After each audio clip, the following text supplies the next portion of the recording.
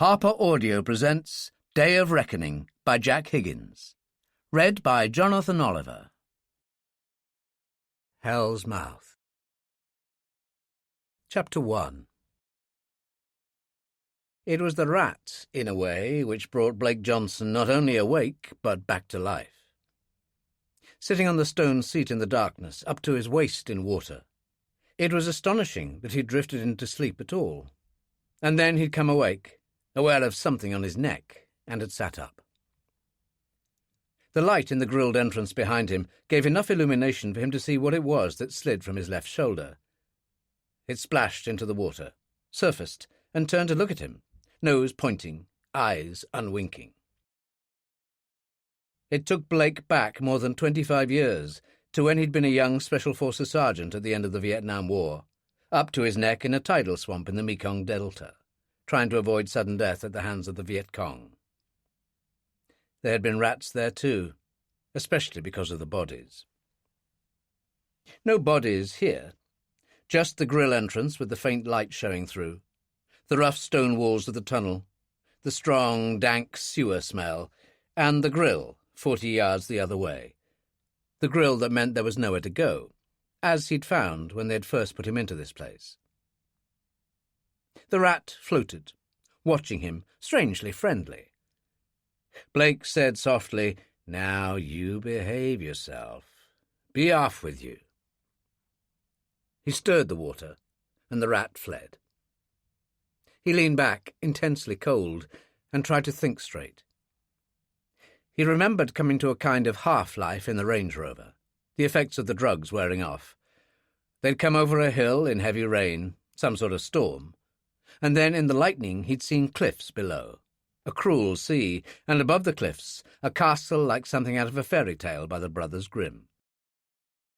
When Blake had groaned and tried to sit up, Falcone, the one sitting beside the driver, had turned and smiled. "There you are, back in the land of the living."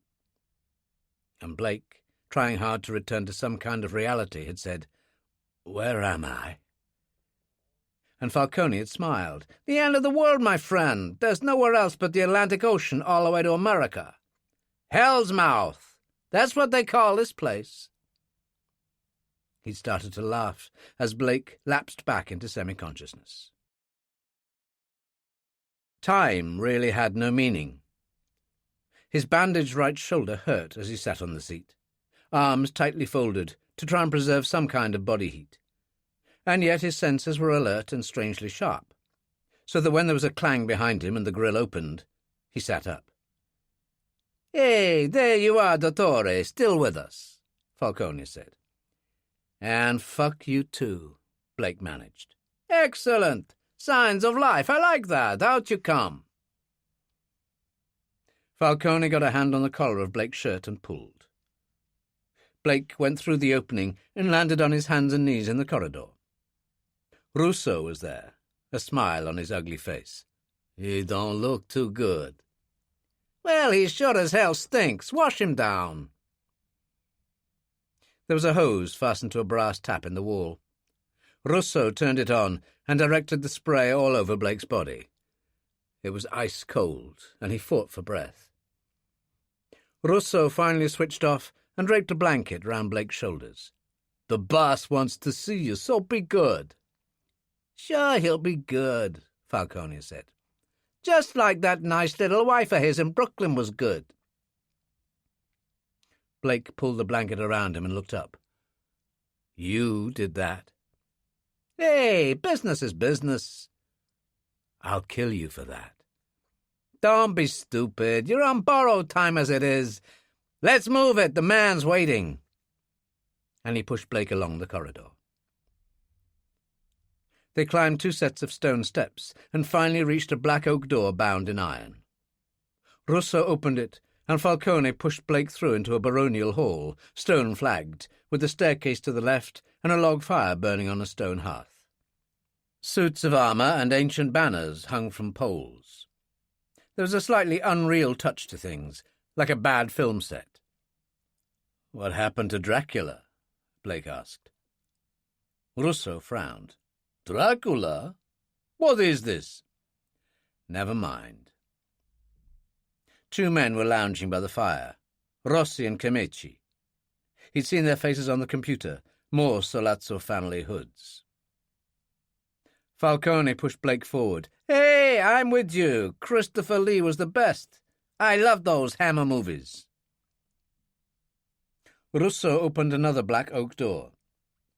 Inside was a room with a high ceiling, another log fire on a stone hearth, candlelight and shadows, and behind a large desk shrouded in darkness, a shadowy figure.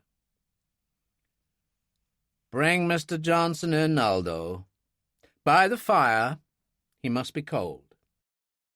Falcone took Blake to the fire and pulled a chair forward. "Sit." The man in the shadow said, "Brandy, I think. A large one would seem to be in order." Blake sat there while Russo went to a side table and poured brandy from a decanter and brought it to him. It burned all the way down, and Blake coughed. "Now give him a cigarette, Aldo. Like all of us, Mr. Johnson is trying to stop. But life is short, art long, and experiment perilous. There's Latin for that, but I forget how it goes." "Oh, they didn't teach you that at Harvard Law School." Blake took the cigarette and light from Falcone. "As a matter of fact, no, but clever of you. You obviously know who I am." "Hell, why carry on like this? Of course I know who you are. Jack Fox, pride of the Sollazzo family. So why don't you turn up the light?" A moment passed, and it did go up, and Fox sat there. The dark hair, the devil's wedge of a face, the mocking smile. He took a cigarette from a silver case and lit it. "And I know you, Blake Johnson. You came out of Vietnam with a chest full of medals, joined the FBI, and saved President Jack Cazalet from assassination when he was still a senator. Shot 2 bad guys and took a bullet.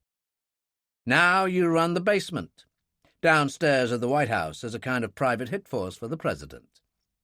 But unfortunately, Blake," he paused to take a puff, "I don't think Cazalet can save you now." Blake snapped 2 fingers at Falcone. "Another brandy!" He turned to Fox. "There's an old Sicilian saying, which you might appreciate, since I know you have a Sicilian mother. When you have sinned grievously, the devil is waiting." Fox laughed. "Would your devil be you or Sean Dillon?" "Take your pick, but God help you if it's Dillon," Blake told him. Fox leaned closer. "Let me tell you something, Johnson. I hope it's Dillon. I've been waiting a long time to put a bullet in his brain. And in yours." Blake said, "You killed my wife." "Your ex-wife," Fox said. "But it wasn't personal. She got too close, that's all. I wish you could have understood that." Fox shook his head. "You've caused me a lot of grief. Now you'll have to pay for it." Fox smiled. "I hope Dillon is stupid enough to come. Then I'll have you both. Or we'll have you." Fox said to Falcone, "Take him back." He turned down the light, and Russo punched Blake in the belly. Blake doubled over, and they took him out between them, feet dragging. New York. In the beginning. Chapter 2. It was a wet March evening in Manhattan when the Lincoln stopped at Trump Tower, the snow long gone, but replaced by heavy, relentless rain. Jack Fox sat in the rear, Russo at the wheel, Falcone beside him.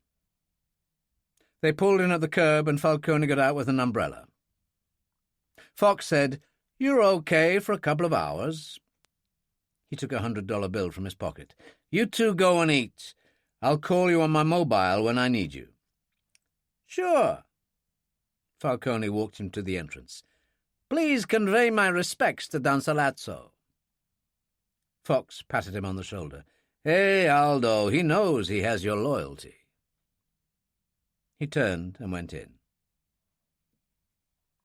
The maid who admitted him to the top-floor apartment was very Italian, small and demure in black dress and stockings. She didn't say a word, but simply took him through to the enormous sitting room with its incredible view of Manhattan, where he found his uncle sitting by the fire reading Truth magazine. Don Marco Solazzo was 75 years of age, a heavyweight in a loose-fitting linen suit, his face very calm and his eyes expressionless. A walking stick with an ivory handle lay on the floor beside him. "Hey, Jack, come in." His nephew went forward and gave him a kiss on each cheek. "Uncle, you look good." "So do you." The Don offered him the magazine. "I read the piece. You look nice, Jack. Very pretty. Savile Row suits, big smile. They talk about the hero stuff decorated in the Gulf War. That's all good. But then they have to mention the other stuff.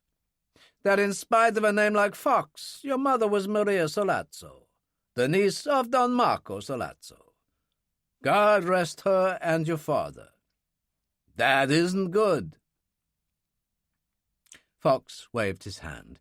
"It's innocuous stuff. Everybody knows I'm related to you, but they think I'm legit." "You think so? This journalist is Katherine Johnson. You think innocuous stuff is all she's after? Don't delude yourself. She knows who we are in spite of our Wall Street interests. So we're respectable. Property, manufacturing, finance. But we're still mafia. That's what gives us our power. That side is not for people such as her. No, she's after something. And you're a good boy. You've done well. But I'm not a fool. I know, beside the family business, that you have this factory in Brooklyn, the one that processes cheap whiskey for the clubs." "Uncle, please," Fox said. The Don waved his hand. "A young man wanting to make an extra buck, I understand. But sometimes you're greedy. There's nothing I don't know. Your dealings with the IRA in Ireland, for instance, that underground dump they have for the weapons they won't hand over, the weapons you supply them. Your trips to London, to the Colosseum." "Well, that's our flagship casino, Uncle." "Sure, but while you're there, you organize armed robberies with our London connection. Over £1 million cash 2 months ago from a security van." The Don waved him back. "Don't annoy me by denying it, Jack." "Uncle." Fox tried to sound contrite. "Just remember your true purpose. The drug business is no longer growing in America. You have to encourage its rise in Russia and the Eastern European countries. That's where growth lies. Prostitution, leave to our Russian and Chinese friends. Just take a percentage." "As you say, Uncle." "Anything else is okay, but, Jack, no more doing things behind my back." "Yes, Uncle." "And this reporter, this Johnson, have you gone to bed with her? The truth now." Fox hesitated. "No, it hasn't been like that." "Then like what? Why should she be interested in making you look good? She's in it for more. I'm telling you, she's hiding something. This piece, it's not so bad, all right, but what's next?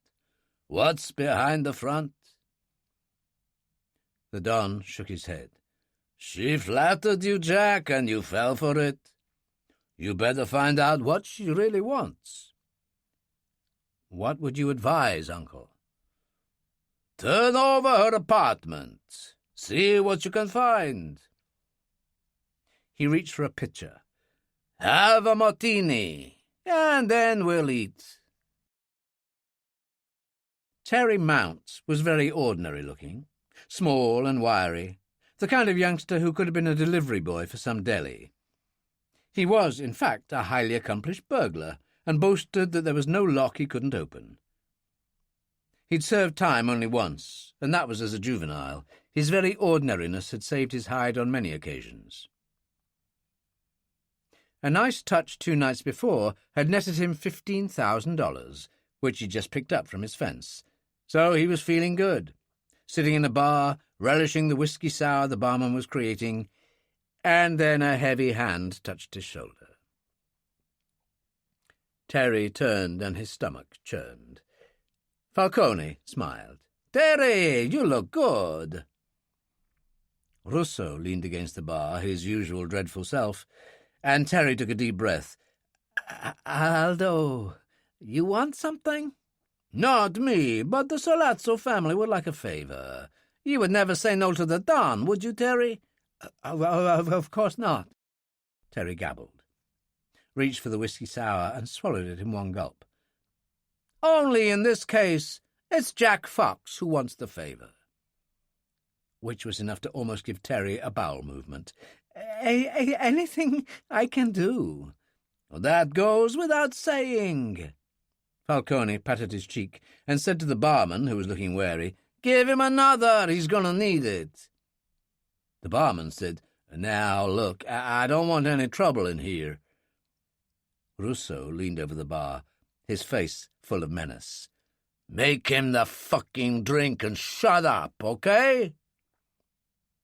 Hurriedly, the barman did as he was told, his hands shaking.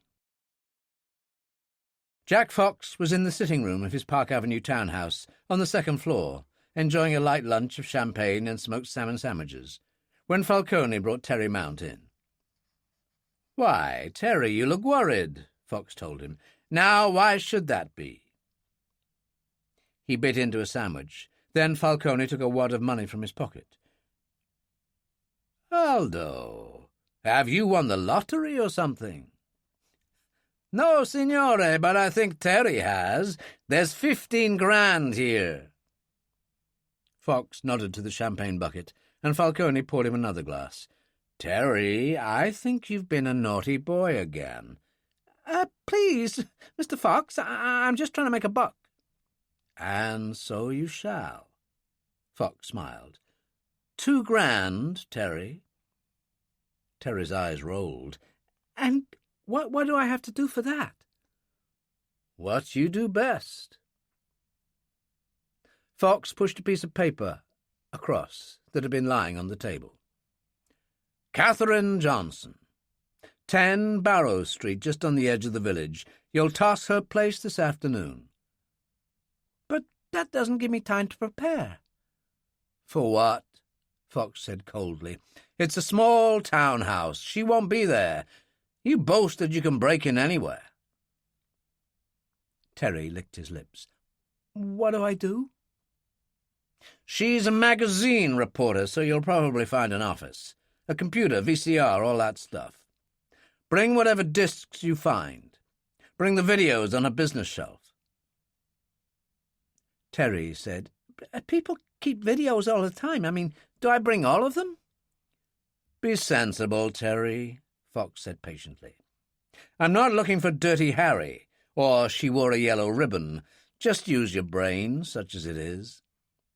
The boys will take you. They'll wait and bring you back. Anything you've got, I want by 5 o'clock. I'm sure you won't disappoint me." Terry's feet hardly touched the ground as Falcone pushed him outside. He went to Barrow Street wearing a bomber jacket that said Smith Electronics on the back. He didn't bother with the front door. After 3 rings, got no reply, but went down to the basement. There were double deadlocks, but they both responded to his touch. He found himself in a laundry room and moved upstairs to the entrance hall. There was a parlour, dining room and kitchen, so he tried the stairs, the only sound disturbing the quiet, the grandfather clock ticking in the hall. The first door he tried was the study.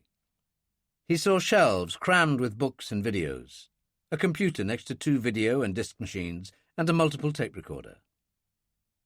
He switched them all on and removed everything he found in them, placing his haul in the carry-bag that hung from his left shoulder. He opened drawers and found more discs and cassettes, which he also took. The rest really was frustrating. Rows of movies on video, rows of instructional tapes.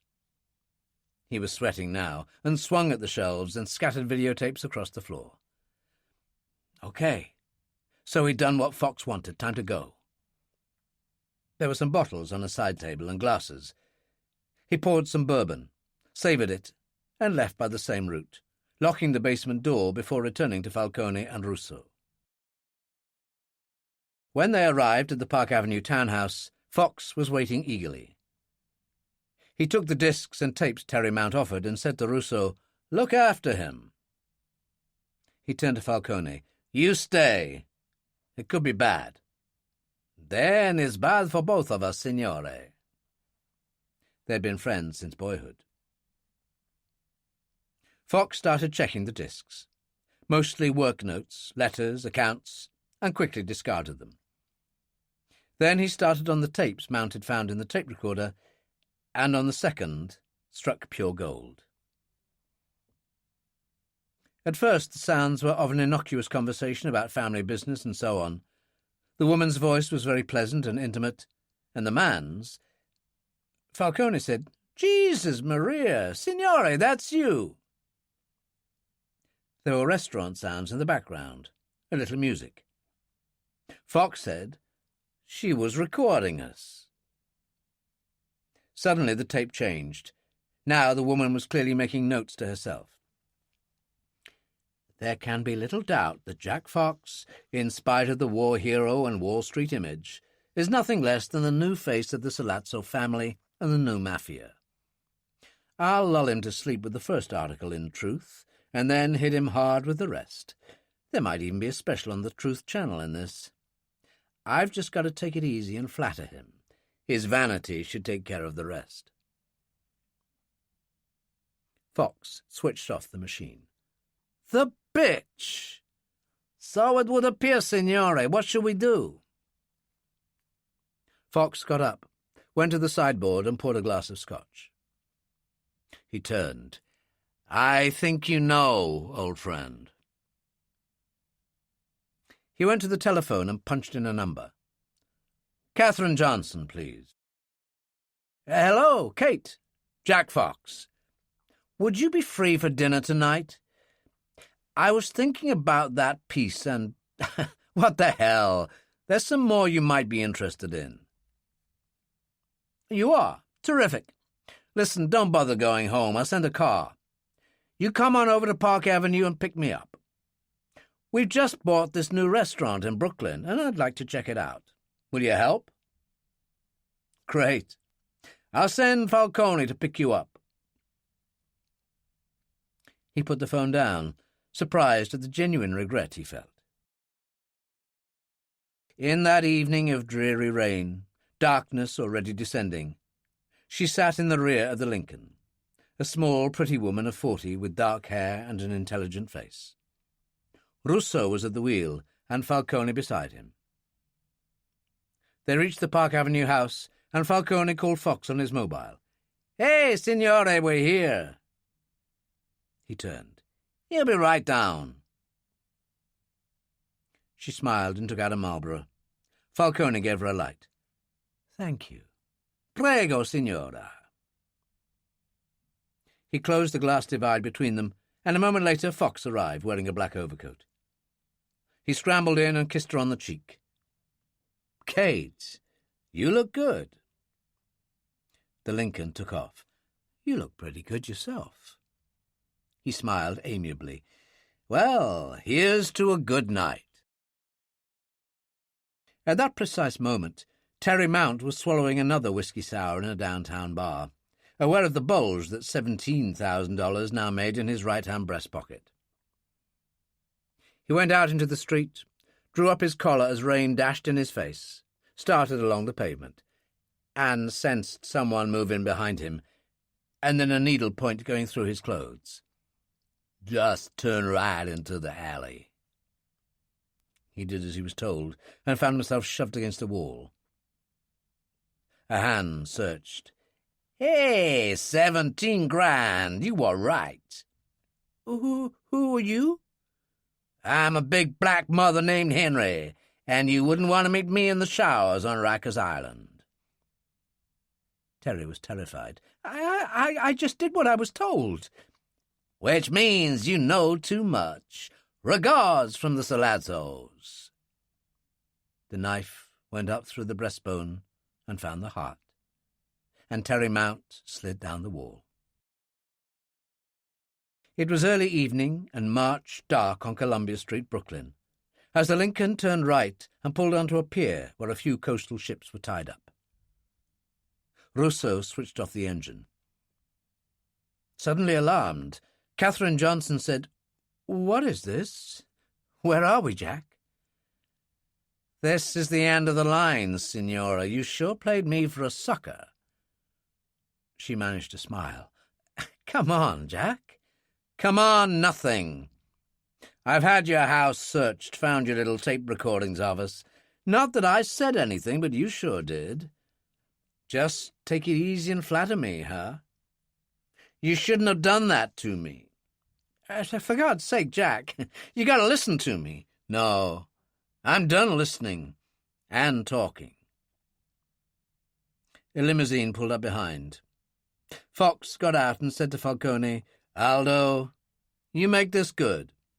"At your order, signore." Fox got in the rear limousine and was driven away. Katherine tried to open the door, but Rousseau was there, his great hand raised. Falcone cried, "Leave it! I don't want bruising." He found her neck and yanked her forward on her knees on the rear seat. Her skirt rose up. "Go on, get on with it." He held her as she struggled. Rousseau took a box from his pocket, opened it, and produced a hypodermic. "You like this, girlie. Best heroin on the market." He jabbed her left thigh, then injected her again, this time in the right buttock. "There you go." She cried out and slumped forward. Rousseau patted her. "Hey, she's not bad looking. Maybe I could do myself a little good here." He turned, reaching for his zipper, and Falcone gave him a shove. "You stupid bastard, that'll blow the whole thing. Come on, give me a hand."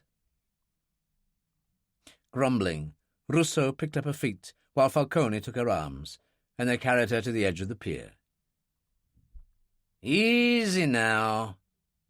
And she was in the water. "Come on, let's go get a drink." They walked back to the Lincoln, and a minute later they drove away. Neither of them noticed Katherine Johnson's purse, where it had fallen out of the car, in the shadows beside a packing case. The following morning at 6 o'clock, rain drove in across the East River, rattling the windows of the old precinct house. Harry Parker, brought out of bed only an hour before, drank coffee from a machine and made a face as a woman detective sergeant named Helen Abruzzi came in. "This is disgusting," Parker told her. "Reminds me of why I switched to tea. Okay, what do we got?" "This kid is called Charlene Wilson. She was working a strip bar not far from here." "And doing business on the side?" "I'm afraid so." "What happened?" "A man called Paul Moody took her home. When we found that she'd been raped orally, half-strangled, her wrists tied." Parker frowned. "Well, that sounds like those 2 murders in Battery Park." "That's what I thought, Captain, and that's why I phoned you to come here. Charlene got away because he got drunk and fell asleep, and she managed to loosen her hands." Parker nodded. "Okay, let me know when the lineup's ready." She went out, and Parker went to the window, the rain driving against it, and found a Marlboro, having long since stopped pretending to have quit. He lit it and looked out at the river morosely. A huge black man who had started life in Harlem, earned a law degree at Columbia, and then decided to join the police rather than a law firm. He never minded 70-hour weeks, although his wife had, and had divorced him for it. For 3 years now, he'd been captain in charge of a special homicide unit based at one police plaza. Sometimes he got depressed, dealing with one killing after another, in a never-ending series, and when you were close to 50, you began to wonder if there was something better to do. He wondered if Blake had really meant what he'd said, that there might be room for him in that special intelligence unit of his in Washington. The door opened, and Helena Abruzzi called, "Showtime, Captain!" The girl in the viewing room was in a bad way, a blanket around her shoulders, her face swollen, one eye black, bruise marks on her neck. Helen stood behind her, a hand on her shoulder while Parker read the file. He finished, nodded, and she pressed a buzzer. A light flared, and 5 men appeared on the other side. The girl cried out, "Number 3! That's him!" she said, and then she broke down. Compassion didn't come easy at 6 o'clock in the morning on the East River, but Parker put an arm around her. "Hey, take a deep breath. I know it isn't easy, but I'll make you a promise. I'm going to take this fuck out." He squeezed her shoulder and nodded to Abruzzi. "Take her away, then bring that bastard in." He stood at the window, looking down at the water, and after a while the door opened and Helena Abruzzi came in, followed by Paul Moody, cuffed between 2 police officers. "And who the hell are you?" Moody demanded. "Captain Harry Parker. Sergeant Abruzzi's got quite a list of charges against you, Moody, beginning with aggravated sexual assault." "Hey, the bitch wanted it. She was into sadomasochism, all kinds of stuff. I was shocked, man." "I'm sure you were. And I was forgetting physical assault on a minor." There was silence. Moody said, "What's this minor crap?" "Didn't Sergeant Abruzzi tell you? The girl, Charlene Wilson, was 15 2 weeks ago." Moody's face paled. "Now, look, I didn't know that." "Well, you do now," Helena Abruzzi told him. "Another thing," Parker said. "There've been 2 killings in Battery Park within the last 3 months, using the same technique you prefer, Moody. Girls tied up, abused, beaten, and young." "You can't pin those on me." "I don't need to.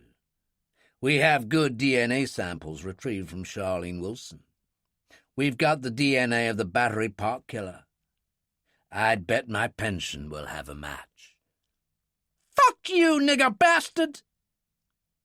Moody lunged at him, and the 2 officers restrained him. Parker said, "Why, Paul, you should conserve your energy.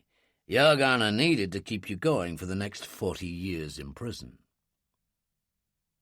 He nodded to the officers. "Get this piece of shit out of here." He turned to the window as the door closed. Helena Abruzzi said, "It's a bad one, sir." "They're all bad, Sergeant." He turned. "I need air. I'll take a walk if you can find me an umbrella. I'll come back to sign the papers later." "Fine, sir." He smiled and suddenly looked charming. "You've been doing a good job here, Sergeant. I've been noticing. There's an inspector's job coming up if you'd like a posting to Police Plaza. You deserve it. I can't promise, mind you." "I know, sir." "Fine. I'll see you later. But ring the front desk and get me that umbrella." It was raining hard on the waterfront. Parker had borrowed a police raincoat with caped shoulders and carried the umbrella Abruzzi had organized. The rain actually made him feel good, cleared the head. He lit another cigarette, and then an old man was running towards him in a panic. Parker got his hand up. "What is it? What's your problem?" "I need the police." "Oh, you found them? What's the problem?" My name's Richardson. I'm a night watchman at the old Dharma warehouse there. I was coming off shift, and I went to the edge of the pier to toss my butt in the water, and... Well, there's a woman in the water!" "Okay, show me," said Parker, and pushed him forward. Katherine Johnson was a couple of feet under dark green water. Her arms floated to each side. Her legs were open. The eyes stared into eternity. There was a look of surprise on her face, and she was achingly beautiful in death. Harry Parker took out his mobile and called the precinct. "This is Captain Parker. I got a Jane Doe in the water only 300 yards from you. Let's get an ambulance and backup out here." He stood there, holding his mobile phone, then handed it to Richardson and took off his raincoat. "Hang on to those." He went down a flight of stone steps, waist-deep in water, and reached for her. It was stupid, because that was the recovery team's job, but he couldn't leave her there. In a strange way, it was personal. She was covered for a moment by flotsam, and he went chest-deep and pulled her in and above his head. Above him, he heard the sound of vehicles grinding to a halt as the recovery team arrived. Parker went home, changed, had breakfast at his corner coffee shop, eggs, bacon, English breakfast tea, and returned to his office. But the dead woman's face, the open eyes, wouldn't go away as he phoned Abruzzi. "What's happening with the Jane Doe I found?" "She's at the morgue. They brought in the chief medical examiner. I believe he's doing the post-mortem himself later this morning." "I'll be down. Tell him I'm coming." When Harry Parker arrived at the office of the chief medical examiner, Dr. George Romano was eating a sandwich and drinking coffee. "Harry, my man, what's new?" "This Jane Doe from the river. I took her out." "So you're feeling personal about it, right?" "Something like that." "I'm about to finish the post-mortem. I was just taking a break. What do you want to know? Did she fall or was she pushed?" "Something like that." "Okay, Harry, join me, 'cause this one stinks." Romano drained his coffee and led the way out. They went into the post-mortem room where 2 technicians waited, suitably gowned. Romano held up his arms and one of them helped him into a robe. He went and scrubbed at the sink. "There she is, all yours, Harry." Katherine Johnson lay on a slanting steel operating table, her head on a wooden block. She was naked, the Y cut of the preliminary vivid against her pale skin. Romano held up his hands, and one of the technicians pulled on surgical gloves for him. There was a cart loaded with instruments and a TV video recorder on a swivel. Romano said, "Tuesday, March the 2nd, resuming post-mortem, Mrs. Katherine Johnson, 10 Barrow Street, Greenwich Village." "Hey, what is this?" Parker demanded. "Well, didn't you know?" Romano looked surprised. "The guy who found her, Richardson. He was hanging around and discovered her purse. She must have dropped it when she went over the pier. Plenty of ID." "Okay. Fine, let's get on with it. Why did you say this stinks?" "She's a nice lady. Well-nourished, good condition, about 40 years of age." "So?" "So, she died of a massive heroin overdose, enough to kill her twice over. It doesn't fit. Someone like her in her condition? Plus, someone on that stuff at a high level would have needle sores all over. She only had 2, the recent ones. One in the left thigh, the other in the right buttock. And what was she doing in the water?" "Accidentally overdosed and fell in?" "Maybe, but I doubt it. Like I said, she wasn't an addict. And another thing. Her medical insurance card was in her purse and I checked it out. She was a lefty." "So?" "Harry, with the greatest will in the world, I can't see a left-handed person injecting herself in the side of the right buttock. It's possible, but unlikely." He reached for a D'Souza vibratory saw. "So you're saying she was stiffed by someone?" "Harry, like you, I've spent years in the death business. You get a smell for it. Yes. I'd say someone wasted her. Which means I've got a murder case on my hands." "I'd say so. Now, I'm about to take off the skull cap, so if you're not too happy about that, I'd leave." "Excellent advice. I'll take it," said Harry Parker, and he turned and left. He found his way to Abruzzi's office. She was seated at her desk, working away. "I hear you turned up ID on the Jane Doe," he said. "Let me see." "It's an interesting one. She's a reporter for Truth magazine named Katherine Johnson. I did a computer printout. Divorced, no children. Her husband was a guy called Blake Johnson, FBI. Parker's mouth went dry. "Blake Johnson?" "That's right. You know him?" "We've worked together. Except he isn't FBI anymore. He works for the president." "Jesus. Is this a hot one, Captain?" "I'd say as hot as they come. You zip your mouth tight, Sergeant." "If you say so." "Jesus," he said again. He looked at her. "You wouldn't happen to have a bottle of anything here, would you, Sergeant?" She hesitated, then took a half-bottle of Irish whiskey from a drawer in her desk. "For medicinal purposes," she said. "And sometimes we need it. Sergeant, you're working for me now. I'll take care of things with your lieutenant. The first thing I want you to do is call the White House and ask for a woman named Alice Quamby. Got that? That's Johnson's assistant. I need to talk to her." He turned to the window, stared out, and took another swig from the bottle. Abruzzi called to him. He turned and took the phone. "Alice?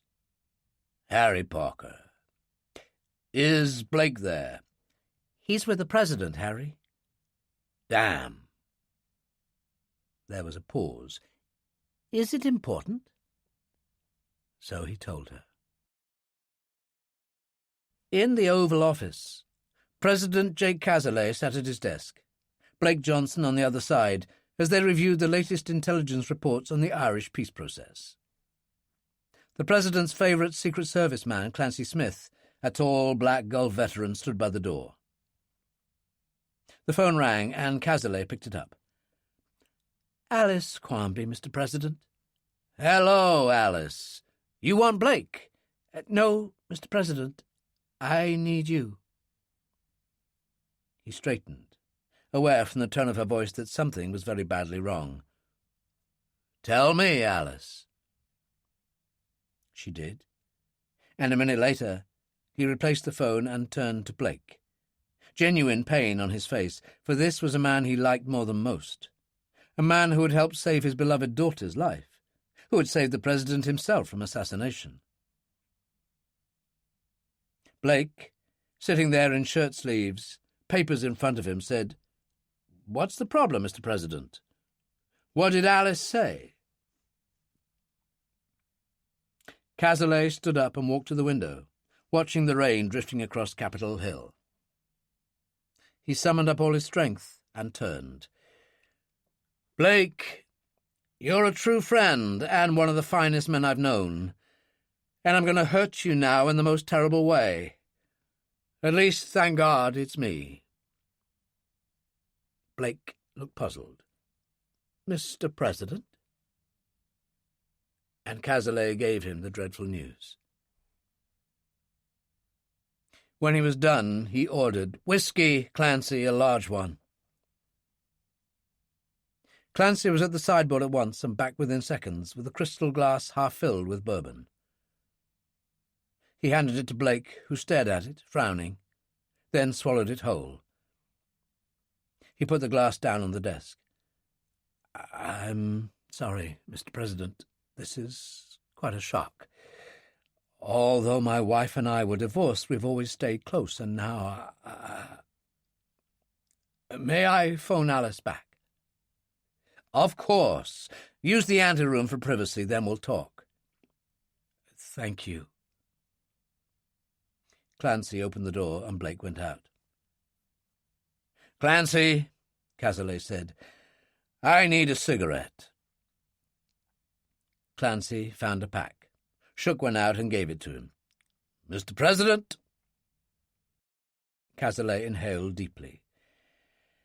These got me through Vietnam, Clancy. Blake, too, I suspect. What about you in the Gulf? Long days of boredom, broken by moments of sheer terror? Yes, sir. A cigarette came in handy now and then. Cazalet nodded. Old soldiers, the three of us. He sighed. He doesn't deserve this, Clancy. If there's anything we can do for him, I'd appreciate it. My privilege, Mr. President. 20 minutes later, Blake returned, his face grey, eyes burning. Is there anything I can do to help, Blake? No, Mr. President, except, with your permission, I need to get to New York now. Cazalet turned to Clancy Smith. Make the call and get the Gulfstream ready to take Blake to New York immediately. You got it, Mr. President. And Clancy went out fast. Cazalet turned to Blake. My friend, do you have any kind of idea what happened? No, Mr. President. Blake pulled on his jacket. But I intend to find out. And with Harry Parker helping me, that's just what I'll do. He held out his hand. Many thanks, Mr. President, for your understanding. He turned and went out. Chapter 3. In Parker's office at One Police Plaza, Blake listened to the whole story. When the police captain was finished, Blake nodded. I'd like to hear what Romano said from his own mouth. Then I'd like to see where it happened. Be my guest. Parker picked up the telephone. Have my car at the front entrance in 5 minutes. Shortly thereafter, still in the rain, that bad March weather, they stood on the edge of the pier with umbrellas and looked down into the water covered with scum and flotsam. She was there by the steps, Parker told him. The night watchman saw her. I happened to be walking along. And you pulled her in? I couldn't leave her. Blake nodded. Let's go and see Romano. He turned and walked away. At the morgue, Romano was in the chief medical examiner's office, drinking minestrone soup from a plastic cup and eating French bread. Parker made the introductions.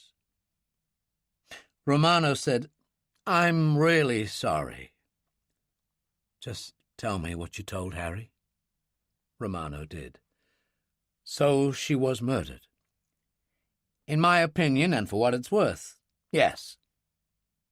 But why? Parker demanded. And what would a nice middle-class lady with an apartment in the village be doing in Brooklyn under these circumstances? They sat silent for a moment. You never had any children, did you, Blake? No. Blake shrugged. It wasn't possible. She was sterile, so she concentrated on her career, and I concentrated on mine. We just kind of drifted apart.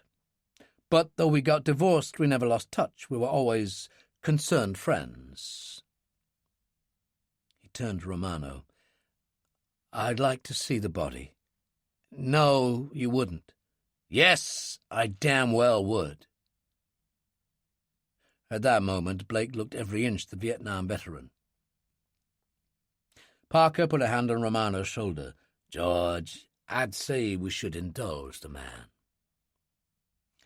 Okay. Let me phone down.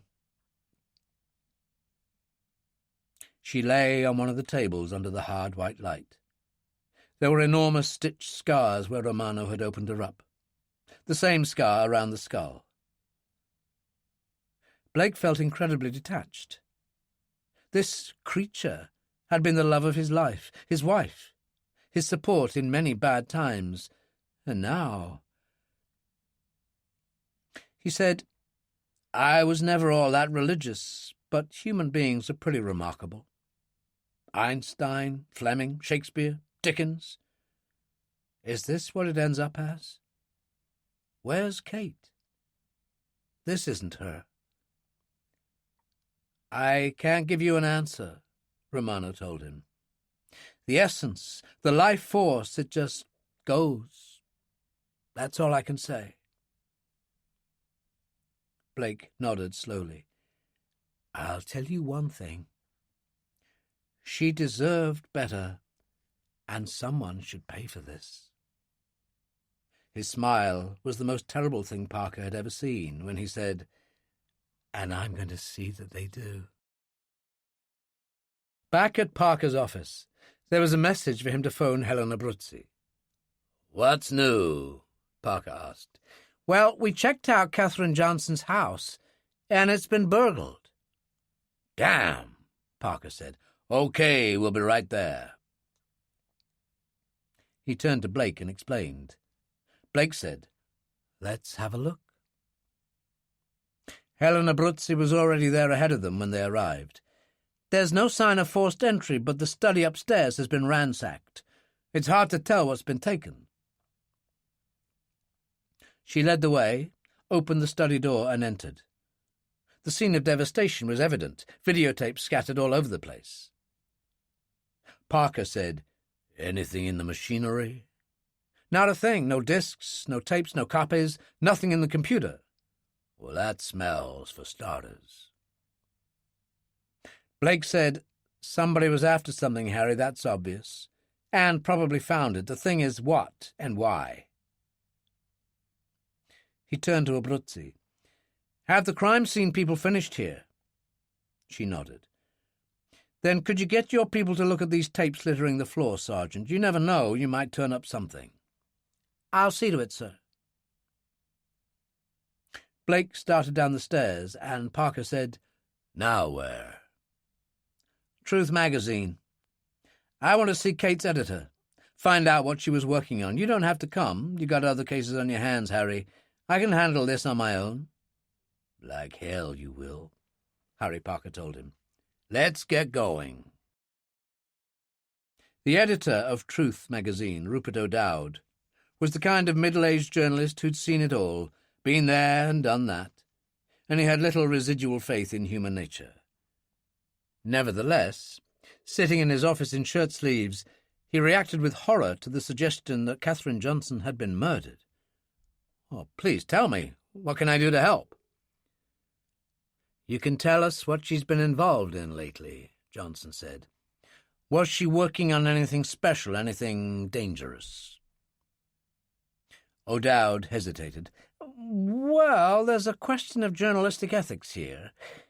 And there's the question of my wife being murdered by the administration of a massive heroin dose, Mr. O'Dowd. So don't play around, or I'll make you wish you'd never been born." O'Dowd put up a hand. Okay, you don't have to come down hard." He took a deep breath. "She was working on a big mafia expose." There was silence. Parker said, "Isn't that old stuff?" "Only because the mafia want you to think that. Let me explain. The ruling power in the mafia, the Commission, right? It called a halt to mob killings in New York in 1992 because of the bad publicity. So they started again last year. 5 stiffed in Palermo a month ago, 3 in New York, 4 in London. But it's all different, all backroom stuff you can't connect to them. They've gone legit. They don't figure in Forbes magazine, but they're easily the biggest company structure in Europe. The drug market in America is saturated, so they moved to Eastern Europe and Russia. But now they do it behind an elaborate facade." "So what are you saying?" Blake asked. "That the days of men in gold chains have gone. Now they wear good suits and sit next to you in the Four Seasons or the piano bar at the Dorchester in London. They're into construction, property development, leisure, TV. You name it, they do it. There was a pause. Blake said, "So, where did my wife fit into all this?" As I indicated, these days the new image is everything. The most influential mafia group right now is the Sollazzo family. Don Marco is the old devil who runs things, but he has an extraordinary nephew named Jack Fox. Fox's mother was Don Marco's niece, so the good Jack is half and half, though he sounds very Anglo-Saxon. He was a young Marine in the Gulf, a decorated war hero, Harvard Law School, and now he's the respectable face of the Sollazzos. And how does this affect Katherine? She managed to get into a relationship with Fox. She was intending to produce a devastating series not only for Truth magazine, but also for our TV side. There was silence. Then O'Dowd said, "She wanted to get behind that acceptable face of the mafia and expose it." "Which meant showing the reality behind Fox," Parker said. "And he couldn't have that." Blake nodded. "So now we know." He stood up and said to O'Dowd, "Play this down. Trust me. Give us time and you'll get the story Kate wanted." He held out his hand. "A bargain?" "It sure as hell is." On the way downstairs, Parker's mobile rang. He answered and nodded. "We'll be there." He turned to Blake. "Abruzzi. She's sorted out the videotapes. Wondered if you'd like a look." "Why not?" Blake said. The study at Barrow Street was much more ordered now, the videotapes arranged neatly on the shelves. Helena Abruzzi said, "I put the movies on the top 2 shelves, the language courses and self-help tapes on the bottom 2 shelves." She turned to Blake. "There is one that refers to you, sir. That's what I thought you'd want to know." Blake said, "What do you mean?"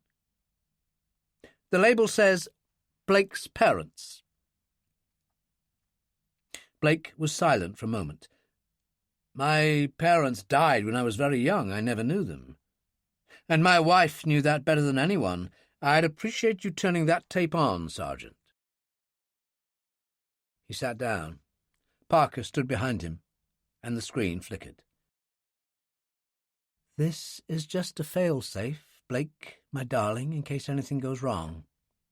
As someone who was the pride of the FBI and whatever you get to up there at the White House, I know you'll find this one way or the other." She smiled at him. "These are bad people that I'm trying to expose. The Sollazzo family. Don Marco's like Brando, resurrected for Godfather 4. Cold, calm, and businesslike, even while he seems like your favorite grandfather." "Jesus," Harry Parker said. "But Don Marco is old school. Jack Fox is different. The genuine all-American hero and Wall Street golden boy. You'd think he was some Boston blue blood, but instead he's a cold-blooded psychopath. The worst of them all. Get in his way and you're dead. Well, I'm going to get him. Lull him to sleep with the first article, then, wham, he'll never know what hit him." Blake hammered a clenched fist on a coffee table, and Helena Abruzzi stopped the tape. "What in the hell are you doing?" "I'm giving you a chance to breathe deeply. I'm also finding you a drink. Trust me, sir." Parker put a hand on his shoulder. "She's right, Blake." Helena Abruzzi returned with a glass. "Vodka. It's all I could find. It was in the freezer."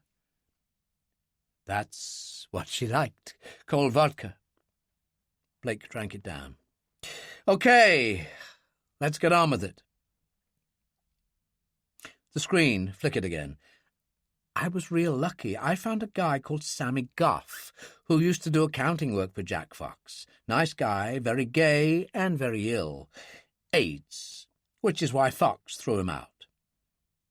I was having lunch with Fox in Manhattan one day. He left early and Goff came up to me. 'You look like a nice lady,' he said, 'so watch it. He's not good for you.'" A telephone sounded in the background, and she went to answer it and returned. Okay, Gough was dying and bitter.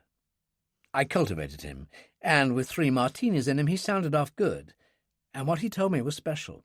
Here's the lead. Fox is front man for the family. Smart, very clever, but he's always pushing for more. He's played the market with family money and lost, particularly with the Asian crisis. How much the Don knows about this is unknown to me. He's getting by because he's responsible for the Sollazzo flagship casino in London, the Colosseum. The cash flow from that is critical to him. He can't milk the family's large interests, the drug market in Eastern Europe and Russia, for example, but he has personal cash flow that helps keep him afloat. There's a warehouse in Brooklyn called Hadley's Depository. The one thing they store there is whiskey. Cheap liquor. The booze is watered down and then sold to the clubs at a huge profit margin. Parker said, "I can't believe the Don doesn't know." Blake waved a hand, and Katherine continued, "Another sideline in London is he's been involved with some heavy gangsters called the Jago Brothers. Armed robbery, that kind of stuff. Sammy Gough said, always a source of instant cash. Fox's bad investments in the Far East are draining him. More serious, he's been into arms dealing too, specifically for the IRA. He helped somebody called Brendan Murphy, a real hardliner who didn't like the peace process, not only to buy arms, but to build a concrete bunker in County Louth in the Irish Republic. There's everything there from mortars to the kind of machine gun that can shoot down an army helicopter. Oh, and lots of Semtex." "My God," Helen Abruzzi said softly. "Gough told me there was also some link with Beirut via Murphy. Arms for Saddam, that sort of thing. He didn't have many details on that. The other thing he told me was that Fox doesn't own a London house. He usually stays in the suite at the Dorchester. But he does have an indulgence, an old castle and estate in Cornwall, in England. Very rural, very remote. Believe it or not, it's called Hell's Mouth, somewhere near Land's End." A telephone sounded in the background again. There was some confusion. She was off-screen, then back quickly. "It's a hell of a story, thanks to Sammy Gough. However, although I'd like to expose it, Blake, life is uncertain, and the other day poor, dying, drunken Sammy was the victim of a hit-and-run driver. Now, was that an accident? I don't think so. He just knew too much." The screen seemed to jump, and her voice scrambled for a moment. Things returned to normal. She smiled brightly. "So there you are, my darling Blake. I'd like to believe the good guys win, but life can be such a bitch. If you're watching this, that probably means that the bad guys won this time." The smile slipped for a moment, then came back, a little more tentative this time. "Take care, and remember, in spite of everything, I've always loved you." Helen Abruzzi switched off. Blake sat there, eyes dark. "I'd appreciate you running that back, Sergeant." "It's evidence, sir." "Just get the man a copy," Parker told her. Blake got up and walked to the window. After a moment he turned. "Okay, Harry, arrange a meeting with the bastard." "I'll have to check with the district attorney." "Try the Pope if you like, but I want to face Jack Fox." "Maybe you should take time, sir," Abruzzi told him. Blake took a document from an inside pocket and unfolded it. "You've never seen one of these, Sergeant. Harry has. It's a presidential warrant. You belong to me, not NYPD, and so does he. Now let's get moving." It was the following morning when Parker picked up the Buick at the Plaza Hotel. The woman in the rear of the police car was very personable, around 40 and smartly dressed, a briefcase on the floor beside her. Blake sat in front, and Parker said, "Assistant District Attorney Madge Maguire." She shook hands as they drove away. "I understand you're FBI, Mr. Johnson." "Used to be." He turned to Parker. "Did you tell her?" "How could I?" Blake took out his presidential warrant and passed it across. Madge Maguire read it. "Jesus Christ." She handed it back, and Blake put it in his pocket. "So, what do you think?" "We're wasting our time. Damn it, Mr. Johnson, we all know the reality, but we can't prove it. You'll see. Fox will be all sweetness and light. Any way he can help, he will. But when we finish, we'll be no better off than when we started. His attorney, Carter Whelan, will be there, by the way. That one is a serpent." "Fine by me." "Okay. I'm bound by that warrant, but let me do my job, Mr. Johnson." "Be my guest." When they got there, Fox was sitting behind a desk, wearing an excellent navy blue suit, his hair swept back from his handsome face. The man who sat beside him, Carter Whelan, was small, balding, and wore a black suit. "I'm Madge Maguire, Assistant District Attorney, and this is Captain Harry Parker." "Pleased to meet you, Miss Maguire. I'm sure you know my attorney, Carter Whelan, and you are aware, I'm sure, that I'm an attorney myself. May I ask who this other gentleman is?" "Blake Johnson, also an attorney," Blake told him. "I believe you knew my wife." Whelan said, "He's no right to be here." Fox cut in, "I've no objection. I was distressed to know of Katherine Johnson's untimely end. You have my sympathy." Parker said, "Evidence would suggest that Mrs. Johnson's death was no accident. Could you assist us in that matter, sir?" Whelan said, "Jack, you don't need to answer any of this." "Why not?" Fox shrugged. "I've nothing to hide. I knew Katherine Johnson, gave her interviews, and she did an article about me for Truth magazine. It's in the latest edition. Quite flattering, actually. Except for the references to the Salazzo family." "Just how well did you know her, sir?" Parker asked. Fox said, "I knew her well." "How well?" Fox seemed to struggle with himself. "All right, we had a brief affair. It only lasted a few weeks, and I didn't want to mention it because I didn't want to damage her reputation in any way. Oh, for God's sake, the lady is dead." It was an impressive performance. Madge Maguire said, "Did you ever know her to use heroin?" Fox struggled with himself again, got up, went to the window, turned, face working. "Yes, once. I caught her at her apartment. I was shocked, tried to remonstrate. She said she'd only just started and promised to stop, but, well, I guess she didn't." Whelan said, "She was obviously not very practiced with it and must have accidentally given herself too much or had a particularly lethal batch." "Still, there are certain anomalies," Parker told him. "Which have nothing to do with my clients." Whelan turned to Madge Maguire. "Are we finished here?" "Yes," Madge said. "That'll do for now. Thank you for your cooperation." She stood up, and Fox said, "Hasn't Mr. Johnson anything to say?" Blake stood up, face pale, eyes very dark. "Not really. It's all pretty clear." And he turned and walked out. In the car, Madge said, "There's no case, people. It's not even worth trying to bring one. He just gave the explanation for the lack of track marks. She just started shooting and didn't know what she was doing." "But if she'd shot her before, wouldn't there be some tracks?" "If it was only a few times, not necessarily. Whelan would laugh it out of court, Mr. Johnson. There's evil here, and we don't know the half of it, but there's nothing we can do," Madge told him. "It gets harder the older I get." Parker shook his head.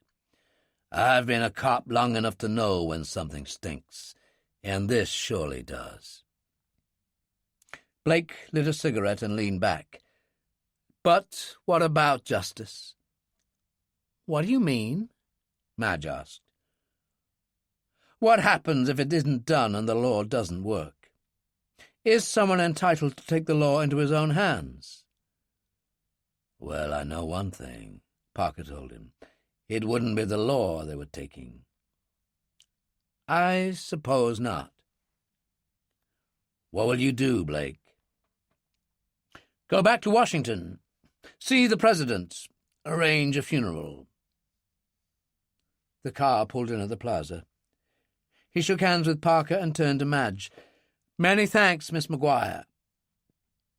He got out and went up the steps to the hotel. As the car moved away, Madge said, Are you thinking what I am, Harry? If you mean God help Jack Fox, yes. At the office, Fox waited for a computer printout he'd ordered on Blake Johnson. It finally appeared, and he was reading through it when there was a knock on the door and Falcone entered. Just checking, signore. Is there anything I can do? Fox passed him the printout. Falcone read it. Quite a record. It sure as hell is. War hero, FBI, took a bullet saving the president. But there's a block here. What's he been doing lately? I'll have to get my top people to work on it. Is he a threat? Of course he is. He didn't believe me for a moment about his wife. Aldo, I've stared at the face of the enemy in Iraq, and I know what I saw in Blake Johnson's eyes. There was no rage in them, only revenge. He'll be coming, and we must be ready. Always, signore. Falcone went out, and Fox went to the window as a flurry of sleet brushed across Manhattan. Strange, he wasn't afraid. He was excited. Chapter 4. Fox had an impeccable source when it came to computer accessing. An aging lady named Moore Jackson, who was a retired professor in communication sciences at MIT, 70 years old, and a confirmed gambler. A nice Jewish widow who lived in Crown Heights. She was always chronically short of money, because she was an easy mark and liked the game anyway. Fox met her in a local bar by appointment. She sat there, sucking on a cigarette and drinking Chablis, while he told her about Blake Johnson. The thing is, there's a block on the guy. Like any roadblock, Jack, it's made to be gone around. Exactly. And who better than you to do it? Flattery will get you everywhere. But if this guy used to be FBI and there's a block, this is serious stuff. She took out another cigarette and he gave her a light, revolted by the thinning, dyed red hair, the cunning old eyes, but she was a genius. Okay, Maud, I'll pay you $20,000. 25, Jack, and happy to oblige. He nodded. Done. There's only one problem. I want it like yesterday. No problem. She swallowed her Chablis and stood up and nodded to Falcone. Now, if this big ape will take me home, I'll get on with it. Falcone smiled amiably. My pleasure, signora. It took her no more than 3 hours of devious double play to make her breakthrough. And there it was.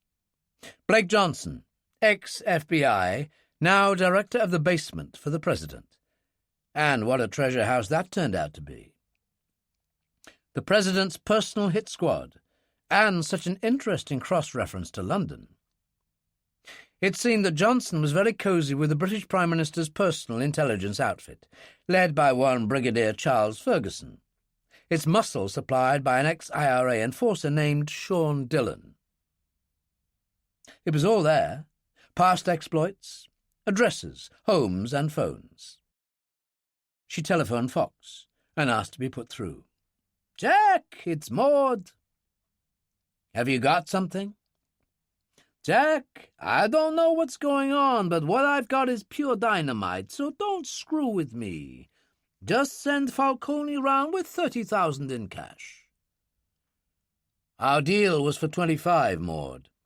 Jack, this is better than the midnight movie, believe me. It's worth the extra 5. All right, I'll have him there in an hour. And, Jack, no rough stuff. Don't be stupid. You're too important. An hour and a half later, Falcone returned with a printout. What Fox didn't know was that Falcone had stopped on the way and had the printout copied. Fox read the printout. Johnson's background, the London end of things, Ferguson, Dillon, the computer photos, and shook his head. My God.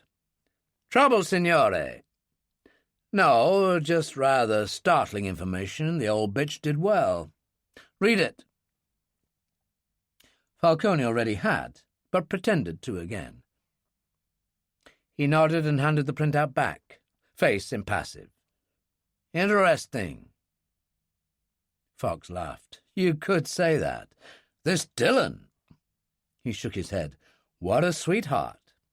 Still, it's always useful to know what you're up against. Of course. Good. You can go. Pick me up at 8 for dinner. Falcone left and was at Don Marco's apartment at Trump Tower half an hour later, where the old man read the copy of the printout with interest and checked the photos. You've done well, Aldo. Thank you, Don Marco. Anything else you find out, tell me at once. He held out his hand, and Falcone kissed it. As always. Brigadier Charles Ferguson's office was on the 3rd floor of the Ministry of Defence, overlooking Horse Guards Avenue in London. He sat at his desk, a large, untidy man in a crumpled suit and guard's tie, working his way through a mass of papers. The buzzer rang, and he pressed a button. Is Dillon here? A woman's voice said, Yes, sir. Good. Come in. The door opened. The woman who entered was perhaps 30, wore a fawn trouser suit and horn-rimmed glasses, and had cropped red hair. She was Detective Superintendent Hannah Bernstein of Special Branch, and allocated to Ferguson as his assistant. Many people had underestimated her because of her looks, and they'd come to regret it. She'd killed 4 times in the line of duty. The man behind her, Sean Dillon, was no more than 5'4" or 5, with fair hair almost white. He wore an old leather jacket, dark cords, and a white scarf. His eyes held no colour, but his mouth was lifted with a perpetual smile that said he didn't take life too seriously. Once an actor, and later the most feared enforcer the IRA had ever had, he had been working for what had become known as the Prime Minister's private army for several years. "Anyone heard anything?" Ferguson asked.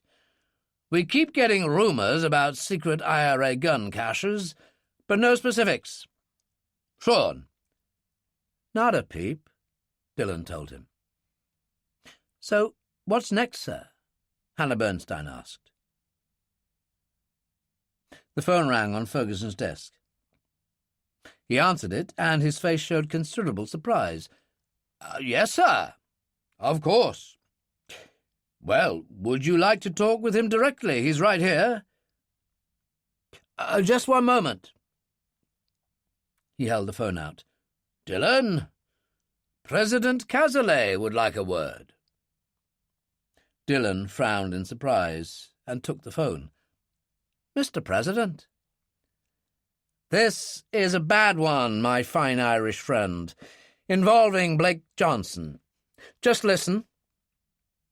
A few minutes later, Dillon relayed the news to Ferguson and Hannah Bernstein. He walked to the window, looked out, and turned.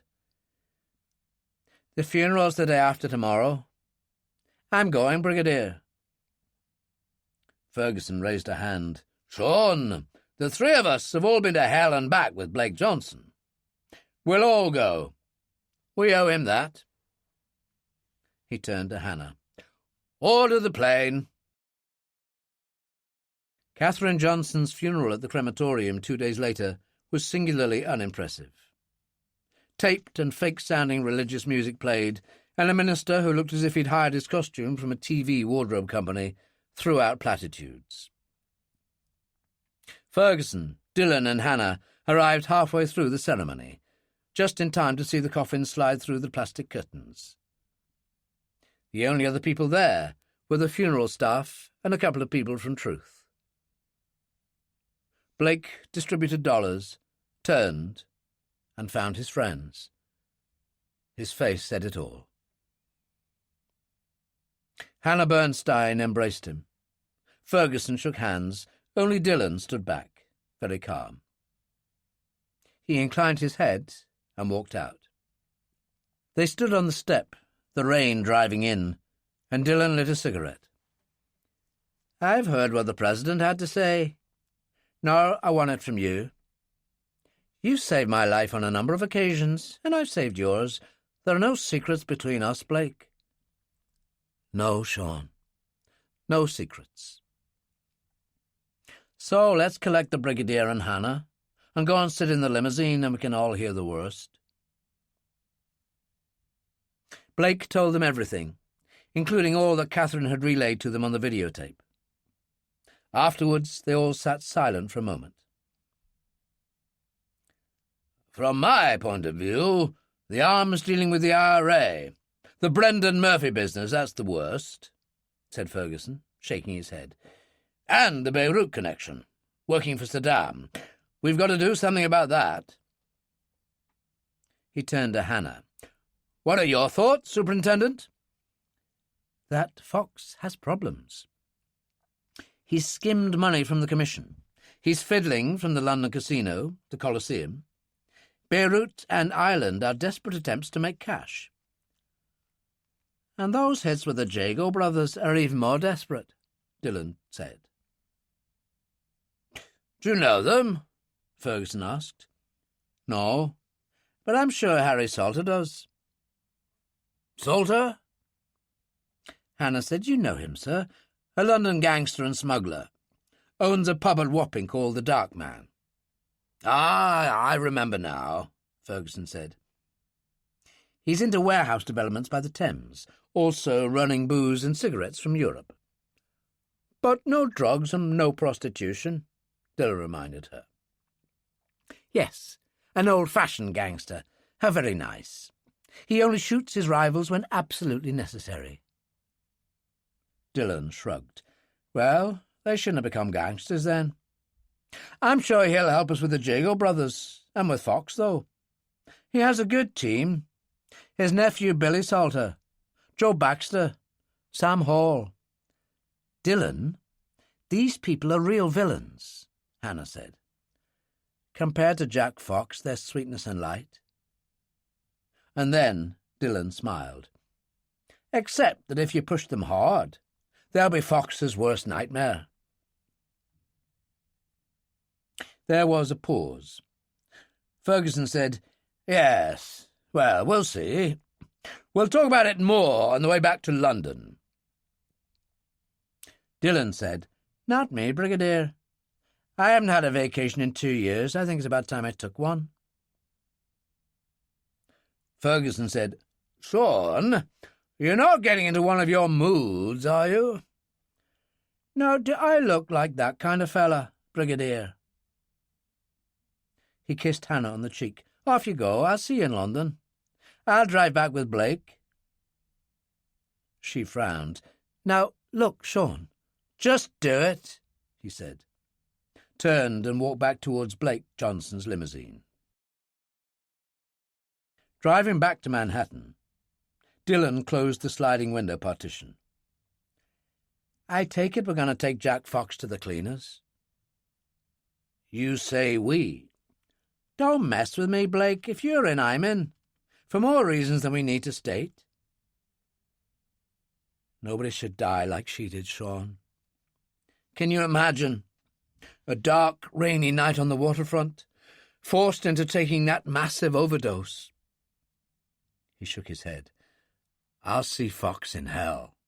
And don't talk to me about the law and all that kind of crap. I'm going to take him down in whatever way I have to, so my advice to you is to stay out of it." Dillon pulled open the panel and said to the driver, "Pull over for 5 minutes and pass the umbrella." The man did as he was told, and Dillon got out and opened the huge golfing umbrella as Blake joined him. They stood by the wall and looked out at the East River. Dillon lit a cigarette. "Listen, Blake, you're one of life's good guys, and Jack Fox is one of life's bad guys. And you, Sean, what are you?" Dillon turned, his eyes blank, face wiped of all emotion. "Oh, I'm his worst nightmare, Blake. I was engaged in what I saw as war for 25 years with the Brits and the IRA. Fox and his fucking mafia think they're big stuff. Well, let me tell you something. They wouldn't last 5 minutes in Belfast." "So, what are you saying?" "We take this animal out, only we do it my way. It's too easy to shoot him on the street. I want this to be slow and painful. We destroy his miserable little empire bit by bit until he has nothing left, and then we destroy him." Blake smiled slowly. "Now that I would like. Where do we begin?" "Well, according to Katherine, there's this place called Hadley's Depository in Brooklyn, where they process cheap liquor." So, let's take it out." "You mean that?" "Sure. Just the two of us." Blake's face was pale with excitement. "You really mean this?" "It's a start, my old son." "Then you're on, by God." Hadley's Depository was beside a pier close to Clark Street on the river in Brooklyn. It was 11 o'clock that night, black rods of March rain falling, as Dillon and Blake drove up in an old Ford panel truck and parked at the side of the road. They stood by a wall, and Dillon lit a cigarette as they looked the place over. "This shouldn't be hard," he said. "You, me, and no one else. An in-and-out job. There's just one thing, Sean. I don't want any victims here." "No problem. If there's a night shift, we leave it. If there's just security, we'll handle them. There'll be only one victim here, Blake. Jack Fox and his income from the booze business." He laughed and hit Blake on the shoulder. "Hey, trust me. It'll work." The following day, Blake went through files and accessed city and police records to find out everything he could about the Hadley Depository. When he saw Dillon for lunch at a small Italian family restaurant, he was quite strong again, probably because he had an end in view. "It's funny, but this place has no record. Not even a hint with the police. So Fox is a clever bastard. Do you have any details on how it operates?" "I know the security firm who handles it. 2 men guard the place. On the other hand, since the warehouse is not what it seems to be, who knows? They could have a night shift." "We'll see." Dillon smiled, looking like the devil himself. "No waiting, Blake. We go in and stiff the place. Give Fox something to think about." "When?" "Tonight, for God's sake." Blake said, "You're right. To hell with him." It was midnight when they drove up to Hadley's Depository in the old Ford. Blake was driving and pulled into a side turning. Both he and Dillon wore dark trousers and sweaters. Now, as they sat there, they pulled on ski masks, and Dillon took a Browning out of a handbag and stuffed it into the waistband of his trousers at the rear. "Bring the other bag," he told Blake. "The Semtex pencils. Let's move it." There was a 9-foot wall. He cupped his hands, helped Blake over, then passed the bag, reached for an outstretched hand, and scrambled over himself. They crouched on the other side as it started to rain. "Okay, let's do it," Dillon said. There were indeed 2 security guards in a small, lighted office off a courtyard. Dillon and Blake moved in through factory doors which, surprisingly, had been left open. Inside the main building, they saw an extensive range of equipment, obviously all of importance to the racket that was going on there. Great vats, stacks of bottles, many with exotic labels. Dillon pulled one up. Highland Pride Old Scots Whisky? Believe that, you'll believe anything, Blake told him. OK, so let's get on with it. Dillon opened the bag that hung from his shoulder. He took out several Semtex primer pencils Blake had obtained for him, ran round the main area and placed them. How long? Blake asked. 10 minutes. Let's get those guards out and move on. The 2 security guards were playing Trivial Pursuit when the door opened, and the men in hoods slipped in. Dillon relieved them of their guns. If you want to live, move fast and make it to the street.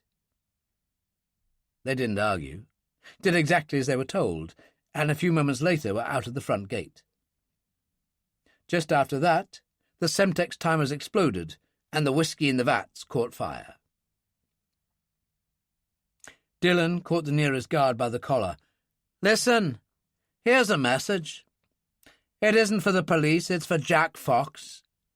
Tell him this is just the beginning. For Katherine Johnson.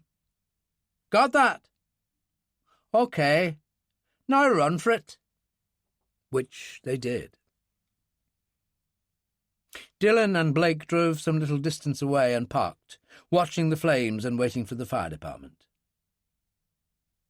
Blake said, Funny, but I didn't feel guilty. Why should you? Fox is a murdering bastard. I work for the President, Sean. You work for the Prime Minister. I don't care about that. One way or another, Fox goes down. The following morning, Jack Fox was at Trump Tower, summoned there by a phone call from Don Marco. The old man sipped coffee by the fire. A bad night, I hear, Jack. Fox hesitated, then decided that at least some sort of truth was the best way to handle it. Yes, Uncle. The whole place was destroyed by fire. Thank God there is the insurance. But only the equipment, Jack. Not on a couple of million in booze. The Don shook his head. It's very unfortunate. Still, these things happen. Have you anything to add, anything you wish to tell me? Fox hesitated, then said, No, Uncle. Fine. I'll see you again. Fox went out. After a while, Falcone looked in. Don Marco. Has he gone? Yeah. Good. Bring the security guard in. My nephew failed to mention him, Aldo. A matter to be regretted, signore. But you did, Aldo. And I'm grateful. He poured another cup of coffee, and a moment later Falcone brought in the security guard. Your name? Don Marco asked. Mirabella, signore. Good, a fellow countryman.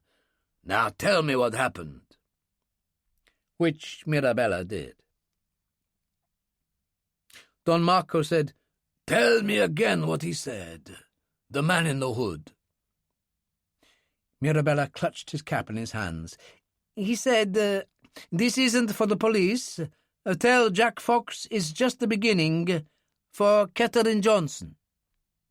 Good. Thank you. Don Marco looked at Falcone. Take care of him, then come back. Perhaps 20 minutes later, Falcone returned. The Don stood at the window, fingering a Cuban cigar. Falcone offered a light. Don Marco smiled. You're a good boy, Aldo. Your father was one of my most trusted people until those Virelli swine murdered him on that Palermo trip. He was always loyal, and loyalty is everything. Absolutely, Don Marco. So where does loyalty lie? You and my nephew? You were boyhood friends? Please, Don Marco. Falcone held up a hand. My loyalty is to you above everything else. Don Marco patted his chest. You're a great comfort to me. You will attend to Jack's requirements, that goes without saying. But you will tell me everything that goes on, won't you, Aldo? Always, signore. Good. Now be on your way. Jack Fox, in the grill room of the Four Seasons, sat with the great and the good and the not-so-good, drank champagne, and tried to come to terms with what had happened the previous night.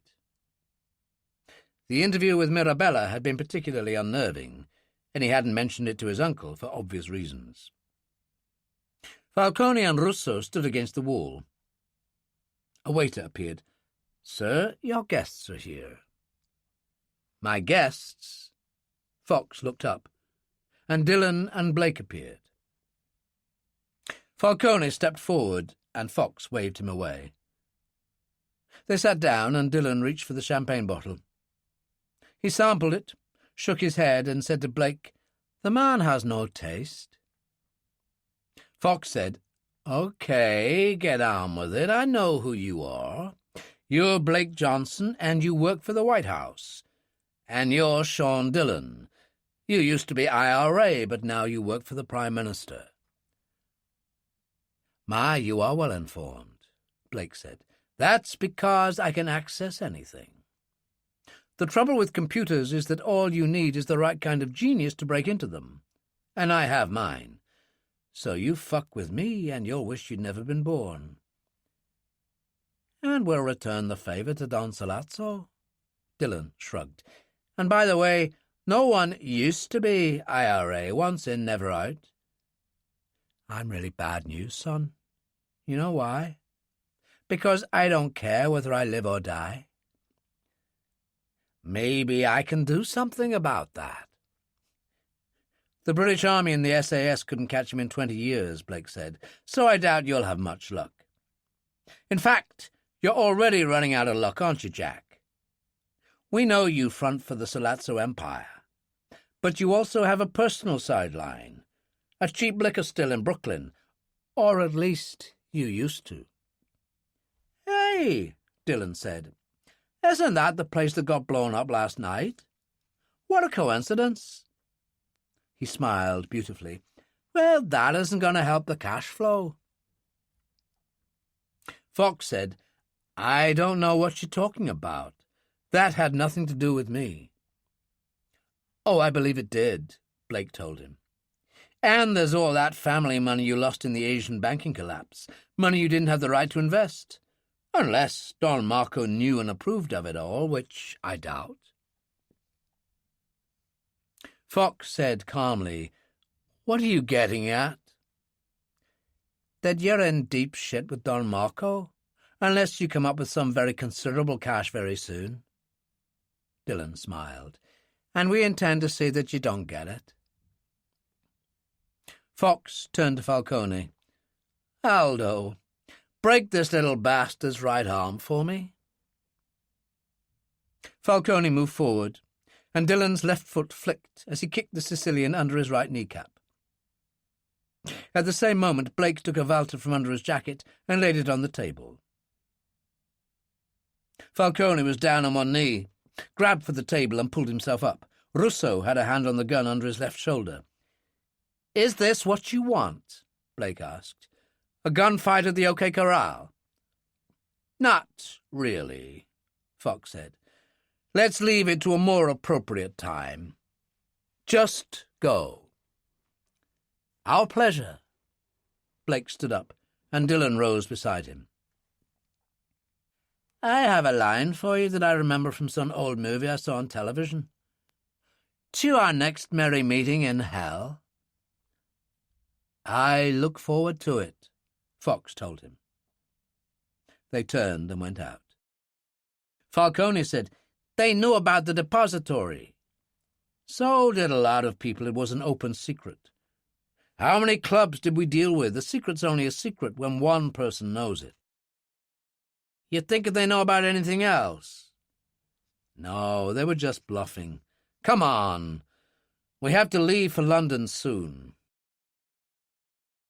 Fox drained the champagne in his glass and made a face.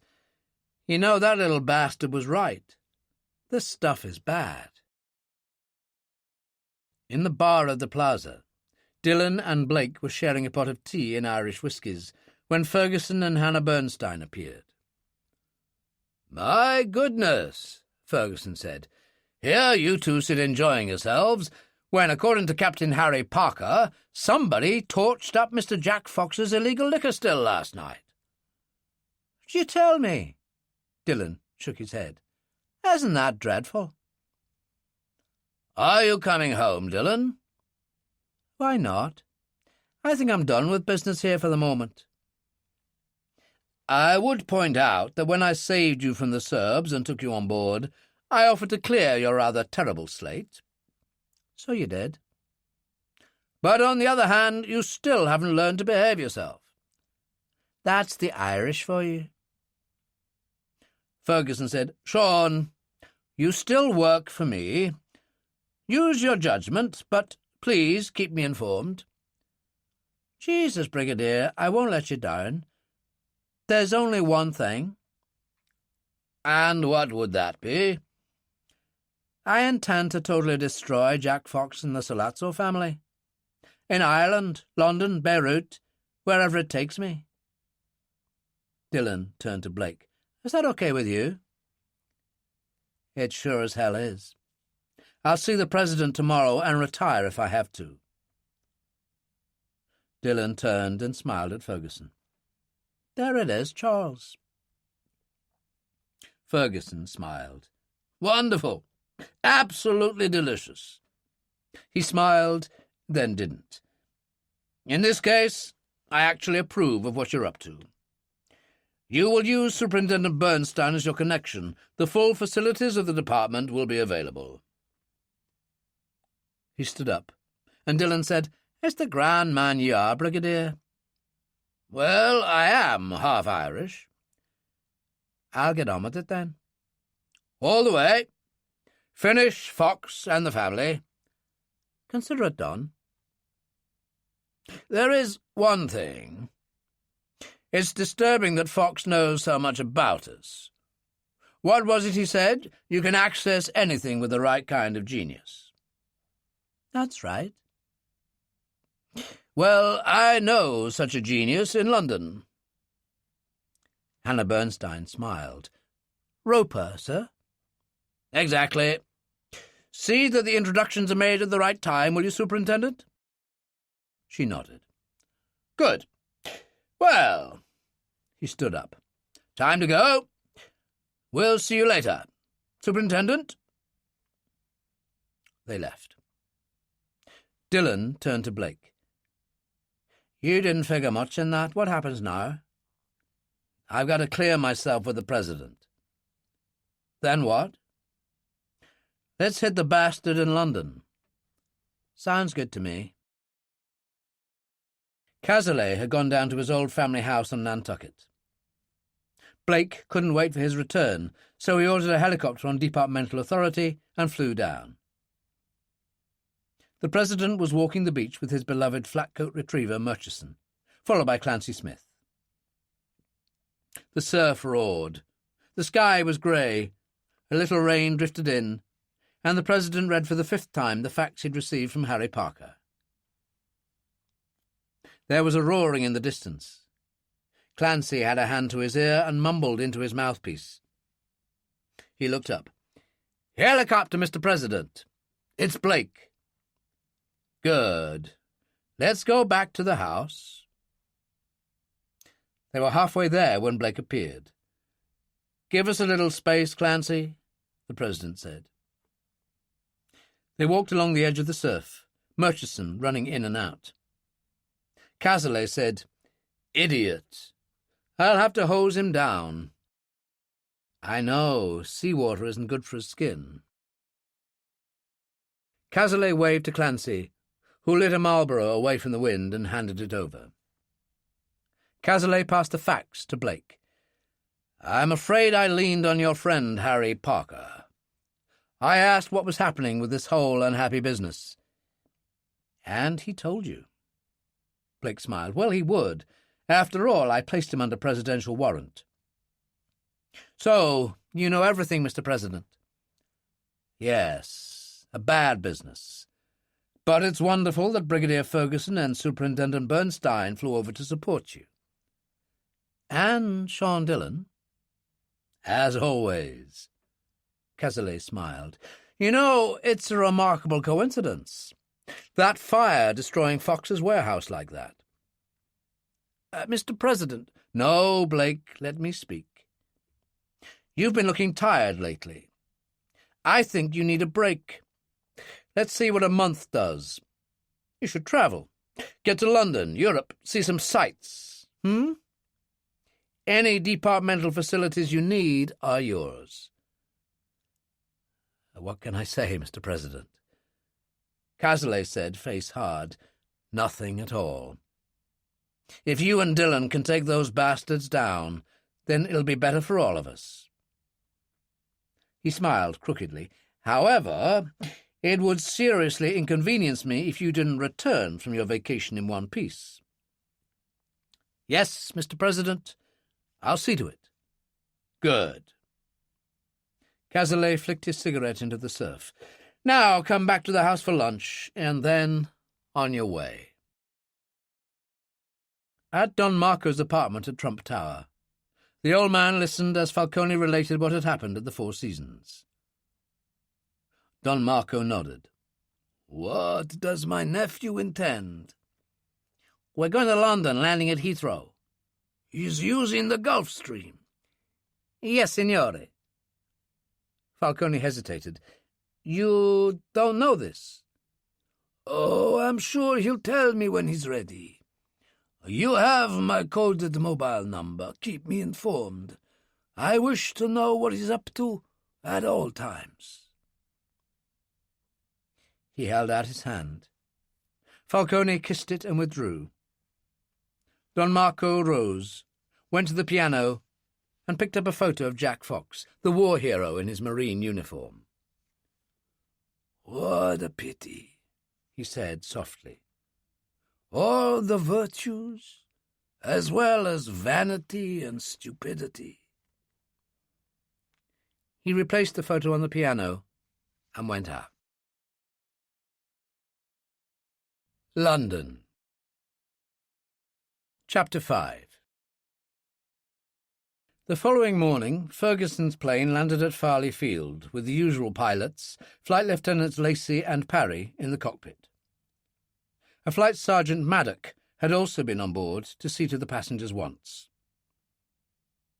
It was March weather again, the rain driving in towards the waiting Daimler. Maddock produced an umbrella as the four of them, Ferguson, Dillon, Bernstein and Johnson, went down the steps and led the way. They scrambled into the Daimler, and Ferguson leaned out to the two pilots. It could be a busy time ahead, so don't make plans. They both smiled. Excellent, sir, Lacey said. Just one thing, Lacey. I do think you should wear correct uniform. Lacey was staggered. Brigadier? Check the promotions list out today. I put you up for squadron leader. And for once the Ministry of Defence has acted sensibly. In addition, in view of recent hazardous pursuits at my behest, you've both been awarded the Air Force Cross. They stared at him. Good God, sir, Parry said. Sincere thanks. Nonsense. Go and have a drink on it. Ferguson closed the door, and the chauffeur drove away. Dillon said, I always knew it. At heart, you're a sentimentalist. Don't be stupid, Dillon. They've earned it. Ferguson turned to Hannah. We'll drop these two off at Dillon's house, then carry on to my place in Cavendish Square. I suggest you contact Roper as soon as possible to arrange a meeting. Blake said, Could someone tell me about this Roper guy?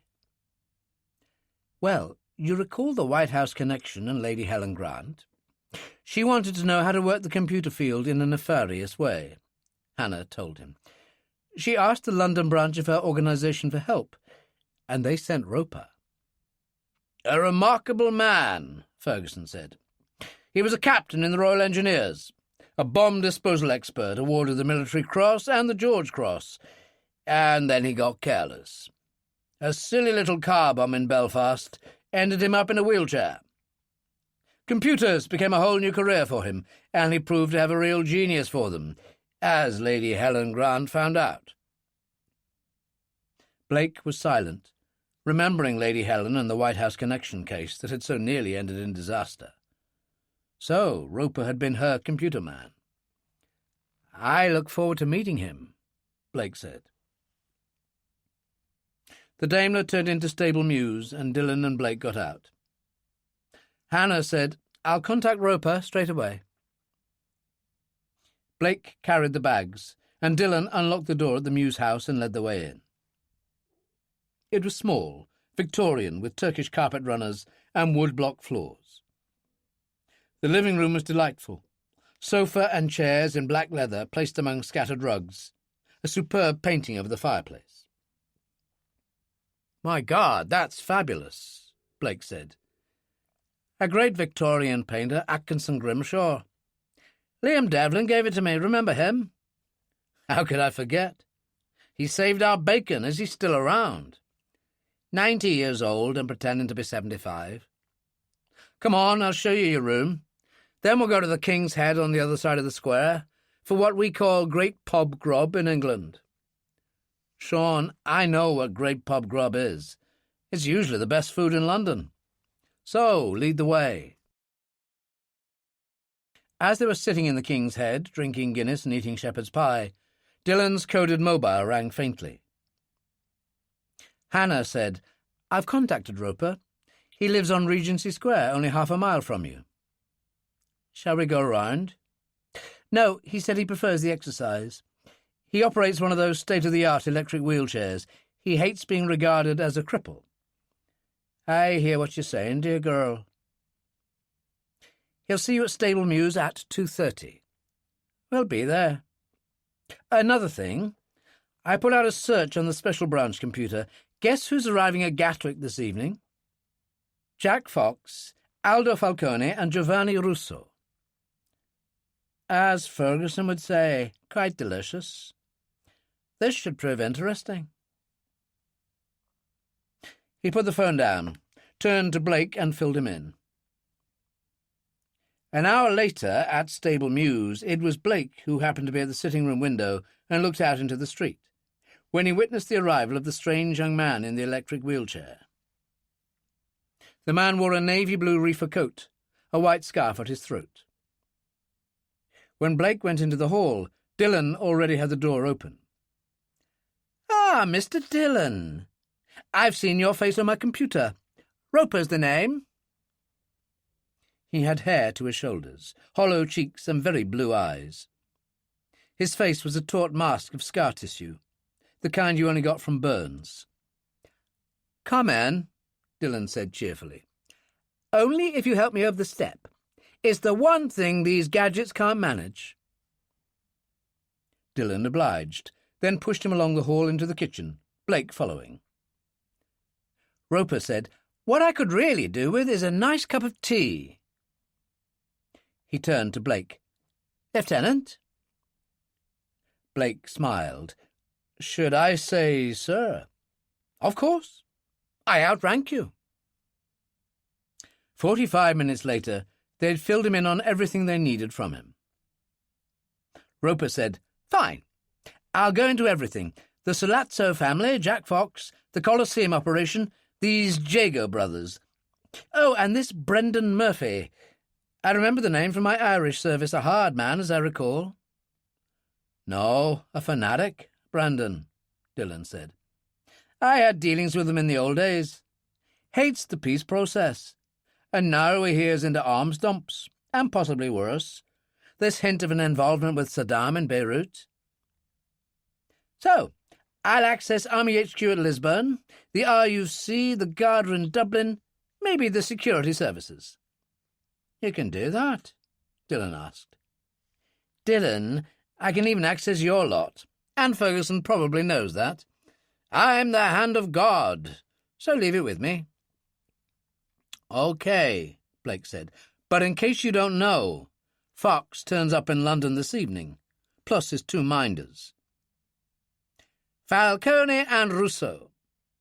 Roper smiled tranquilly. Mafia hard men. Ireland was my business for 11 years, and terrorists were my enemy. But in a strange way you can empathise with your enemy, both IRA and Loyalists. These two wouldn't last half an hour in Derry or Belfast. So, what happens now? Blake asked. Well, from what I've been told, you want to see the Colosseum severely damaged. Exactly. Good. Then wheel me out into the street, and I'll go home and organise it. Blake said, You'll be able to do it, then. Roper nodded. No problem. God wouldn't have given some people brains if he'd wanted the scum to inherit the earth. He turned to Dillon. I'll see you at 6 at my place in Regency Square. You will then put into operation what I tell you to. Is that acceptable? Bloody cheek, said Dillon, but then he smiled. I'm sure it will be.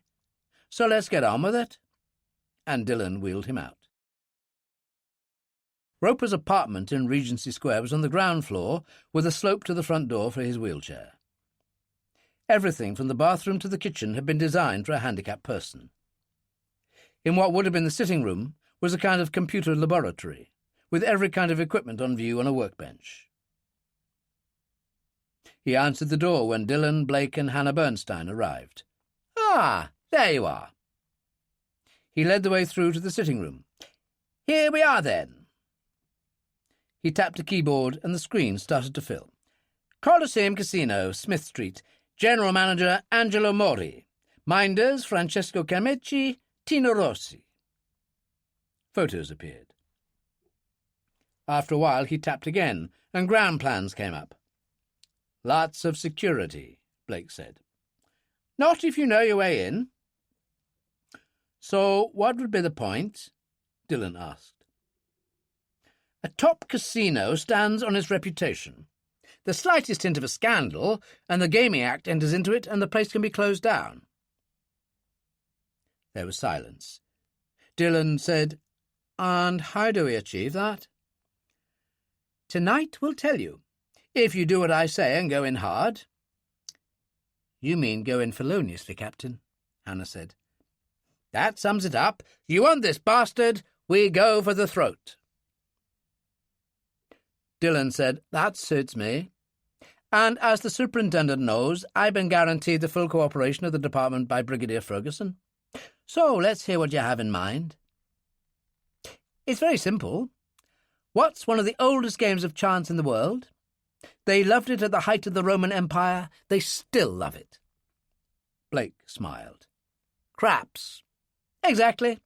You simply throw the dice and pray the right number comes up. People can't resist. Dillon said, So what do you want? Dice, old boy. Steal me some dice. Why? Blake asked. Because every casino has its own made-to-order, unique. Of course, once I have them on my workbench, I make a slight adjustment.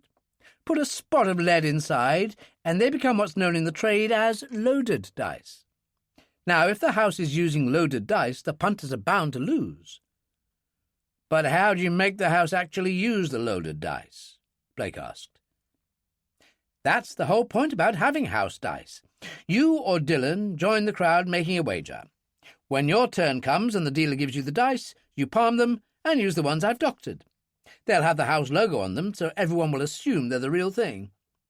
Of course, it will be necessary to bring this unfortunate situation to the attention of the other gamblers. The results could be devastating for the casino. You wicked man, you, Dillon said. You or Blake, I think, should be the ones. I wouldn't dream of asking the superintendent. He smiled at Hannah. I happen to know you're Jewish Orthodox, with a rabbi for a grandfather.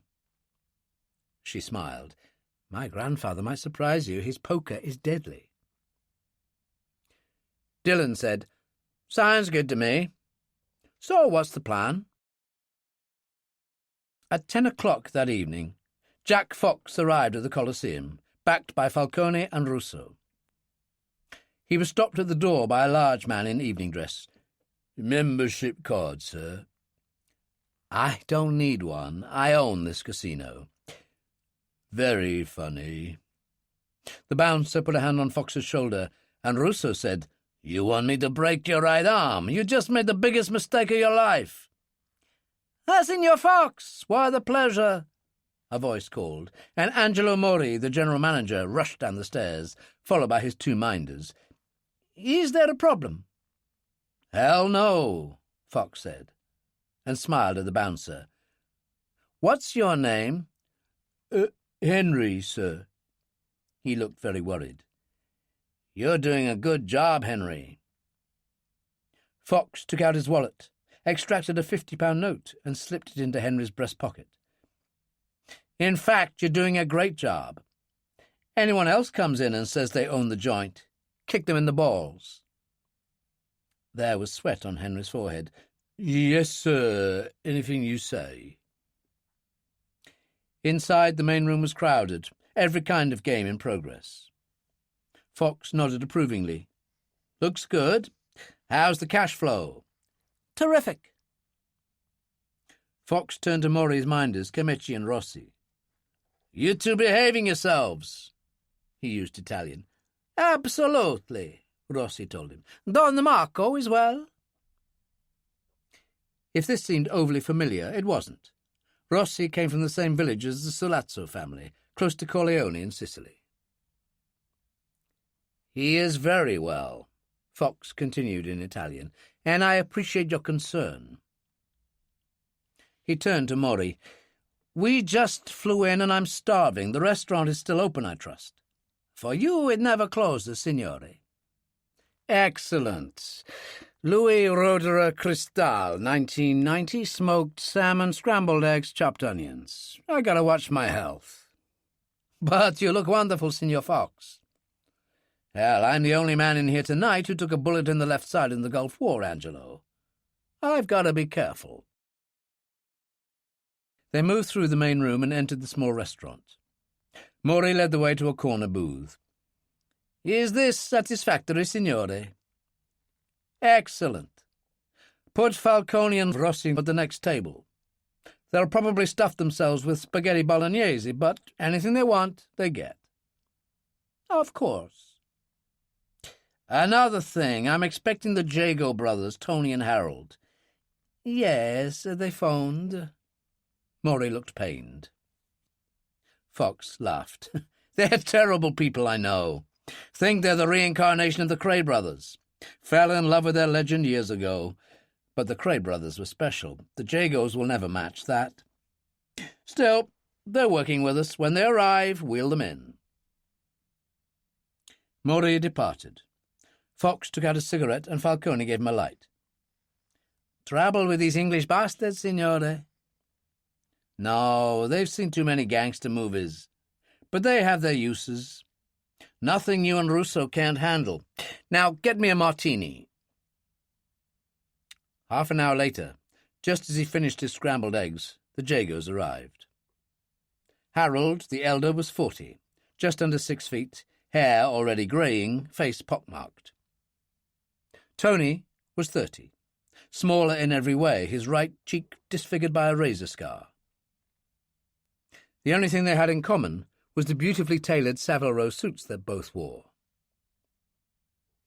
"Jack, it's good to see you." Harold shook his hand. "Join me," Fox said. "As you say in London, I may be able to put a bit of business your way." "Anything," Harold said with enthusiasm. "I mean, that security van ticker was magic." He turned to Tony. "I mean, it really was, wasn't it, Tony?" Tony, a hard little bastard who was English enough not to like foreigners, said, "If you say so, Harold." "Well, he does," Fox said dryly, and snapped a couple of fingers at Falcone. "The briefcase."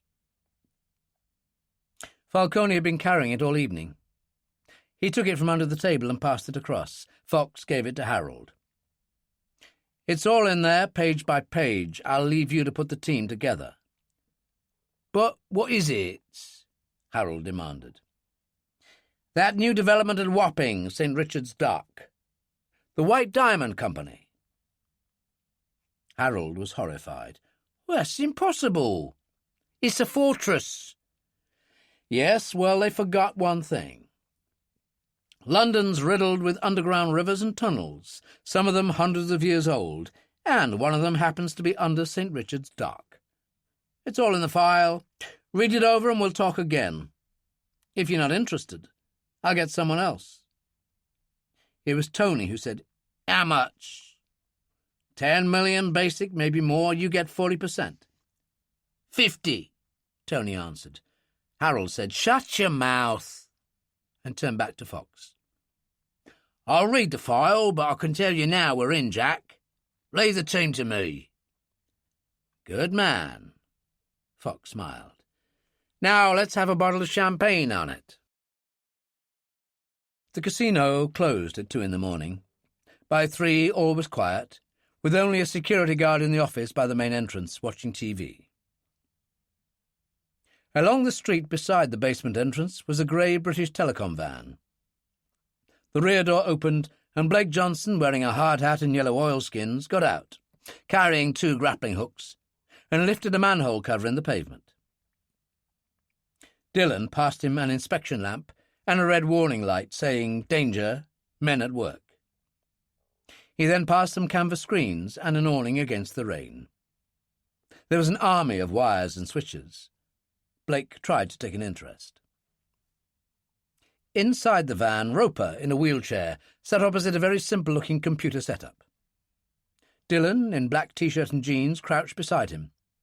Roper punched the keys. "How's it looking?" Dillon asked. "So far, so good. Don't worry, the great Roper is never wrong." There was the sound of a car slowing outside, and he raised a hand. "Wait." Blake looked out from under the awning, the rain pitiless. The police patrol car slowed. The driver leaned out. "What a bloody wag to make a living at this time in the morning."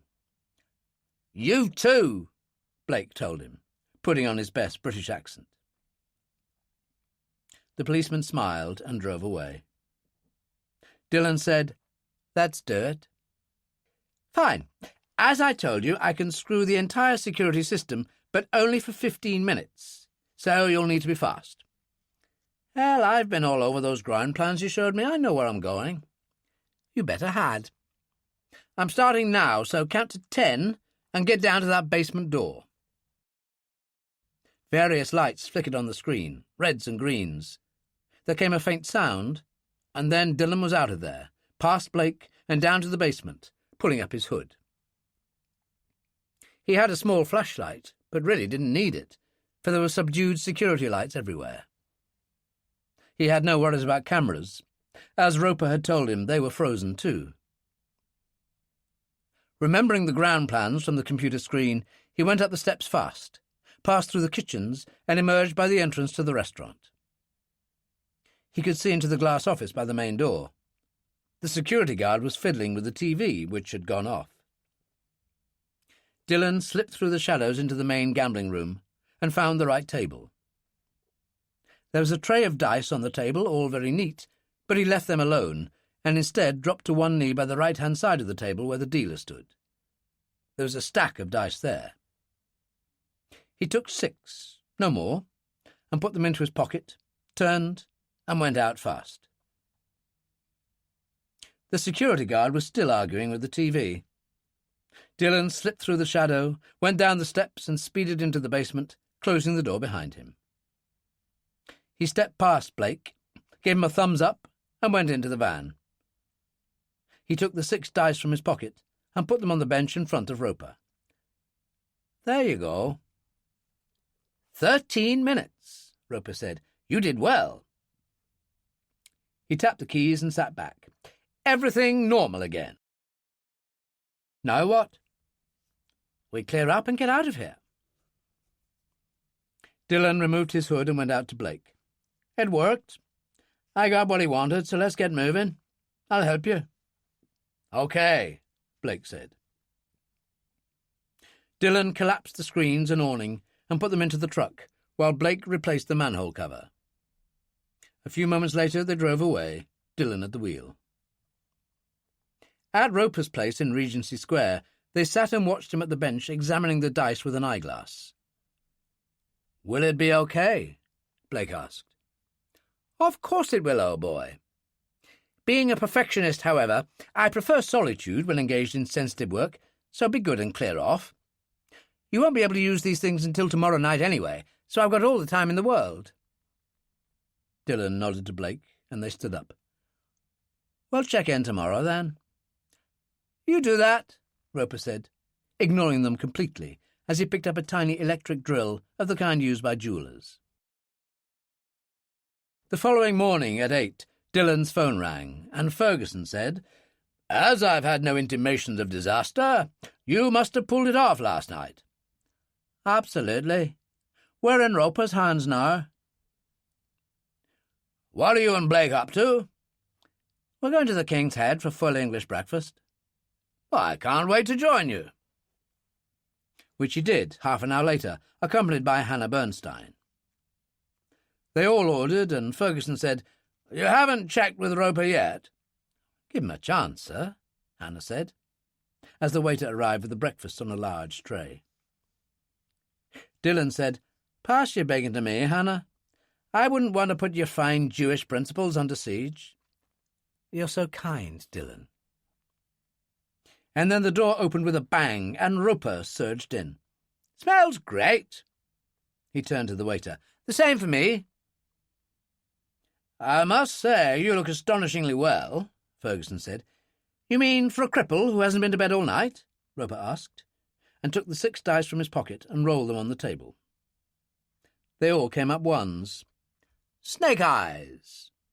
He turned to Blake. "Isn't that what you call them in Vegas?" "It sure as hell is." "Excellent.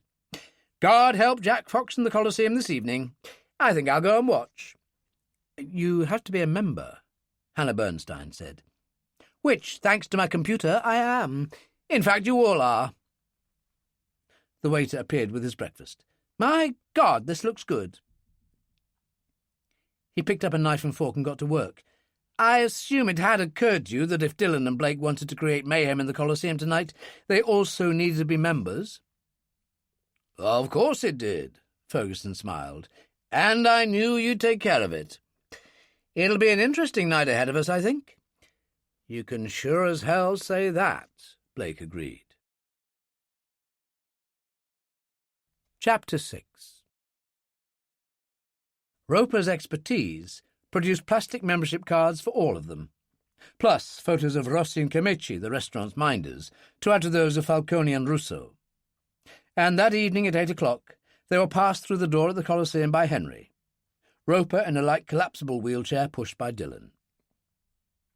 The main room was already busy, waitresses in minuscule skirts moving through the crowd offering champagne. Dillon took a glass and looked up. "Any good?" Blake asked. "If you like sparkling wine, but champagne it's not." "Ah, well, Fox will be into profit margins," Ferguson observed. They stood in a small group by the bar, and Hannah said, "There are a couple of villains you're interested in, sir. The Jago brothers, Harold and Tony, at the end of the bar." The others took a look. Ferguson said, "Very unsavoury." "Yes, well, we can sort them out later," Dillon said. "The thing is, who's going to start the ball rolling?" "Well, actually, I've had another of my ideas," Ferguson said. "We have 6 dice, so why not 2 each?" "Brigadier, I can see why you achieved high command," Blake told him. "Agreed, Sean." "Why not?" Dillon turned to Roper. "Here we go. Show time." Roper passed the dice across, and Dillon gave the others theirs. "There you go." "Into action, then," Ferguson said. "Let's get on with it," and turned for the dice table. "Oh, and palm your dice smoothly, gentlemen." In the restaurant, Fox enjoyed his scrambled eggs and smoked salmon again, and tried a little Krug champagne. "Great stuff, this," he said to Falcone. "But not the vintage. It's the non-vintage that's really special, different grapes." Russo appeared. "There's a problem, signore. You remember those two from the Four Seasons in New York, Dillon and Johnson?" "Yes." "They're here now, in the main room." "Really?" Fox emptied his glass. "Well, let's take a look." Falcone pulled back the chair, and Fox stood up and walked out into the most active part of the casino. Russo said, "Over there, signore, next to some woman and another man, in the striped suit, see?" Fox snorted. "That some woman, Russo, is Detective Superintendent Hannah Bernstein of Scotland Yard's Special Branch. And that another man is Brigadier General Ferguson, head of a special intelligence unit for the Prime Minister, an absolutely devious old bastard. I guarantee you they're not here for a friendly game of cards." "So what do we do, signore?" Falcone asked. "Move them out?" "Don't be stupid," Fox said. "This is one of the most prestigious gambling clubs in London. Scandal is the last thing we want. You expect me to expel a brigadier general and his friends? No. We wait and see what they're up to." The dice table was a popular one, every inch taken up by the crowd standing around. Ferguson said to Hannah, "Would you like to have a go, Superintendent?" "No, sir. I don't know craps. It's not one of my vices." "Well, it's one of mine," Blake said. "Let's do it." He had to wait 10 minutes for his chance, then took the offered dice and started. Strangely enough, he did quite well for the first 3 throws, actually won money. Then he palmed the dice and tossed 2 of ropers. "Snake eyes!" There was a groan from the crowd. The dealer passed the dice to Dillon, who palmed them for the real article and made 2 successful throws. Then, just when he had everything riding on the toss, "Snake eyes!" "Hey," he said ruefully, "bad luck, I understand, but this is diabolical." Ferguson moved in. "Let me try, old boy. Mind you, these dice do seem to have lost their edge." He turned to the croupier. "Let me have a new pair." The croupier complied. Ferguson rolled and immediately came up with snake eyes. He turned to a military-looking man with a stiff moustache next to him. "How strange." He laughed. "We all keep getting the same thing." "Yes," the military-looking man said slowly. The croupier's rake reached out, but the military-looking man said, "Not so fast," and grabbed the dice. The croupier said, "I hope monsieur isn't suggesting there could be something wrong." "Let's see." The man rolled the dice and threw them the length of the table. Again, snake eyes. The croupier's rake reached out, and the military gentleman beat him to it. "Oh, no, you don't. That's snake eyes too many times. These dice are loaded." There was a sudden murmur from the crowd, and he turned to an aging gentleman. "See for yourself. Pair of ones guaranteed." The man threw, and the result was clear. The outrage in the crowd was plain to see, and Maury hurried down the steps. "Ladies and gentlemen, please, a misunderstanding." "Are you the manager?" Ferguson demanded. "Yes," Maury replied.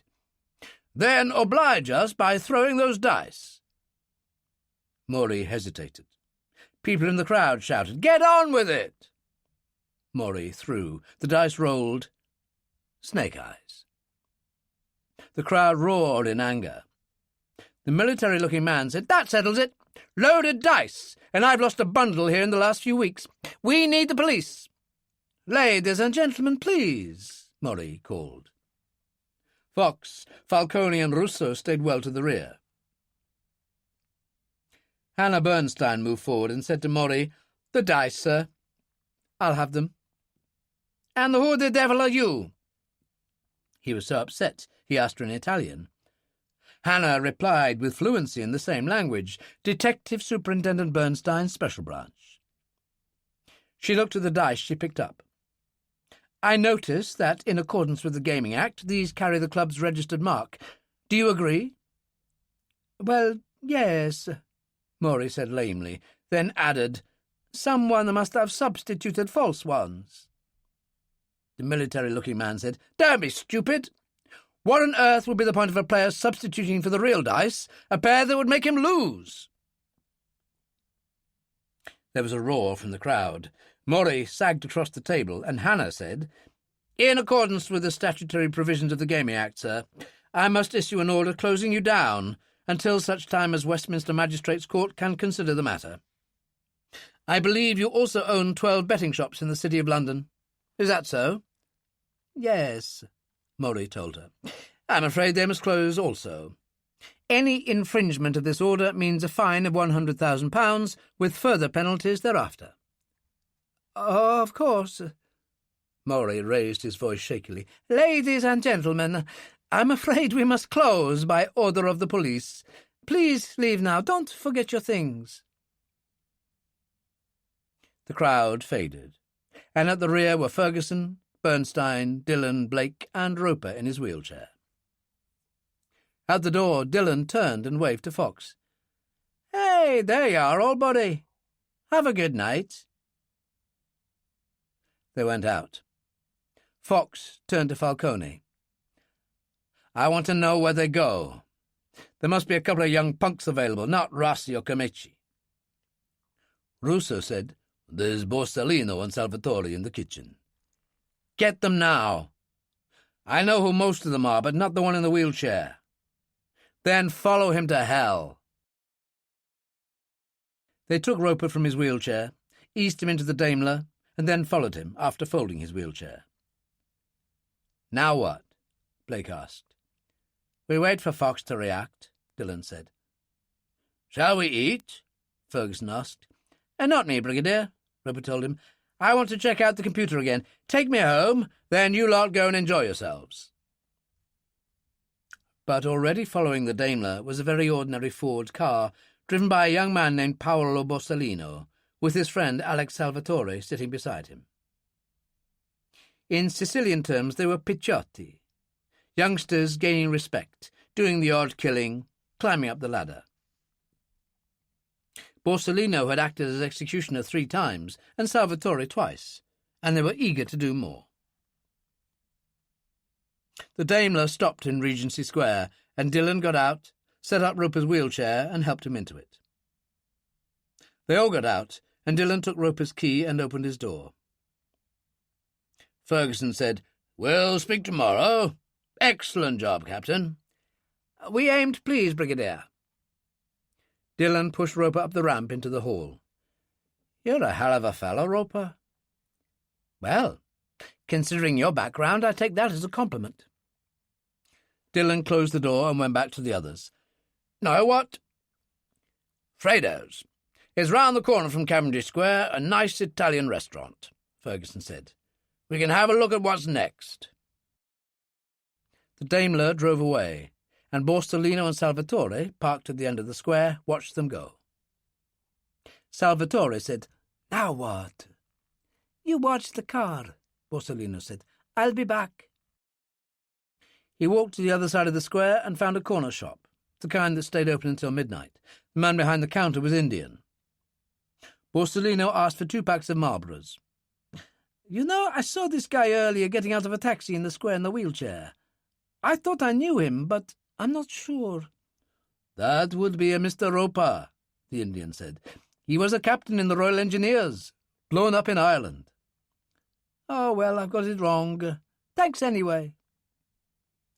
Borsellino returned to the Ford, called Fox on the mobile, and relayed the information, also telling him where they were. Fox said, "Stay there. I'll be back." At that point he was still in Maury's office at the casino. He picked up the telephone and called Maud Jackson in New York. It was late afternoon there, and she was enjoying a pot of tea and cookies. Fox said, "Maud, I'm having serious problems here in London with Ferguson and Company. There's a wild card. A British Royal Engineers captain in a wheelchair blown up in Ireland, name of Roper. I'd like to know who he is right away. Where are you? I'm going back to the Dorchester we had problems at the Coliseum. Sounds like a bad night.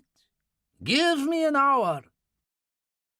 At the Dorchester, in the Oliver Messel suite, Fox drank Krug champagne and looked across the wonderful London view by night from the terrace. Russo was down in the suite he and Falcone were sharing, but Falcone was standing by as usual. More trouble, signore? We'll see, Aldo. The phone rang, and he answered it. Moore Jackson said, Boy, do I have a good one for you. This Roper was blown up by the IRA, all right, and now he's a legend in computers. Jack, if he's into your affairs, you've got serious trouble. Thanks, Maud, you're an angel. Yeah, well, don't forget to send a check. Fox put down the phone and said to Falcone, Take him out.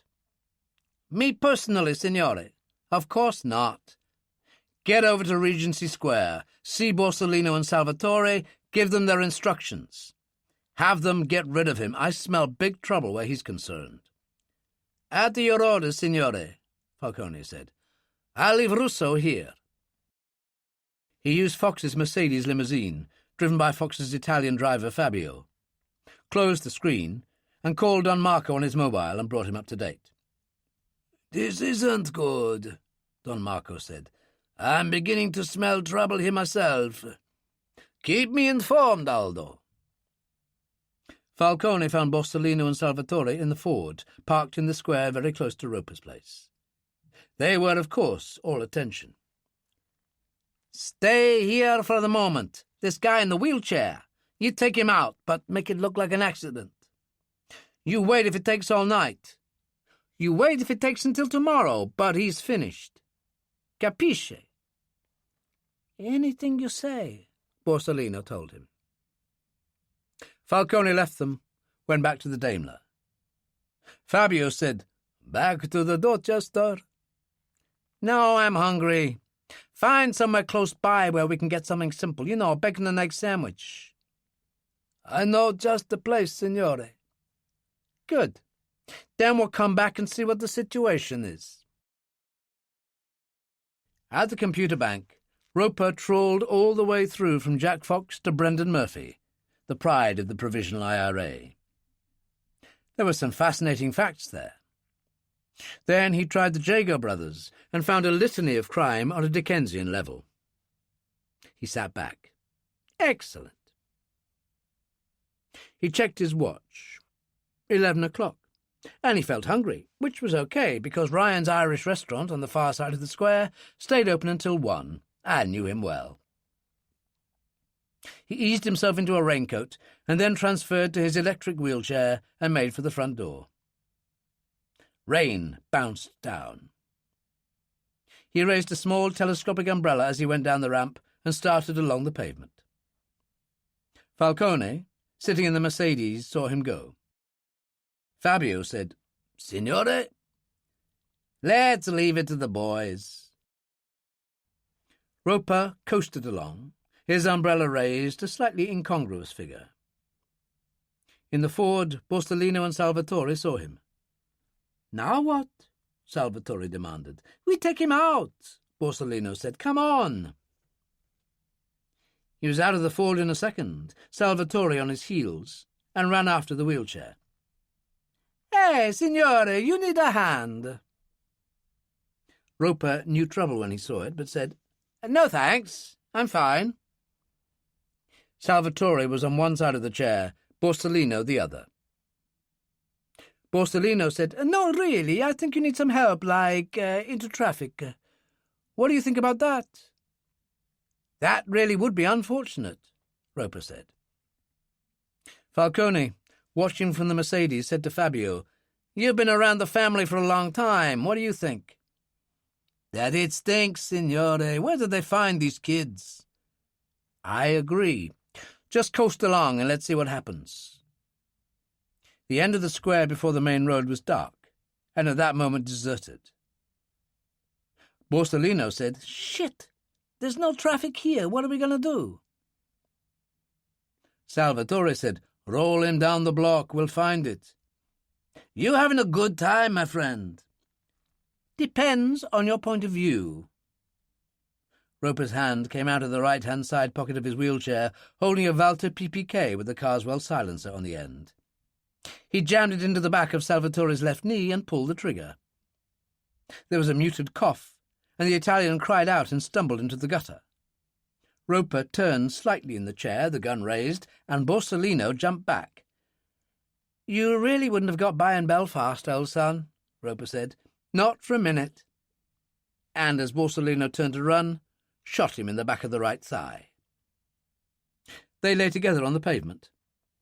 Roper paused and looked down. He took out a mobile phone and dialed 999. When the operator answered, he said, There are 2 men down on the pavement in Regency Square. Looks like a shooting. Your name, sir? Don't be stupid. He switched off his coded mobile and moved on. In the Mercedes, Fabio said, My God, signore, what do we do? Already, in the distance, they could hear the sound of a police siren. Nothing, Falcone told him. We do nothing. He watched the 2 men trying to get up. Just get out of here. As they left the square, a police car turned in, and as they moved up the main road, an ambulance appeared. In Ryan's restaurant, Roper ordered Irish stew and a pint of Guinness, phoned Ferguson on his mobile, and gave him the bad news. Where are you? Ferguson asked, and Roper told him. All right, stay where you are, we'll come for you. Ferguson put down the phone at his Cavendish Square flat and turned to Hannah, Dillon, and Blake. That was Roper. He went out for a late meal, and 2 men of Italian persuasion had a go. Told him they'd push him into the late-night traffic. What happened, sir? Hannah asked. He shot them in the legs, Ferguson said. Would you believe that? Left them on the pavement. Frankly, I don't have the slightest difficulty in believing it, Dillon told him. Jack Fox moved fast. So now what? Blake asked. Ferguson turned to Hannah. Superintendent? I doubt they'll talk, sir, not as they value their lives, and I doubt that this will be the last attempt that Jack Fox makes. You're right, said Ferguson. We'll move Roper to the Holland Park safe house. Anything he wants, all his gadgets and so on, make sure he gets. I think we'll need him. Will you take care of that, Superintendent? As you say, sir. Hannah went out. Blake turned to Dillon. All right, we've taken care of the casino. What do we hit next? The Jago brothers? The army dump, Beirut? Let's get Roper into the safe house. Once he's got his equipment in order, we'll see. At the Dorchester, Fox listened to Falcone's account of what had happened in Regency Square. He actually laughed. You mean this fuck in the wheelchair shot them both in the legs? Something like that, signore. Fox shook his head. Mind you, with what I've learned about him, I'm not surprised. You can check if he's at his house, but if he's not there, leave it. We've got other things to do. Like what, signore? I spoke to Murray.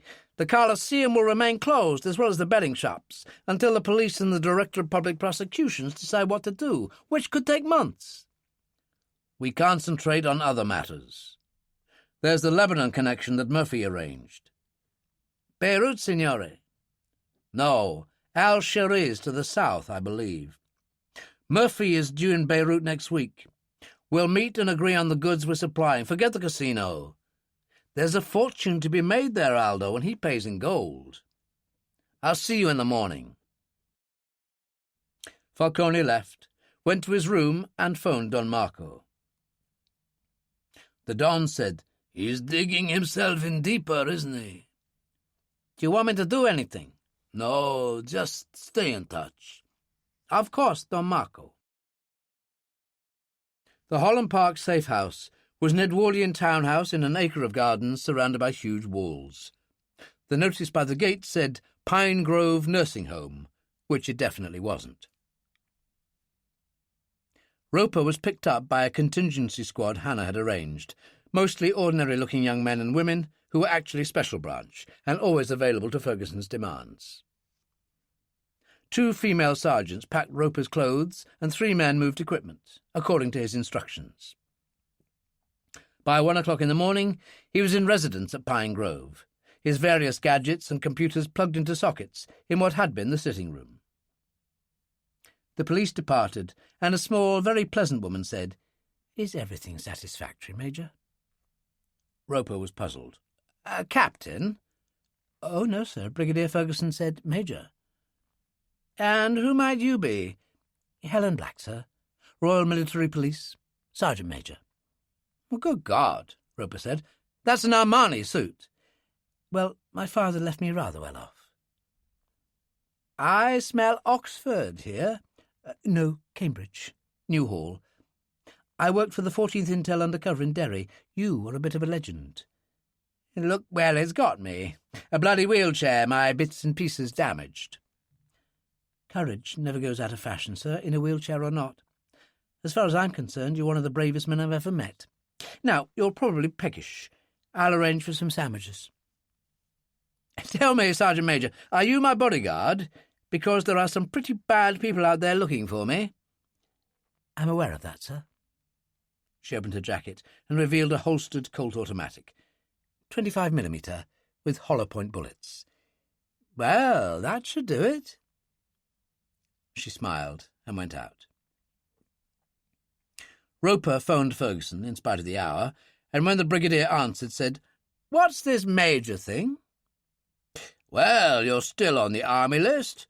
I thought it would give you a bit more authority to promote you. You're established at Holland Park?" "Yes, with the redoubtable Sergeant Major Black." "Redoubtable is right. Inherited money, you know, so she's fairly independent-minded. Her husband's a major in the Blues and Royals.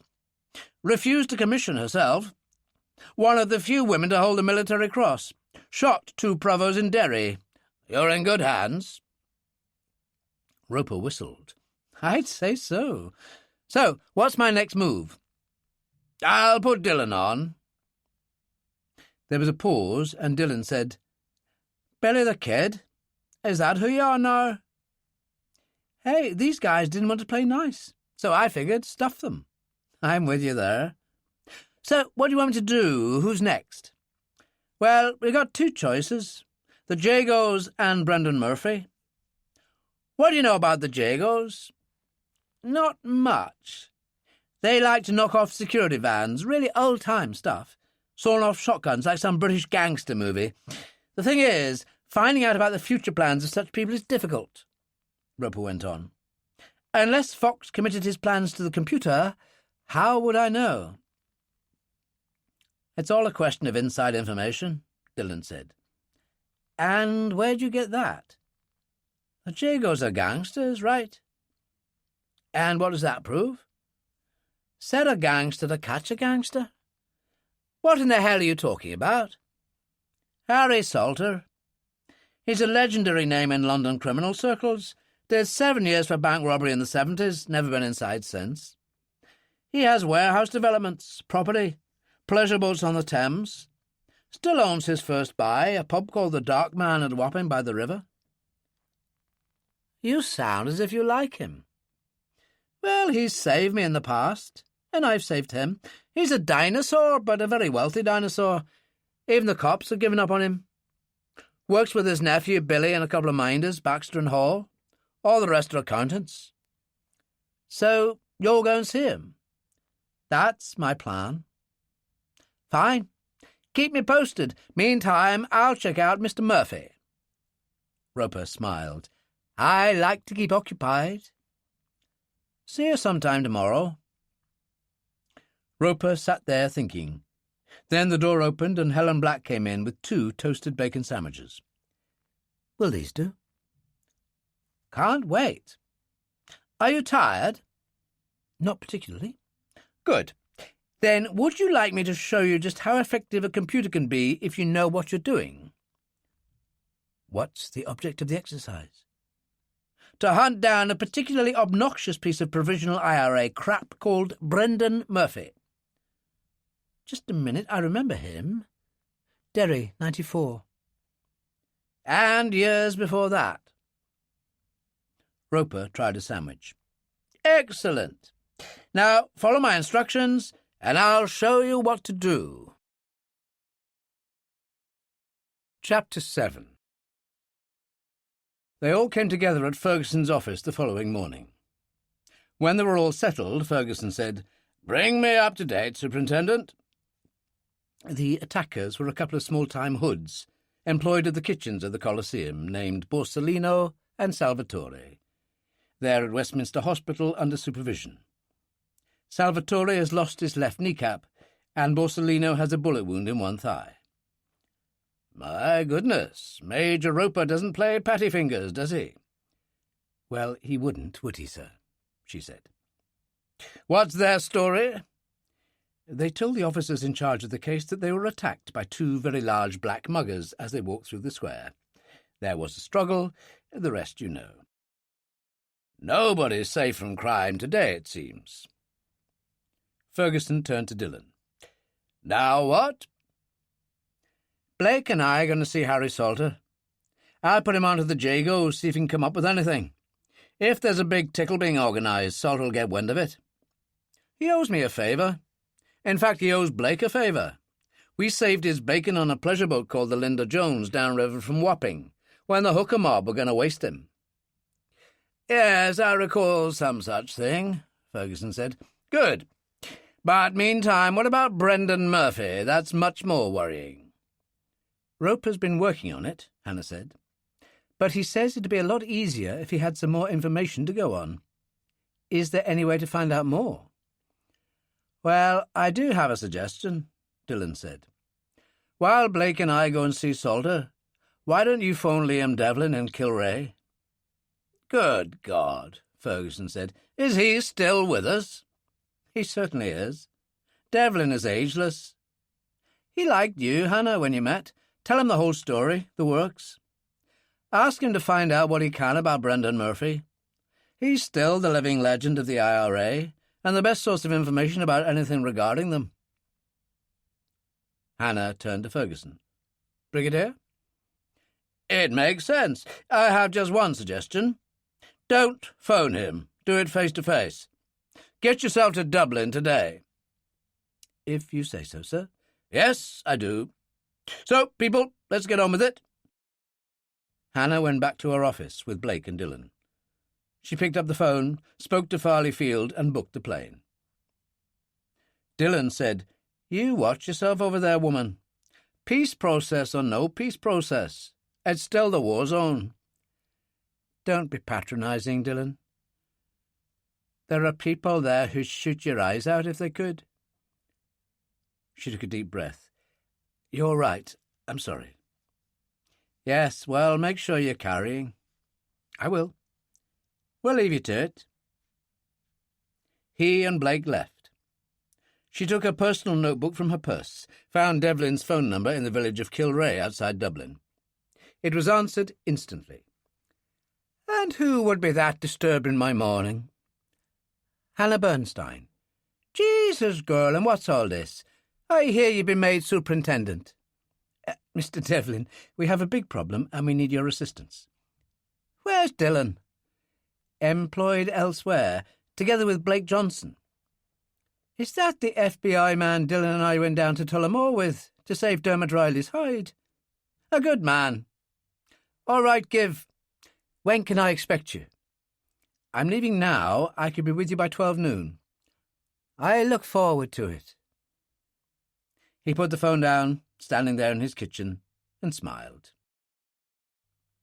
Dillon drove down Horse Guards Avenue in the green Mini Cooper. Blake said, "So, Harry's still working the rackets?" "Oh, sure, it's in his blood. But like I was saying, it's all smuggling, booze, diamonds, that kind of thing. No drugs. He's an old-fashioned family man, in values anyway." "Aren't we all?" They reached Wapping and pulled up outside the Dark Man. It was a typical London pub. The painted sign showed a sinister individual in a black cloak. It was early for the drink trade, noon an hour and a half away, but it was open. They went into the main bar, which was very Victorian. The bottles ranged against mirrors, an enormous mahogany bar smelling of polish, the porcelain beer handles waiting for action. 3 men were in the corner booth, drinking tea and reading newspapers. Billy Salter, Harry's nephew, and Joe Baxter and Sam Hall. "What's this? A thieves' kitchen?" Dillon asked. Billy looked up, and a delighted smile appeared on his wicked face. "Dear God, it's you, Dillon, and our American friend Mr. Johnson. We remember you." Baxter and Hall laughed, and Billy said, "Well, we're not in the nick, and I suppose that's one good thing.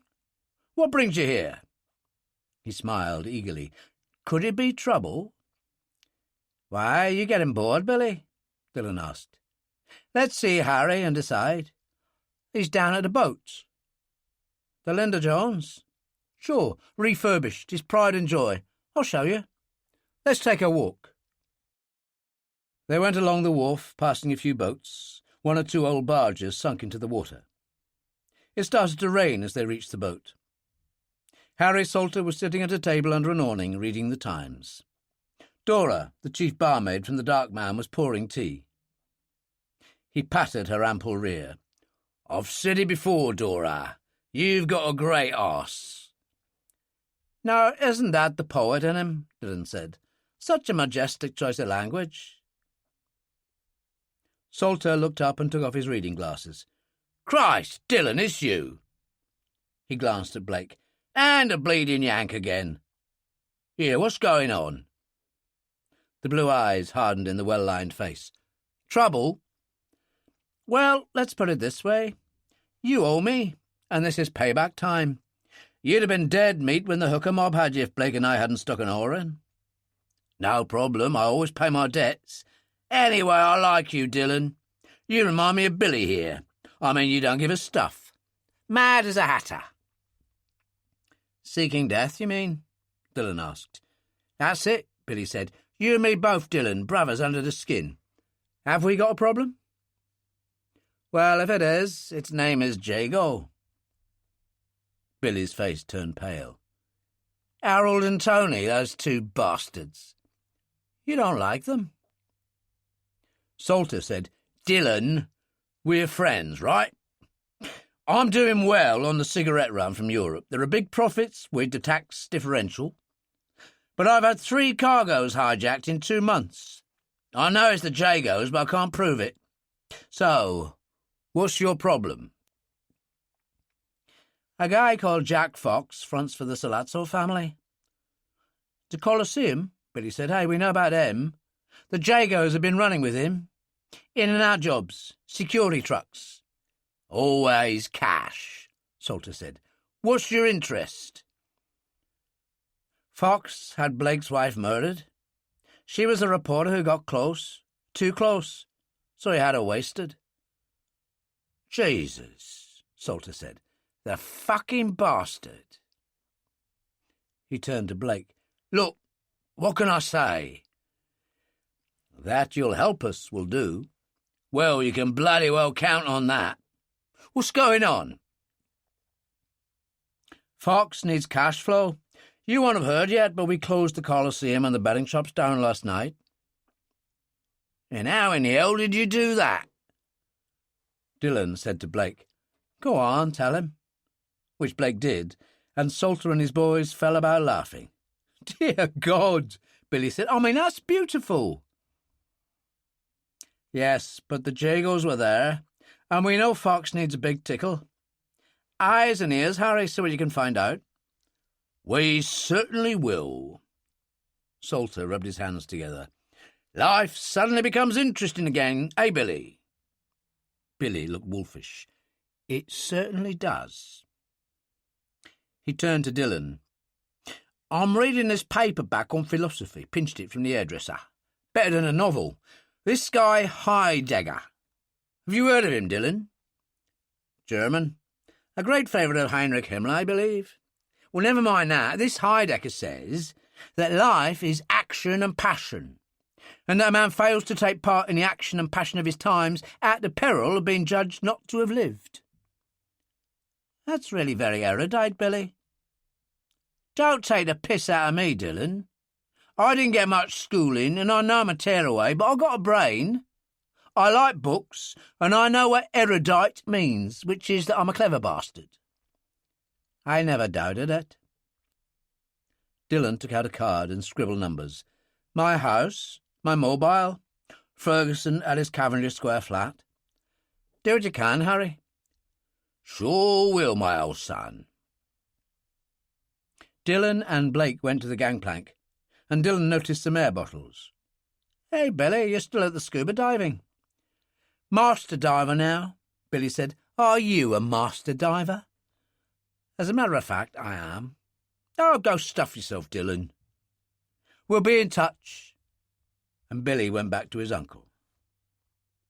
The Gulfstream did not carry RAF roundels, so when it landed at Dublin Airport it was simply directed to an area that handled private planes. Flight Sergeant Maddock got the door open. Like Lacey and Parry, he wore the kind of navy blue uniform used by flight crews throughout the world. He put an umbrella up against the driving rain. There's a limousine by the hangar, Maddock said, and led the way towards a black Mercedes. But there was another vehicle waiting there, a Garda police car, a uniformed officer at the wheel, a large man in a fawn Burberry trench coat and tweed cap sitting beside him. He got out, smiling. Dan Malone, Special Branch, Chief Superintendent. We've never met. Ah, you outrank me, sir. Heard they put you up to super? I bet the boys at Special Branch of Scotland Yard didn't like that. Malone. That's a good Irish name. We have a Detective Sergeant Terry Malone in Special Branch. My nephew. English mother, born in London. Can we have words away from the pride of the RAF here? They moved out of the rain into the hangar, and he took a cigarette from a crumpled pack. Do you use these things? No. Good for you. You'll live longer than me. Listen, we're all together these days, what with Europe and the peace process. And I know all about you, Superintendent, just like most of Dublin's Special Branch. Your reputation precedes you. Ferguson's and Dillon's too. What are you trying to say? That we're not looking the other way where the IRA is concerned. On the other hand, if Ferguson sent you over, something's up. I'll be honest with you. I leaned on your driver, who told me he was to take you to Kilray, and that means only one thing. You're going to see Liam Devlin, the old sod. Ah, you like him too. Yes, damn you, I do. So, is there something I should know about? I'm seeking information. Is this a hot one? It could be. She took a chance then. One cop to another? One cop to another. Does Brendan Murphy mean anything to you? That bastard, dear God, is he in this? He frowned. But he wouldn't be in this jurisdiction. He's always stayed north of the border. What is this? This is just a rumour right now. Could be an arms dump in County Louth. Could be an Arab terrorist connection in Lebanon. So that's why you come to see Devlin? That's right. If anyone will have heard a whisper, it'll be him. No doubt about that. Malone frowned. You'll keep me informed? Of course. We might even need your good officers. Fine. I'll hear from you then. He walked her back to the limousine and opened the door. And watch your back. Peace or no peace? What peace? She asked. Got in the limousine and closed the door. It was just after noon when she reached Devlin's Victorian cottage next to the convent in Kilray village. She told the driver to wait, went up the path and knocked on the door. It opened, and he stood there, an ageless figure in black Armani slacks and shirt, his hair silver, his eyes very blue, a man who still held literary seminars as a visiting professor at Trinity College, but also a lifetime member of the IRA who had killed many times. Jesus, girl, you look wonderful. He embraced her. "You look grand. Come away in. You're not looking too bad yourself." He led her to the sitting room. He turned. "Would you like a drink or something?" "No, I'd like to get on with it." She sat down, and he took the opposite chair. "Get on with it, then." "Do you know a man called Brendan Murphy?" His face hardened. "Is that dog in this?" "A bad one." "As bad as they come." He took a cigarette from the old silver case and lit it. "You'd better tell me." When she was finished, he sat there, frowning. "Yes, that sounds like Murphy." "I was thinking, where would Murphy get the kind of money he'd need to pay for an underground arms bunker and weaponry?" "Drugs. Protection. This early release of prisoners the government's been doing has handed Ulster back to the godfathers on both sides, Loyalist and Catholic." "Have you any information on what Murphy could be up to?" "Only in general. The word is that he did time in Libya, not only in training, but also working for various Arab outfits. He'll be the one supplying the contacts for Fox in this Lebanon business." "Nothing more specific?" He shook his head. Then his eyes narrowed. "However, I might know somebody who could help. But I want your word as regards confidentiality." "IRA?" "Exactly." She nodded.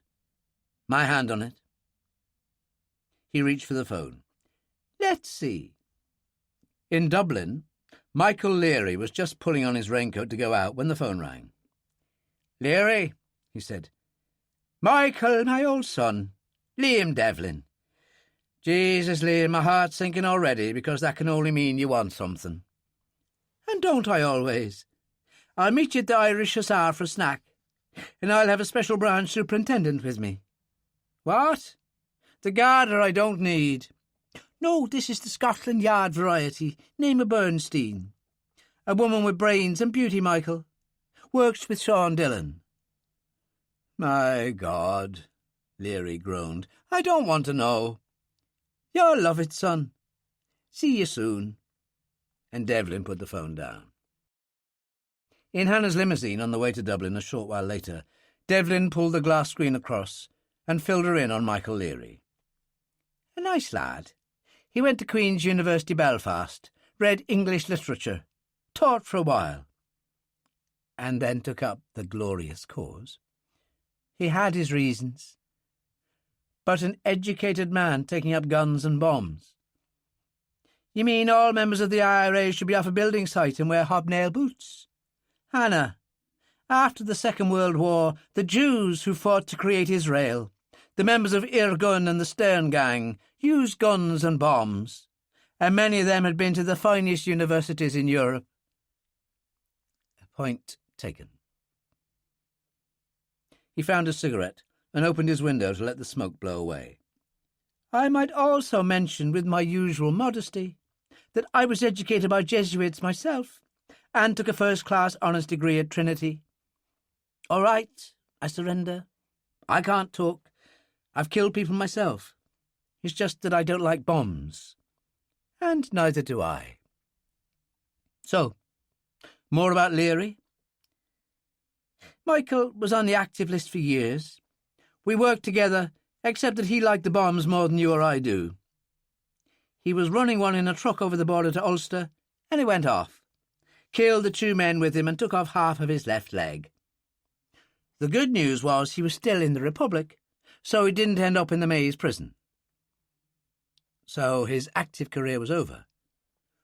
"Oh, he ran the Dublin intelligence section for the Chief of Staff. But once the peace process started, he'd had enough. He knows Dillon well from Derry in the old days when they were facing soldiers." "And now what?" "He writes thrillers, the kind you see on the stalls at airports, and doing well." "Good God." She frowned. "Will he help?" "Let's put it this way. He's like a lot of people these days. Big for peace. We'll see." Devlin directed the driver to a quay on the River Liffey, where they parked outside the Irish Hussar. It's a favourite with good Republicans and Sinn Féin supporters, and the food is excellent, Devlin told her. The bar was very old-fashioned, with mahogany and mirrors, bottles offering every kind of drink. It was busy, people sampling good, simple pub food. Leary sat in the booth in the far corner. He had a pint of Guinness at his right hand, a plate of Irish stew in front of him. "Don't get up," Devlin told him. "This is my friend Hannah, so let's start with that." Leary looked at her. A good-looking man of 45, black hair streaked with silver. He hesitated, then held out his hand. Hannah also hesitated, then took it. "Sit down." "The stew looks good," she said, as a waitress appeared. "I think I'd like to sample that." "And you, Professor Devlin?" the waitress asked. "Ah, now you're stroking me." He turned to Hannah. "Eileen's a student at Trinity. For her sins, she comes to my occasional seminars." "Nonsense. You're the best. Everyone knows that," Eileen said. "Which gets you an A for your next essay." "An all-day breakfast for me. A grand old playwright and novelist called Somerset Maugham once said that to dine well in England you should eat breakfast 3 times a day. A Bushmills whisky for me, my love." "A mineral water would do fine for me," Hannah said. "Still writing through the night, Michael?" "The leg, Liam. Hurts like hell at night, so I can't sleep, and I refuse to take the morphine. I'd stick to the Bushmills if I were you." Eileen brought the drinks and departed. Leary went back to his stew. "So, what's it about?" "Brendan Murphy." "Friend of yours?" "Nobody's friend, that one. As far as I'm concerned, he's a gangster, a disgrace to the movement." "Would the Chief of Staff share your view?" "Certainly. All the old hands want peace to work, Liam, except for people like Murphy, who have a vested interest in keeping things going," Hannah said. "Exactly. Splinter groups like the Continuity IRA, the Real IRA, they all have other agendas." The breakfast and the Irish stew arrived, and they started to eat. "And where would Murphy be now?" Hannah asked. "God knows, Superintendent." Leary pulled up short. "As you must know better than most, these days in the Republic, Ulster and the UK, they're letting them out, not locking them up. Murphy can come and go as he pleases. He's only in trouble if he crosses the line with the Provisional IRA." "Would he be dealt with?" "Certainly. No question. We're an army, Hannah, with rules and regulations. Now, what's all this about, and why should I help?" "Because 15 years ago I saved your life in County Down after you were shot. Got you over the border. Liam, I paid off on that one when you, Dillon, and that Yank were after Dermot Riley, and I told you he was back and probably at the farm at Tullamore, and down you went. And you told the Chief of Staff, who sent Bell and Barry down, 2 walking ape men. They tortured Bridget Riley with cigarette burns on the face. And Dillon killed Bell and you shot Barry in the back. We got it all from Dermot." "Yes, disgraceful in a man of my age," Devlin nodded. "All right. Tell him, Hannah." Which she did. The underground bunker in County Louth. Fox, the Lebanese connection. Everything. Leary sat there frowning, then said, "Let me make one thing clear, and I'm speaking for provosts in general here. We won't give up our arms. History has shown that to be an unwise thing to do." "So you're happy to think that this bunker might exist, and Murphy's in charge?" "No, I'm damn well not. And the Chief of Staff won't be pleased." "You'll tell him?" Hannah asked. "I have no choice." "Ah, well, for once you got something in common, you two," Devlin said. "So what can you do, Michael?" "We can trawl County Louth, but it's a hell of a lot of county. And Murphy has a lot of hard-line friends there, so I'm not hopeful." He frowned suddenly. I just thought of something. Sean Regan. Remember him, Liam? From Derry, Devlin said. Shot a military policeman and cleared off to America. As I recall, the peeler recovered. That was 2 years ago. Regan came back and was working with Murphy in Europe. Apparently he was on a plane from Paris to Dublin 3 weeks ago that was diverted to Heathrow because of fog. His name came up on the computer security check, and he was lifted. I wonder why I don't know about this. Hannah frowned. Well, according to my information, the Secret Intelligence Service picked him up at Heathrow on one of their special warrants and spirited him away. I'd have thought you'd have known that. Don't your departments share information? Only some of the time. Devlin turned to Hannah. What do you think? If Regan's been working for Murphy, he might well know something. Frankly, it's our best lead. I can't see that there's anything else I can do, Devlin said. Michael here will spill the beans to the Chief of Staff, and if I do get any crumbs from the table, I'll let you know. They got up and walked to the door. Outside, Leary shook Hannah's hand. Superintendent, it was a sincere pleasure, but don't let's make a habit of it. And he walked away. Devlin smiled. A decent enough stick. Anyway, back to the airport in that grand limousine of yours. I'll drop you off, and the driver can take me back home. Leary sat in the parlour of the Chief of Staff's suburban home, and the great man listened while his wife served tea and scones. Did I do right? Leary asked. Of course you did. Murphy's a poisonous animal. I've no time for him, and neither has the Army Council. So what do we do? I'll have our people check out things in Louth, although I don't expect much from that. So? The Chief of Staff smiled. If Ferguson's on this case with Sean Dillon. He smiled. Well, for once we're on the same side. Sean can do our dirty work for us. At the airport, Hannah's limousine drove into the hangar where Lacey and Parry waited. The Gulfstream was outside in the rain. As Hannah and Devlin got out, the Garda police car returned, and Malone emerged. Liam, you old sod, he said. And stuff you too, Devlin said genially, and they shook hands. Malone said, Anything come up? Hannah looked uncertain, and Devlin said, Go on, he's on your side. She told him about the meeting with Leary. Malone said, So anything Murphy's involved with certainly isn't official with the IRA. What about this thing with Sean Regan? She asked. Not a word. And I'd have known. So somebody's playing silly buggers, Devlin said. Hannah nodded. I'll have to sort that out when I get back. She held out a hand. Liam, you're a treasure. Hell, you can do better than that, girl. He kissed her. Take care, and tell Sean to watch his back. That's something he's good at. Goodbye, Superintendent. Lacey and Parry were already inside, and Flight Sergeant Maddock gave her a hand up the steps. The door closed, the engines turned over, the Gulfstream moved away. A hell of a woman, Malone said. You can say that again. Devlin smiled.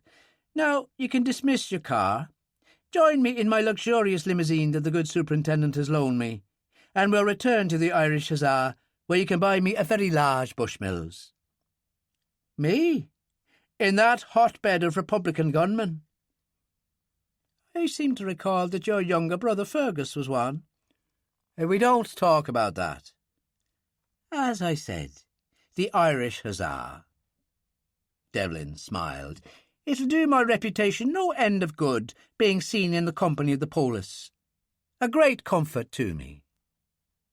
The Gulfstream climbed steadily out over the Irish Sea, and Hannah called Ferguson on her Codex 4. Ah, there you are. How did it go? She brought him up to date, Regan included. So there you are, sir. We should have been told. There is supposed to be interdepartmental cooperation.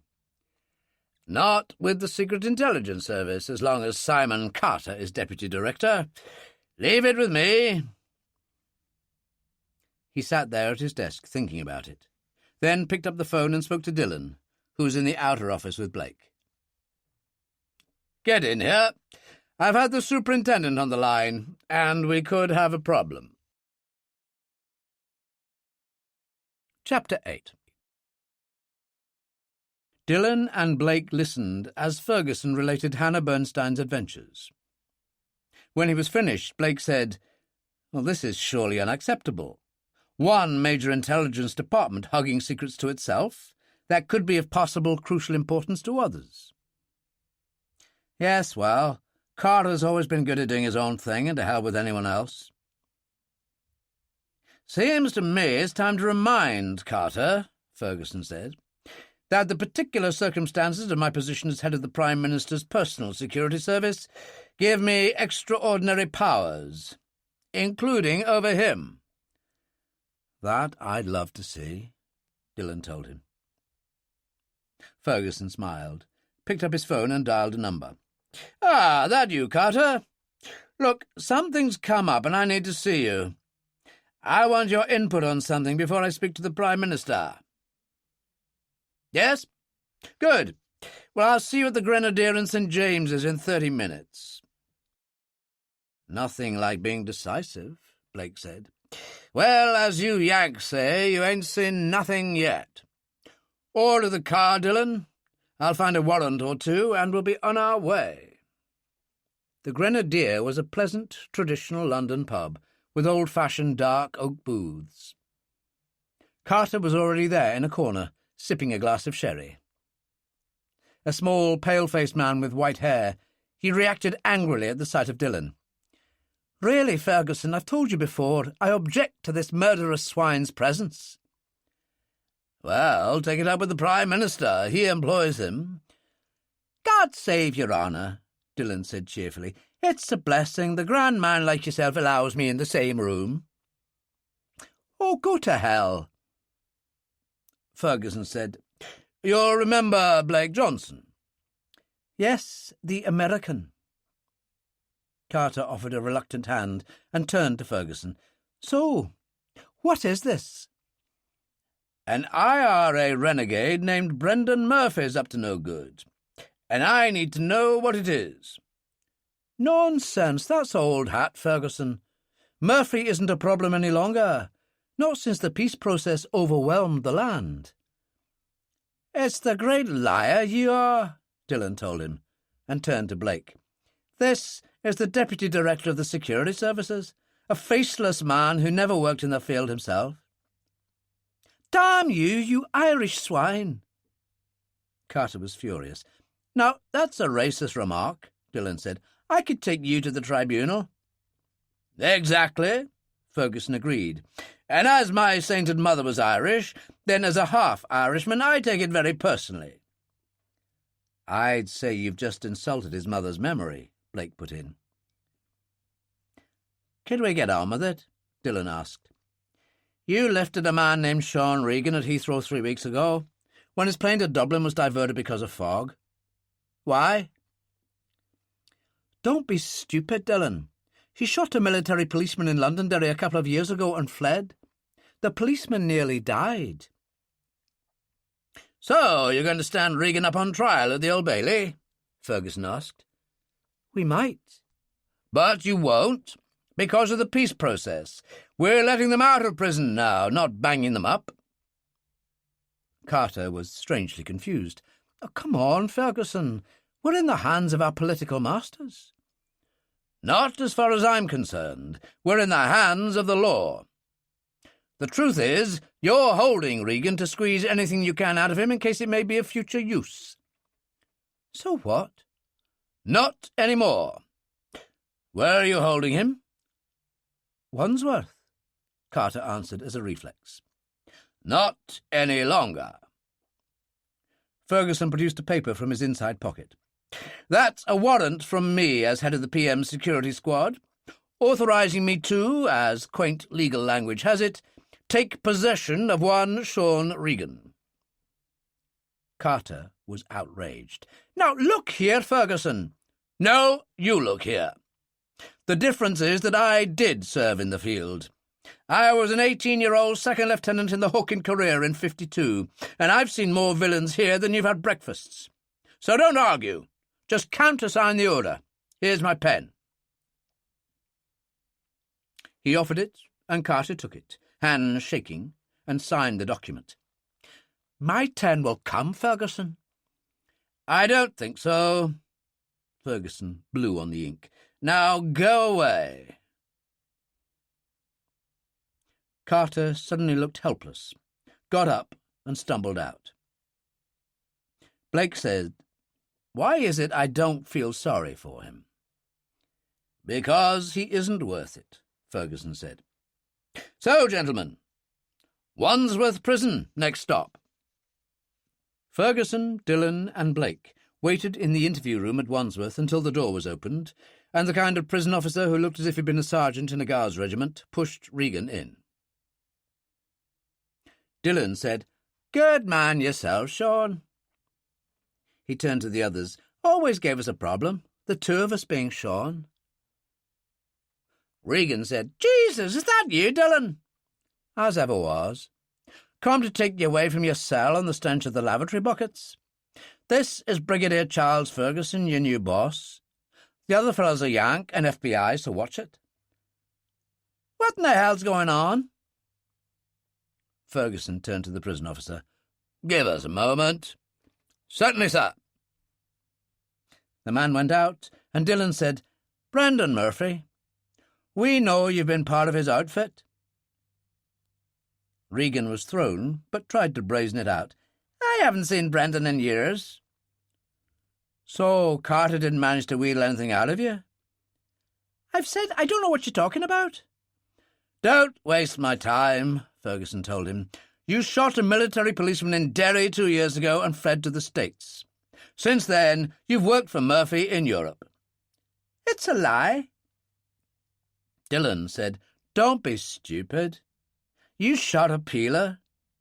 All right, he didn't die, but at the Old Bailey you'll pull 10 years for attempted murder.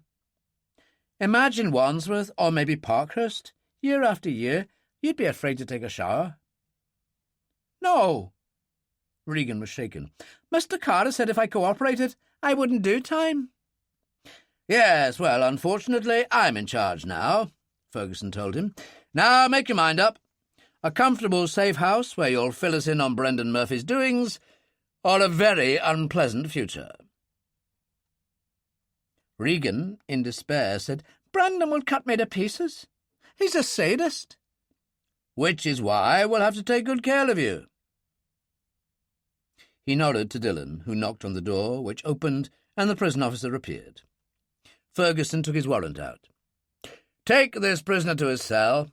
Allow him to collect his belongings, then present this document to the governor, authorizing his release into my custody." "Certainly, Brigadier." Regan was pushed out, and Ferguson turned to Dillon and Blake. "So we take him to Holland Park, where you, Dillon, will squeeze out the last drop of juice." "My pleasure, Brigadier," Dillon said. They delivered Regan to Holland Park and drove in through the electronic gates.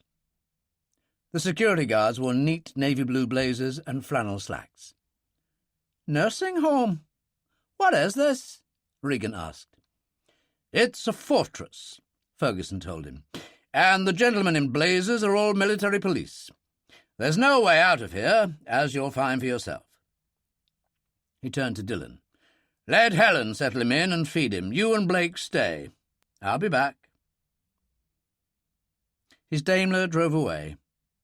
They took Regan up the steps between them, his wrists still manacled. The door opened, and a very large man appeared. "Mr. Dillon, sir."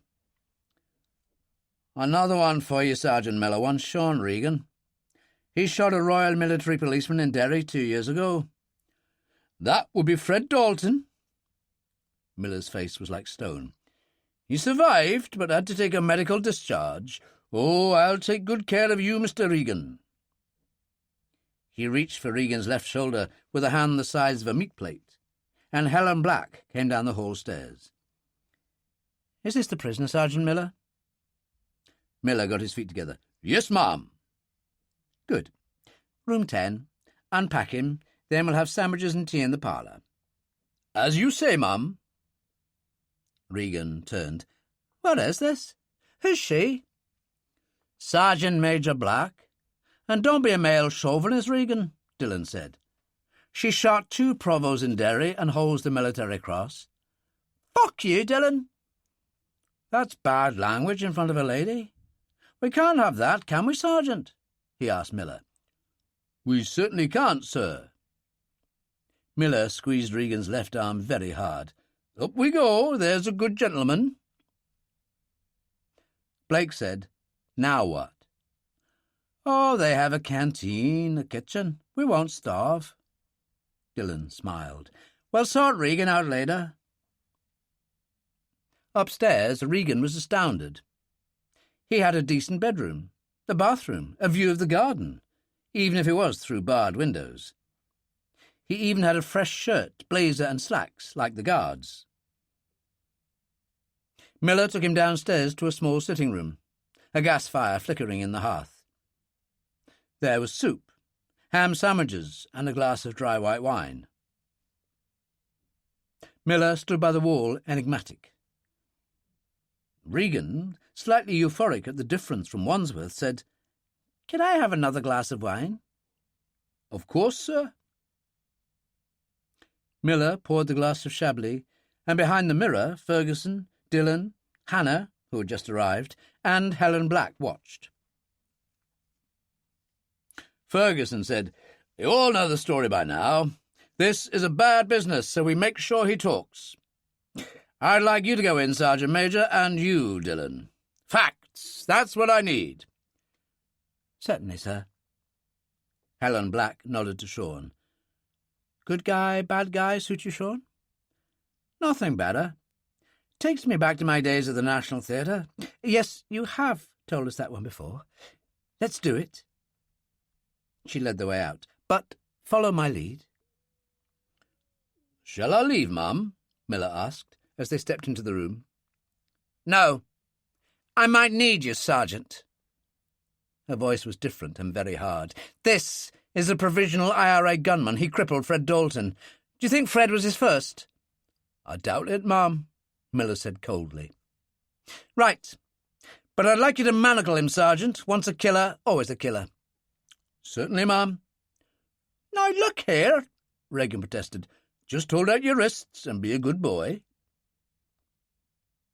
Regan was sweating and very, very worried. He'd had 3 weeks in Wandsworth with the lavatory bucket, the twice-a-week showers, the unwelcome attentions of certain wild-eyed prisoners and others. Basic English criminals who didn't like the IRA. The contrast of his treatment at the safe house spoke for itself. In a way, he thought he was going to be all right. But now he had this woman who looked like his elder sister, acting like the Gestapo. She unbuttoned her jacket, revealing the holstered Colt. Now then, let's get started. Roper had joined the group on the other side of the mirror. She's really very good. Outstanding, Blake agreed. And still won't take a commission, Ferguson said. You can't buy her, sir, Hannah put in. I know, Ferguson sighed. Very depressing. And then Helen Black started to work. The change was astonishing. This pleasant, decent Englishwoman seemed to take on a new persona. I've been fighting people like you for years. The bomb and the bullet, women and kids, you couldn't care less. I shot dead 2 of your bastards in Derry. They were parking a van with 50 pounds of Semtex on board outside a nurse's hostel. Well, we couldn't have that, could we? I took a bullet in the left thigh, got the bastard who did it, then sat up and got his friend in the back as he ran away. Regan was terrified. For Christ's sake, what kind of woman are you? She grabbed his jaw and shook his head painfully from side to side. The Apache Indians used to give their prisoners to their women to go to work on. I'm that kind of woman. Excellent, Ferguson said. She should be at the National Theatre herself. You crippled a comrade of mine, Fred Dalton. She took out her Colt and touched him between the eyes. "These are hollow points, you scum! I pull this trigger and your brains are on the wall." "For God's sake, no!" Regan cried. Dillon caught her wrist and turned the gun. "No! Sergeant Major, this isn't the way." She turned as if in fury. "I'll be back." She walked out. Regan was shaking. Dillon said to Miller, "Uncuff him, Sergeant. He isn't going anywhere." "As you say, sir." Miller got out a key and unlocked the manacles. Dillon opened his old silver cigarette case, took out 2 cigarettes, lit them, and gave Regan one. "There you go. Just like in Our Voyager." Regan was shaking. "What in the hell are you talking about?" "Never mind, Sean. I've a weakness for old movies. Now listen. Me, I got smart.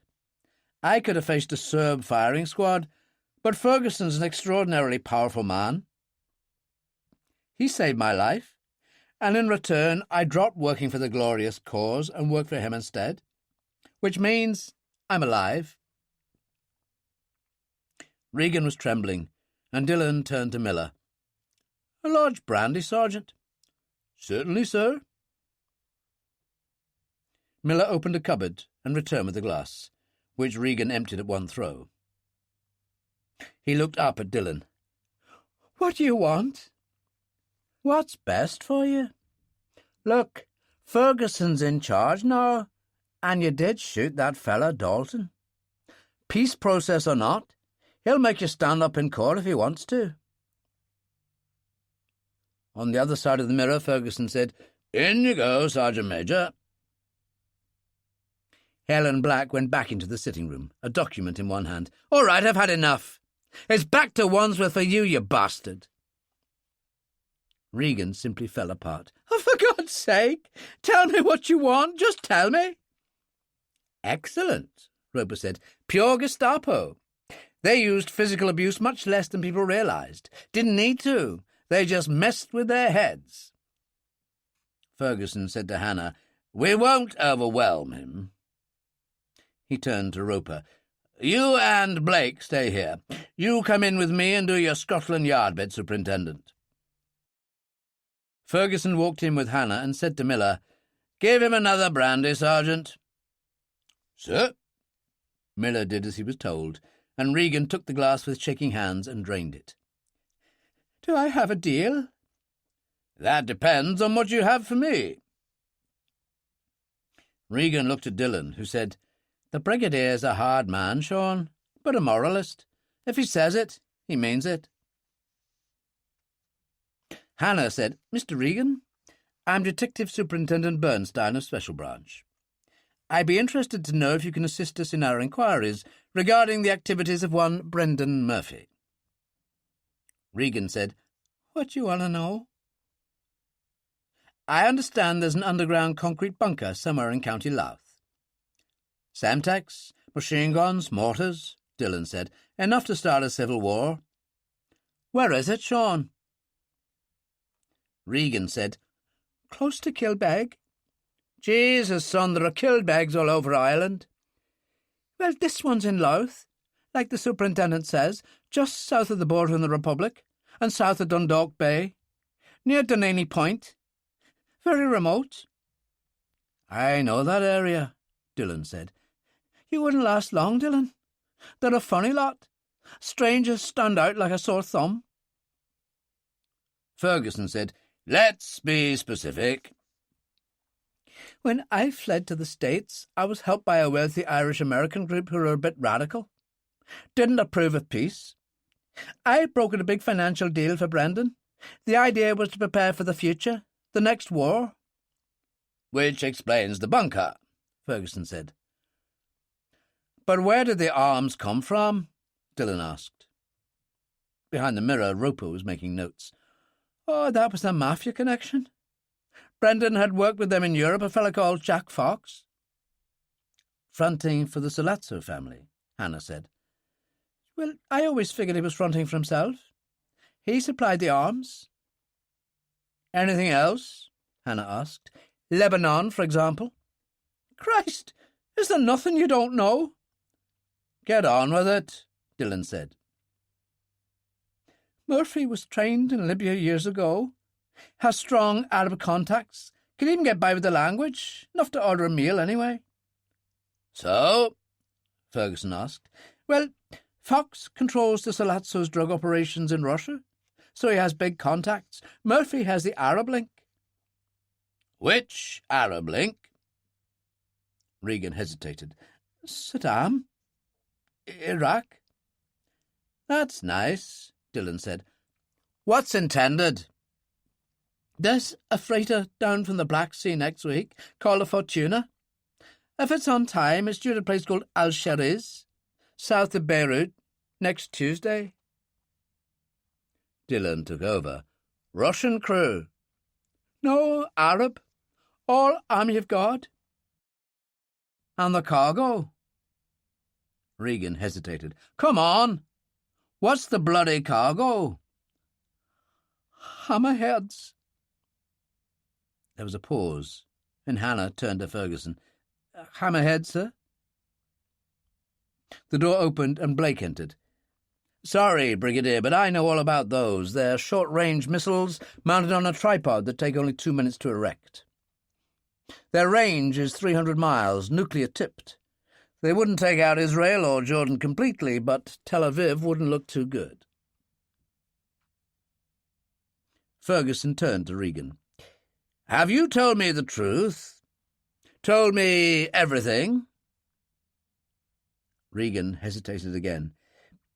When the boat gets in, the Fortuna, Brendan will be on board. Fox meets them, gets paid in gold, $5 million. Dollars or pounds? Dillon asked. How the fuck would I know? Paid on the boat's what I heard, because they want to arrange another consignment a month later. And all this is true? Ferguson asked. Yes, damn you. Ferguson turned to Helen Black and Miller. Send him back to his room. They took Regan out between them, and Roper came in after they left. I've had a thought, he said. I've got details of Fox's Gulfstream. It's parked at Heathrow, as I recall. Let me check its movements. They followed him to his ground-floor suite, where all his equipment had been set up. Roper started on the computer, fingers deft on the keys. He grunted. Fox has a slot booked out of Heathrow for Monday morning. Destination, Beirut. Wonderful, Dillon said. Regan was telling the truth. So what now, sir? Hannah asked. Ferguson said, We can't send in the SAS, and we do have other business with Fox. Something more subtle is needed. Hannah said, The Israelis wouldn't like this, Brigadier. Exactly what I was thinking. Ferguson turned to Dillon. You went to Beirut the other year with the superintendent here, stayed at the Al Bustan. How could I forget it? It overlooks some excellent Roman ruins. You remember my man there, Walid Hassan? Very well. Lebanese Christian. He and the superintendent got on rather well, which is not surprising, considering that he was actually Major Gideon Cohen of Mossad. A lieutenant colonel now. Had a nice sister, Anya, I remember, a lieutenant. Captain now. And there was another one, what was his name? Captain Moshe Levy. Major. Everything goes up in the world, Dillon. Yes, I think Colonel Cohen might be interested. I'll give him a call. Lieutenant Colonel Gideon Cohen wore uniform only on occasion. Sitting in his office now, at the top of a secluded building in Tel Aviv, he was wearing a white shirt and linen slacks, all very unmilitary for a Mossad colonel. 49 years of age, he had olive skin and hair that was still black and down to his shoulders.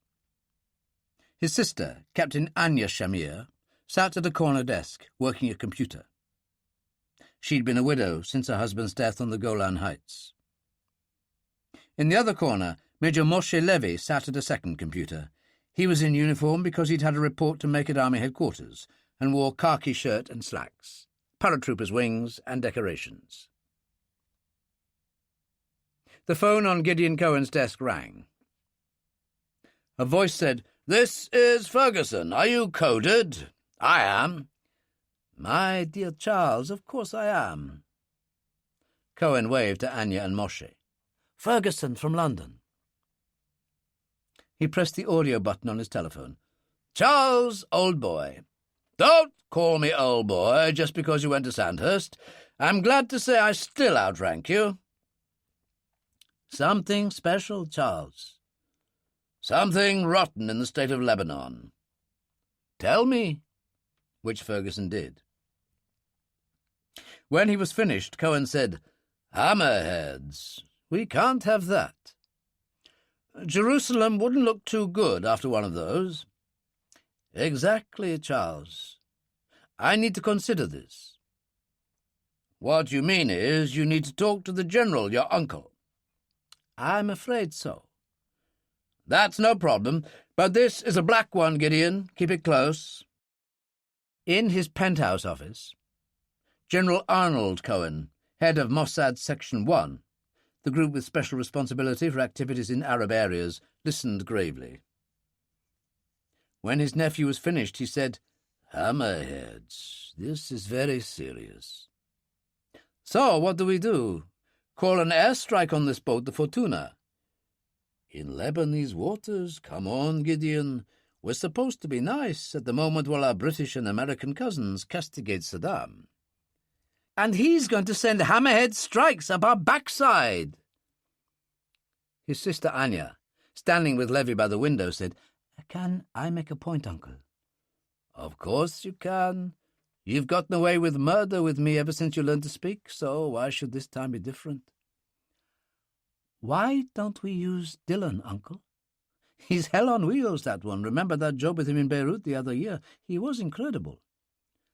"She's right," Levy put in. "What's important here is disposing of this Fortuna boat and its cargo with a minimum of fuss, right?" So we make it a small-scale operation. With Dillon to call on, the three of us can handle it in Al-Shariz. The right equipment, and we can blow the damn boat to hell." "He's right," Gideon Cohen said. "No adverse publicity, no airstrikes." "I like it," the general said. "Get on with it." Ferguson said, "Fine, Gideon, I'll send over Dillon. Also an American colleague, Blake Johnson, who works directly for the president. You'll find him most useful. I'll put Dillon on." A moment later, Dillon said in bad Hebrew, "How are you lying dog?" "Dillon, we seem to have business together." They switched into English. "I'm not sure how we'll do this," Dillon said. "If we're to blow this Fortuna out of the water, we'll need mines, Semtex, some scuba equipment." "We'll take care of it. We'll keep it low-key. Myself, Levy, my sister. With you on this American, that's 5. We don't want to draw attention, although things have changed since you operated in Beirut, my friend. It's not quite the war zone it used to be. People are trying to build up the infrastructure again, tourism and so on." "Where would Fox stay? Beirut?" "No, there's an old Moorish palace in Al-Shariz, which has been refurbished as a hotel. I'd say he'll be there. It's called the Golden House." "No good for us, then." "No problem. We'll come up on the motor yacht like tourists. You and your friends can stay on board." "We can't exactly sit in the bar of the Golden House, though. We don't want Fox to know it's us. It'd be much better if he thought it was an Israeli job." "Do you recall my sister Anya?" "How could I forget? She played a Lady of the Night better than a Lady of the Night." "Enough to ensnare this Fox?" Dillon laughed. "Enough to ensnare friend Fox. You and Johnson, Levy and myself will stay on our boat, the Pamir, well out of the way. Anya can squeeze what she can out of the guy. We'll send the Fortuna down when we're ready." "You Israelis are such morally committed people," Dillon said. "But you'll sink that boat, crew and all, without a flicker?" "Not even half a flicker," Cohen said. "See you soon." Dillon hung up, and Ferguson said, "So, here we go again." Hannah Bernstein said, "What about me, sir?" "Not this one, Superintendent. Dillon and Blake, plus our friends from Mossad, are enough.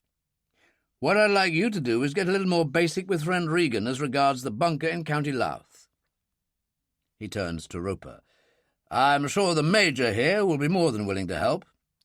"A pleasure, sir," Roper said. "Sorry, Hannah. I'll have to love you and leave you." Dillon turned to Blake and smiled, a strange excitement there. "Here we go, old buddy. Back to the war zone again." Lebanon, Al-Shariz. Chapter 9. Brendan Murphy leaned over the rail of the small coastal freighter, the Fortuna, and watched the distant lights of Syria. The ship was Italian-registered and had definitely seen better days, but under its battered exterior, the essential bits, the engines, were in excellent condition. They had left the Black Sea 2 days earlier and had made good time. The man who approached him, wearing a seaman's reefer coat, held a cup of coffee in one hand, which he passed to him. His name was Dermot Kelly, and he had unfashionably Irish blonde hair and a hard, pocked face. He lit a cigarette. "Jesus, Brandon, they're all fogging Arabs, this crew. If I light up in the saloon, they glare at me. Lucky I brought a bottle on board." "Fundamentalists," Murphy said. "Army of God, this lot. They're just waiting for death in the service of Allah, so they can go to paradise and have eternal pleasure in all those women." "They must be crazy." "Why? You mean we're Catholics and we're right and they're Muslims and they're wrong? Come off it, Dermot." An Arab in a reefer coat the same as Kelly's came down a ladder from the bridge. He was the captain, and his name was Abdul Sawar. "How's it going?" Brendan demanded. "Excellent, we'll be on time." "Well, that's good." Sawar said, "Any problems?" "Well, I miss bacon and eggs for breakfast," Kelly told him. "We do our best, Mr. Kelly, but some things are not possible." "Well, you'd probably have a problem in reverse in Dublin," Kelly told him. "Exactly." Sawar went back up the ladder, and Murphy said, "Don't stir the pot, Dermot. You can't expect good Irish bacon on an Italian boat crewed by Arabic fundamentalists off the coast of Syria." "All right. So I'll just think of the money." "The gold, Dermot, the gold. Speaking of which, we'll check it out." He led the way to the stern of the ship and went down a companionway to a rear saloon. There were 2 cargo boxes wrapped in sacking. Dermot lit a cigarette. "They look like shite to me." $5 million in gold." "How do we know?" "Because Saddam wants another cargo next month, so I won't screw around with this one." "Do you think it's all going to work?" "Like a Swiss watch. Fox will be on a plane. We'll offload the gold and take it to the airport of Beirut where the right officials have been bribed. The plane is routed to Dublin, but it puts down at an old Air Force base in Louth on the way. We unload our half and Fox carries on, announcing a mid-air change of destination." "Where will he go?" "Supposedly Heathrow. But on the way there, when the plane's in uncontrolled airspace, he'll put down on this estate nearby in Cornwall called Hell's Mouth. There's an RAF aerodrome there from the Second World War. The runway's a bit rough, but it can take a plane like the Gulfstream." "Sounds good to me, Brendan." "And me, Dermot." The other man smiled, took a half bottle of Paddy whiskey from his pocket, unscrewed the top and drank deeply. He passed it across. "Well, here's to Irish bacon and eggs, so to bread and rain." He smiled. "I miss the rain, Brendan. The good Irish rain." Gideon Cohen, his sister, and Moshe Levy had left a yachting marina on the coast near Haifa in a 40-foot boat of a kind regularly rented by tourists interested in diving. There were stocks of air bottles in the stern, bunks for 7 people below, A good kitchen galley, every convenience. Cohen's passport was British, in the name of Julian Grant. His sister and Levy had become a Mr. and Mrs. Frobisher, also British. Their background being impeccable, and Lebanon desperate for tourist money, they'd had no trouble getting the necessary visas and pushed towards Algeciras through the late afternoon. Cohen was at the wheel, Levy lounging beside him, Anya looking out of the half-open window. "So let's go over it," her brother said. "You and Moshe book into the Golden Palace. And do remember, Moshe, this is my sister you're sharing a suite with." "How could I forget, Colonel?" "Fox is booked in with these two hoods, Falcone and Russo. You make yourself available in the bar, Anya, just in case there's information available." "Oh, dear," she said, "here I go again, stage 6 at MGM, playing the whore." Her brother smiled and hugged her with his spare arm as he steered. "No, the good-looking whore." He shook his head. "This is a bad one, little sister. We can't make a mistake." "Well, at least we have Dillon." He laughed out loud. "My God, yes. The poor old Fortuna doesn't know what's going to hit it." On the plane, on the way to Beirut, Dillon said to Blake, "So, we're interested in establishing an electronics factory. A joint Anglo-American project, jobs for all, 3 days in and out." "No problems?" Blake asked. "Certainly not. They're still trying to build up the country again, while surrounded by people who want to cut each other's balls off. So we join Cohen's boat, look like recreational scuba divers, and send the Fortuna to the bottom. Hammerheads, the lot," Dillon said. "And the crew. Murdering fanatics. If they didn't want the risk, they shouldn't have joined." "But, Dillon, there's £5 million in gold on board." "Yes. Isn't that, as Ferguson would say, delicious? It also goes to the bottom. A fabulous expression of conspicuous consumption." He waved to Flight Sergeant Maddock. "Bring me another Bushmills. I'm celebrating imagining how Jack Fox'll feel." Fox booked into the Golden House with Falcone and Russo. He had a nice suite on the first floor, marble, scattered rugs, all very Moorish. He felt good. The Colosseum was a bad memory, and his lawyers seemed to think they might be able to fix things. Whether they did or not, the gold from the Fortuna was a certainty. Added to that, the cash Murphy owed him in Ireland from Irish-American arms orders would take the pressure right off. "Everything okay, signore?" Falcone asked. "Couldn't be better. Tonight's the night, Aldo. Gold, there's nothing like it. It's still the one commodity you can rely on. You've checked with the harbour master." "Yes, signore, the Fortuna's due in at 10. A crew of 12, all Arab, had left the Black Sea the day before yesterday." "Where will they anchor? On the pier?" "No, it's full, a few hundred yards out in the entrance to the bay." "Excellent. I'll have a shower, then dinner. I'll see you later." Their plane landed in early evening. Dillon and Johnson booked in as Russell and Gaunt and took a taxi to Algeciras. On the way, Dillon called Cohen on his mobile. "Lafayette, we are here." "I'm saying that on behalf of Blake." "Well, we're here too. Lower Yacht Basin, Pamir, Pier 3. See you soon." Dillon switched off his phone and relayed the information to the driver.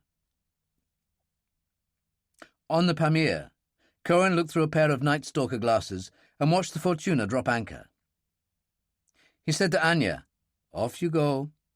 All I want to know is what he's up to. It could give us a clue to his movements." "Sure," she said. "Another thing," he was strangely awkward, "duty is duty, but you're my beloved sister. Don't get close to this one. He's bad news." She kissed his cheek. "Hey, little brother, don't worry." She booked into the hotel, changed, then went down to the bar, resplendent in a black mini-dress. her dark hair to her shoulders and looking terrific. She sat at the bar, and Fox, over by the window, Falcone and Russo at the next table, saw her at once. He nodded to Falcone, got up, went to the bar, and sat next to her. "Hi there." "Oh, an American," she smiled. "What are you doing here?" "Investigating tourist prospects," he said glibly. "What about you?" "Oh, I'm over from London with my husband, on the same errand." "Your husband?" Fox was disappointed. "Yes, well, he's been called to Tel Aviv. Left me on my own for 3 days." Fox put his hand on hers. "That's terrible. A nice-looking lady like you all on her own. But you've got me now. Have you eaten?" "No." "Well, join me." Which she did, for a sumptuous meal, part Arab, part European, and lots of Cristal champagne. She endured his questing hand on her thigh, and waited. Finally, Falcone, who had stood by the window, answered a mobile, came over and whispered. Fox squeezed her thigh. "Listen, I've got to go." "What a pity." It was 10 o'clock. He said, "I'll be a couple of hours. Will you still be here?" "Of course. I'll see you." He went out with Falcone. She followed and stood in the shadows of a palm tree and shrubbery while they talked on the terrace. "The Fortuna is in, signore." "Good. We offload the gold in 2 hours." "There's just one thing I don't understand," Falcone said. "These hammerheads are short range." "Absolutely." "So if we're talking Iraq, I'm puzzled. I mean, we're off the coast of Syria, so they can't be fired from Iraq." "Aldo, you don't get the point. They're very easy to set up and fire. The Fortuna is going to be a gun platform. The entire crew, as you know, is Army of God. All they want to do is take out Tel Aviv. Jerusalem they're funny about. After all, it's the second most important Muslim city." "My God, they're animals, these people." "Depends on your point of view. Now, let's get moving." Anya called her brother on her mobile and relayed the information. Gideon said, "Right, get out of there now. I'll expect you within the next half hour." On the Pamir, Dillon, Blake, Cohen and Levy were sitting under the stern awning having a look at the harbour chart when Anya arrived.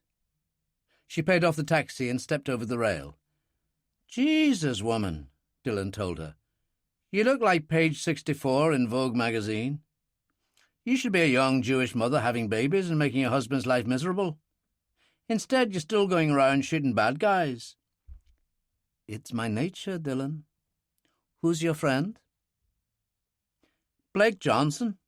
Former FBI and works for the president now, so let's have some respect here." She shook hands with Blake. "Nice to meet you," she said, and turned to her brother. "As I told you, I overheard Fox talking to one of his men on the terrace. The gold is definitely on board, as well as the hammerheads. The worrying thing is that the boat is to be used as a gun platform, with Tel Aviv a possible target." "Not if we blow that thing out of the water." "I couldn't put it better myself," Dillon told him. "And sooner rather than later," Blake put in. "The boat's here, and Fox will want it offloaded as soon as possible. We know from Roper that he has a return slot booked for 7 o'clock tomorrow." "Right, then let's get on with it." Cohen turned to Dillon. "How do we do this?" "Well, you remember in '94 in Beirut, when we blew up the Alexandrine with all that plutonium on board?" "You mean you blew up the Alexandrine?" Anya said. "And how did you do that?" Blake asked. "Took a shallow dive, went up the anchor chain, created a little mayhem, dropped a block of Semtex in the engine room, and that was that." Cohen said, "Sounds good to me." "A one-man show," Blake said. "I don't like it." "Blake, Vietnam was a long time ago." "Stuff that kind of talk, Sean. We go in together." Dillon sighed. All right, it's your funeral. He looked out as orange flickered on the horizon, and in the distance the security lights gleamed on the Fortuna. Let's get on with it. Time to save the free world again. Falcone, Russo, and Fox went out to the Fortuna in a water taxi and pulled up to a steel stairway at the side of the ship. Fox told the boatman to wait and led the way up to where Brendan Murphy, Dermot Kelly, and Captain Sawar waited. Fox and Brendan embraced. "You're looking good," Murphy said. "And you, old buddy. And you'll have an even broader smile when you know what's on shore and on its way to my plane. Come and have a look." Murphy led the way down to the stern saloon where the 2 cargo boxes waited. "5 million, Jack," he said. "It makes me feel God's on my side." "That's because you're Irish, you daft bastard," Fox said. "Let's go and have a drink, and then we'll offload this lot. I've got a water taxi waiting." Beside the Pamir, an inflatable waited. Dillon and Blake aboard in black dive suits with a single air bottle each, weight belts around their waists. Each had a dive bag with a Browning high power with a Carswell silencer inside. Dillon also carried 2 3-pound blocks of Semtex with 3-minute timer pencils. Gideon Cohen said to his sister and Levy, "I'll take them out. You wait here and be ready for sea." Anya hesitated, then picked up an Uzi submachine gun and stepped in beside Dillon and Blake. "Not this time. You might need backup, and Moshe is better with the boat than I am." Cohen sighed. "You're a great trial to me. Okay, take the Night Stalker and monitor what happens." They moved out into the harbour and floated to a halt 100 yards from the Fortuna. Dillon said, "Here we go," and pulled down his diving mask and reached for his mouthpiece. At only 10 feet, there was enough illumination from the security lights to give the water a kind of glow. He paused beside the steel stairway, released his jacket and air tank, and took the Browning from his dive bag and cocked it. His face half covered by his diving hood, he surfaced, Blake beside him, and an Arab seaman appeared at the top of the stairway. Dillon shot him instantly, the Browning near noiseless, tumbling him into the water, and started up. Blake, somewhere behind him, had another problem. The Arab who crewed the water taxi had been shocked to see Dillon surface and kill the seaman. He tossed his cigarette into the water, stood up, and Blake, with no options, had to shoot him. On deck it was quiet only for a moment. Then voices called.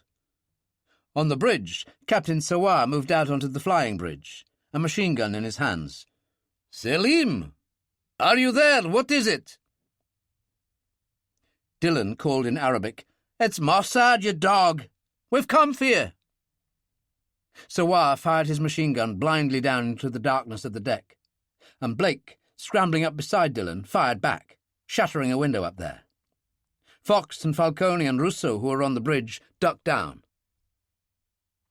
Fox said, "What the hell gives?"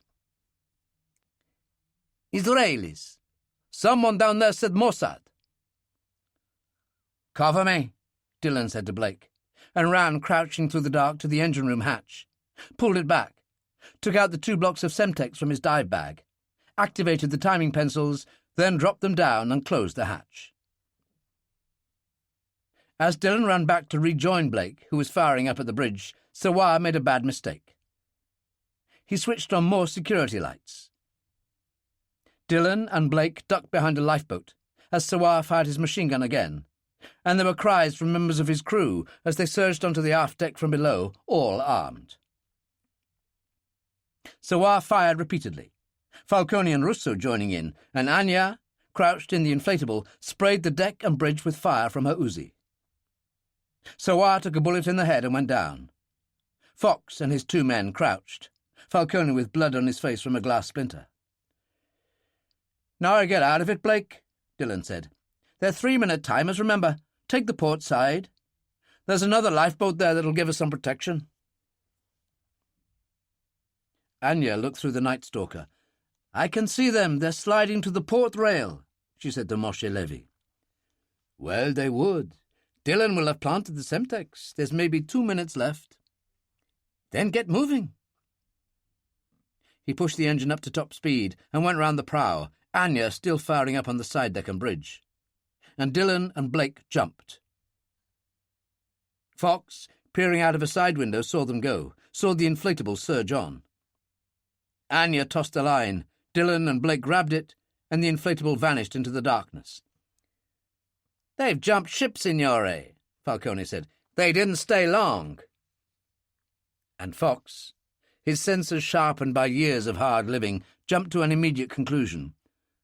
That's because they accomplished what they came here to do. Let's get out of here now. He scrambled down the ladder, and they followed, running into Murphy and Kelly on the side deck. What the hell's going on? Murphy demanded. Mossad! They planted explosives. Move it! Christ! They went down the steel stairway fast and crowded into the water taxi. Fox started the engine. Falcone and Russo threw the dead Arab into the water, and Fox took the boat away fast. They were perhaps 100 yards away when the explosion took place. The deck lifted, the bridge buckled, flames shot up into the night. 2 or 3 men jumped from the stern. Then the Fortuna seemed to break in half and went down very fast indeed. There was burning oil, faint screams. Shall we go back, Signore? Falcone asked. What for? All I want to do is get back to the airport and get out of this fucking place. Take over. He lit a cigarette as they moved towards the pier. Murphy said, It's all gone. Not just the missiles, but the gold. I know. Isn't life hell? Fox had an insane desire to laugh. But how did they know? This is the Middle East, Brendan. The Israelis have had considerable experience at giving the Arabs a hard time. You think they can't find out what Saddam is up to? You think their friends everywhere from London to Washington can't find out? He tossed his cigarette into the water. On top of that, the bastards can fight. All that gold. I can't believe it. Well, better get used to it. Back to Heathrow now? No point sticking around here. Do you and Kelly want a lift? No, we're going to Paris, then Dublin. They crashed onto the pier. Fox had left a limousine with an Arab driver waiting. He said, I'm going back to the Golden House to pack and move on. Do you want a lift there at least? No, we'll get a taxi and go right to the airport. No luggage. You lost it all on the boat. They'll think that's funny. I know this place. There's a late-night bazaar. We'll pick up some stuff. No problem. Good. They moved away from the others to the end of the pier. Murphy said, Christ, I needed that gold. So did I, Fox said. So what will you do? I've something laid on in London that should take care of things. Jesus, do you need a hand? Not this time. What about you? Back to Kilbeg to reflect. I'm not broke. You still owe me on a lot of that equipment in the bunker. I know you got at least $1 million on hold there. I know. A few bank raids will take care of the expenses, and the war will start again soon anyway. Fox held out his hand. Good luck. Stay in touch. I will. They went back to the limousine. Fox, Falcone and Russo got in, and it drove away. Murphy smelled the warm air, the aroma of spices. Disgusting, this place, Dermot. Let's go home to some civilization. Blake had a bullet crease on his right shoulder. Anya gave him first aid. On the Pamir there was a certain jubilation. Dillon and he changed, then went into the saloon. Moshe Levy was pouring wine into glasses, and Anya came in from a shower in a toweling robe, drying her hair. "Where's Gideon?" Dillon asked. "Making a phone call." Gideon was talking to his uncle at his apartment in Tel Aviv. General Cohen listened and slapped his thigh. "Marvellous! What a coup!"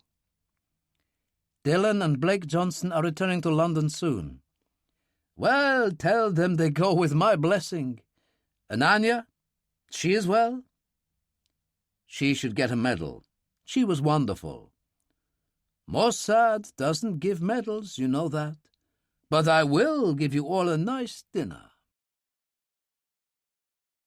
In Beirut, Fox, Falcone and Russo boarded their plane, discreetly observed by Lacey and Parry, who had been supplied with photos. The plane rose steadily to 50,000 feet and turned into the Mediterranean. Russo sat at the back, and a woman flight attendant offered drinks and a menu. Fox waved her away. Falcone sat opposite him. "Now what, signore?" "I don't know, Aldo. I've just lost a fortune. Murphy's lost a lot, and he owes me God knows how much for those arms in that bunker in County Louth. The Colosseum is closed down." He took a deep breath. "We've only got the Jagos left and that White Diamond Company job. 10 million. 4 to them leaves me with 6. The attendant handed Falcone a vodka martini. He savoured it and said, "Why not the full 10, signore? Why not all the proceeds? Russo and I could handle it. It'll go a long way to making up what you just lost." Fox tasted his glass of champagne. "You really are a very bad man, Aldo. But I like it." Falcone smiled, recalling his conversation in the washroom at the airport with Don Marco on his mobile. He'd recounted the whole sorry affair. Don Marco had said, "It just gets worse. If I didn't know better, I'd say it was Dillon and Johnson again. But you say it was the Israelis." "No doubt about it, they identified themselves." "It's like he was snake-bit. All right, Aldo, watch out for him, okay?" Remembering, Falcone said, "The Jagos, they're animali, signore. As I say, let Russo and me take care of them." "It's certainly an interesting thought," Fox smiled. "We'll see." In London, Ferguson listened to Dillon on his codex and nodded. "What an absolutely marvellous result. Our friends at Mossad have performed magnificently. But you and Blake haven't done too badly either." "Why, Brigadier, praise some years, praise indeed." "Don't let it go to your head, Dillon. We'll see you soon." He sat there by the fire in his flat, thinking about it, then called for his Daimler, got a coat on and told his driver to take him to Pine Grove, where he knew Hannah Bernstein was working on Sean Regan.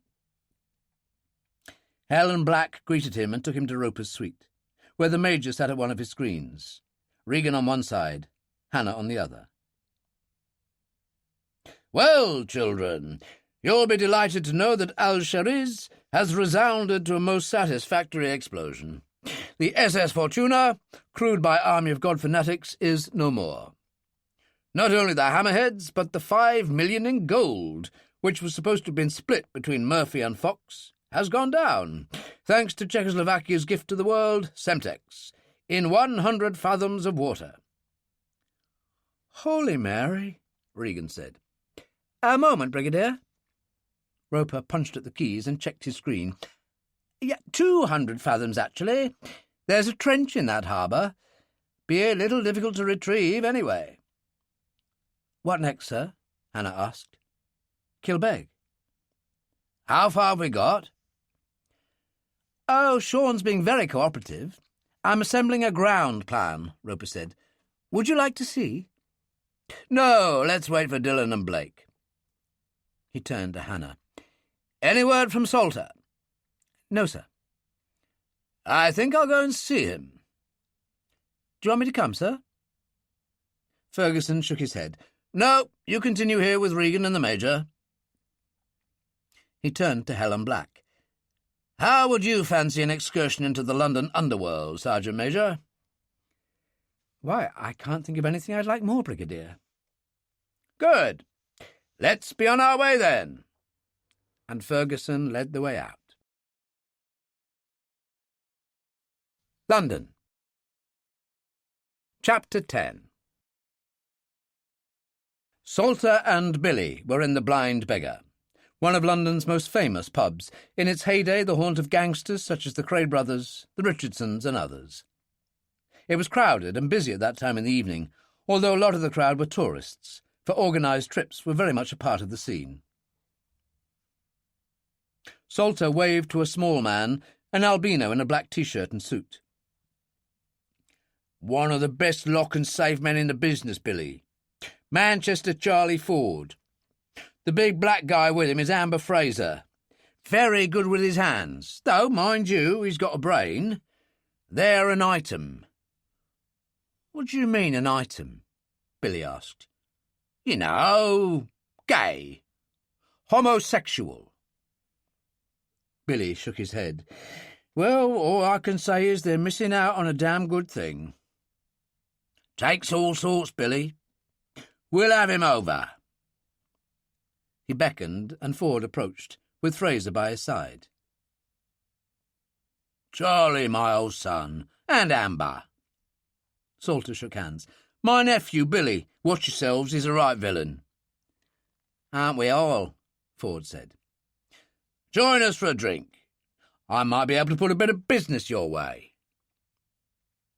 He'd already heard that Ford and his friends were booked up, but was testing the water. "What are you suggesting, Harry?" Ford asked. "Well, I'm organising something big. I won't say what, but I'll need a top man with your skills, and let's face it, Charlie, you are the top man." "When are we talking about?" "Next couple of weeks." "No way, Harry. I mean, next month could be all right. But I'm booked right now." "Oh, well, good for you. It's a nice one, I hope." "Very nice, Harry. Very special." "Say no more. What I don't know, I can't talk about." He kept the facade going. "What about Phil Shapiro?" "Got turned over last week. They're holding him at West End Central. You could try Huey Belov. Mind you, he claims to be retired, but he taught me a lot. Depends on what you're offering." "Thanks for the idea," Salter told him. At that moment, the Jago brothers walked in and stood at the end of the bar. Ford said, "Got to go, old son. See you around." "Take care," Salter told him. Ford and Fraser joined the Jagos. Billy said, "Well, that settles it, I'd say." "Yeah, but we still need to know exactly what they're up to." "Well, how do we do that?" "The old-fashioned way. Follow them to see where it leads. Come on." Baxter and Hall waited in the Range Rover parked up the street. Salter said, "Don't bother with me, I'll get a taxi. You wait with Billy. The Jagos are inside with Manchester Charlie Ford. When they come out, follow them. You got those night glasses in the glove compartment, Joe, the Russian things?" "Sure have, Harry." "Get on with it, then." And Salter walked away. It was half an hour later that the Jagos emerged, with Ford and Fraser. They went up the street to a Ford station wagon, got inside and drove away. To Billy's surprise, they were aiming for home territory, Wapping. There was plenty of late evening traffic and Baxter stayed well back. The station wagon finally turned into a narrow road between old warehouses, mostly refurbished. "St. Richard's Dock," Baxter said. "They turned all your warehouses into offices and such last year." "Any housing? Apartments?" Billy asked. "No." "Then what the hell are they up to? Pull in at the end of the street and give me those glasses." Baxter parked in the shadow of a wall and they got out. Billy focused the glasses as the Jagos and the other two got out and went down stone steps to the shingled beach beside the river. They started to walk, and Billy watched, for they were clearly seen in the strange green glow of the glasses. The tide's out, Hall said. Otherwise they'd be swimming. They've disappeared, Billy said. We'll wait. It was 10 minutes later that the Jagos and the others reappeared and walked back along the beach. They climbed the steps, got in the station wagon, and drove away. OK, Billy said. Get the torch from the Range Rover, Joe, and we'll take a look. He found what he was looking for with no trouble. An arched entrance to a tunnel, dark and wet, lichen growing over the ancient stoneware. There was a damp river smell to everything. He led the way, probing the darkness with the torchlight, and came to a huge rusting iron grill gate. There was a lock, everything corroded tight. So, what are they up to? Baxter asked. God knows, but we'll find out. Back to Harry. And he turned and led the way out. In his personal booth at the end of the bar at the Dark Man, Harry Salter sipped beer and listened. St. Richard's Dock. I've got a piece of that, Billy. He called to Dora and she came round the bar. He put an arm round her waist. Have a look in the file in my office, love. St. Richard's Dock. Anything for you, Harry? Yeah, I know that. Only just get me the bleeding file. She was back in a couple of minutes. He opened the file, took out a plan and checked it. 2 merchant banks, estate agents, property developers, 2 restaurants, the White Diamond Company. He sat back. Jesus Christ, no, they couldn't. I mean, a place like that these days? It's state-of-the-art security. The bleeding works. I can't believe this. Strangely, it was Billy who said, Just take it slowly, Harry. Let's consider what they was doing on the beach in that tunnel. You're right, Billy. You're learning. He turned to Hall. Have a look in the saloon bar. See if that old geezer Handy Green's in. He usually is. Used to be a barge captain. There's nothing he doesn't know about the river more than me, and that's saying something. Hall went off and returned a moment later with an ancient and wizened man all shriveled up inside a reefer coat and jeans. Salter said, Andy, my old son, come and join us for a drink. I think you might be able to help me. Anything, Harry, anything I can do, you know that. The thing is, Andy, I've got a problem. You know St. Richard's Dock? Of course I do, Harry. They've redeveloped all the warehouses, offices, all that. You finished it last year. I used to work the boats, the old sailing barges from there when I was a kid. There's an interesting thing, Harry said. Billy happened to be on the beach there and noticed the entrance to a tunnel. Well, he would if the tide was out. If the tide's in, the entrance is covered. It's called St. Richard's Force. What the hell's that supposed to mean? He took the large brandy Dora brought and gave it to the old man. Oh, it's a medieval thing. Force meaning pressure.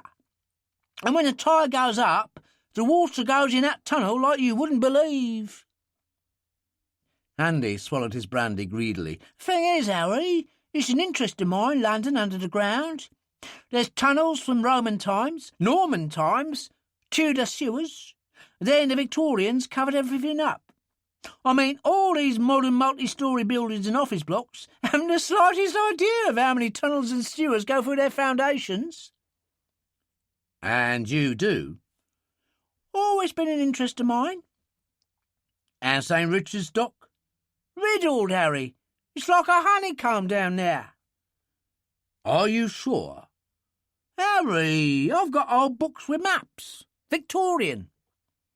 Really? Salter turned to Billy. Do me a favour, Billy. Take Andy round to his place and get these books. I'll phone Ferguson. Tell him what we've got. Which he did, and Ferguson, alerted on his mobile, returned to Pine Grove. An hour later at Pine Grove, Handy Green sat with Roper and showed him some very interesting plans in some very old books. Roper checked the information, then got to work. Ferguson and Salter watched with Billy. Baxter and Hall were in the canteen. The screen came alive with ground plans. "Extraordinary," Roper said. "What is it?" Ferguson asked. "A network of Victorian tunnels and sewers adjacent to the St. Richard's Dock infrastructure. There are places where you'd only need a sledgehammer to smash through Victorian brick into the St. Richard's basement." "So what's that bleeding mean?" Salter demanded.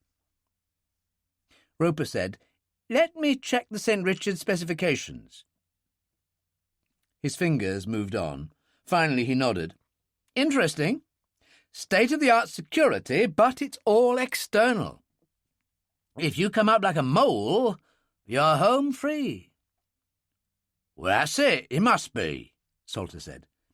"I'd say." Roper turned to Ferguson. "Brigadier?" "Looks like it. But when are they going to do it? That's the thing." He turned to Salter and his nephew. "Will you stay on the case? We know the place, but we need to know the time." "Well, I don't think it's on Tuesday, if you follow me. Not from what Manchester Charlie Ford indicated. It'll be a week to 2 weeks."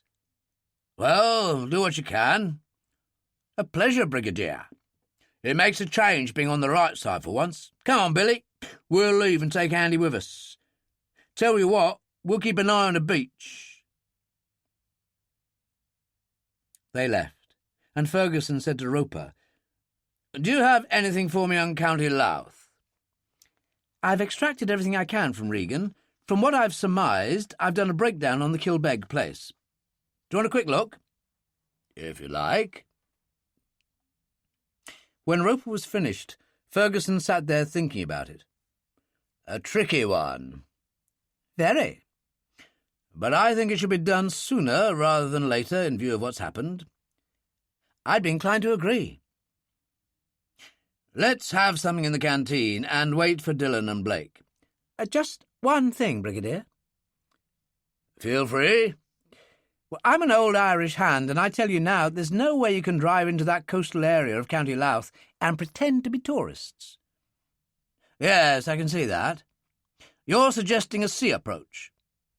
"It's the only way." "Show me County Down, Louth, the Scottish coast." Roper tapped it up obediently. "There you go." Ferguson said, "What would you say about Oban on the west coast there? Would that be a suitable point of departure?" "Perfect, Brigadier." "Excellent." Ferguson took out his mobile and called Hannah Bernstein at the office. "Dillon not in yet?" "Just landed at Farley Field, sir." "Good. I want him down here, Blake too. Things are moving, Superintendent. We're going to make an Irish expedition. Speak to transportation. A motor cruiser, that kind of thing." "Certainly, sir. Home port?" "Oban. Any equipment Dillon needs, we'll call him when he arrives. Make the meeting here and come yourself. I'm sorry, but I may have to put you in harm's way again." "It's what I'm paid for, sir." Dillon and Blake wolfed bacon and eggs and listened to Ferguson and Roper. "I think it might be useful if Dillon and Sergeant Major Black had another chat with Regan, sir, just to make sure he's being honest." "A sensible idea," Ferguson said. "Let's do it." They went up to Roper's suite first, and he showed them the situation at Kilbeg on the screen.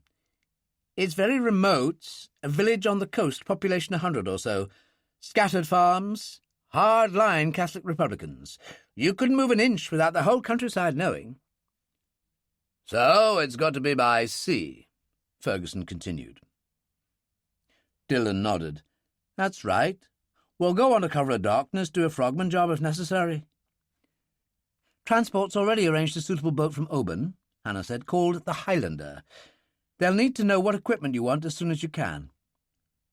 "No problem. I'll draw up a list. Are you coming, Blake?"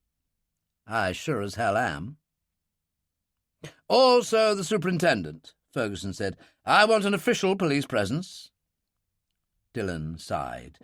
"At it again, Hannah, trying to get your head blown off. What is it, guilt?" "Get stuffed, Dillon.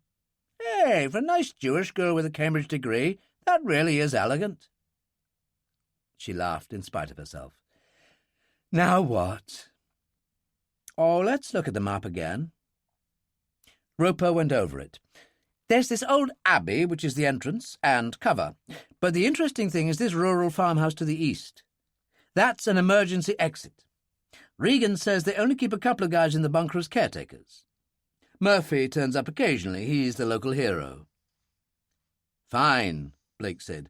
We go in and blow it to hell. Ferguson nodded. Let's have Regan in for interrogation. You, Sergeant Major Black, Dillon. The same Variety Hall act, just in case there's something you forgot. When Sergeant Miller brought in Regan, Dillon was sitting by the fire.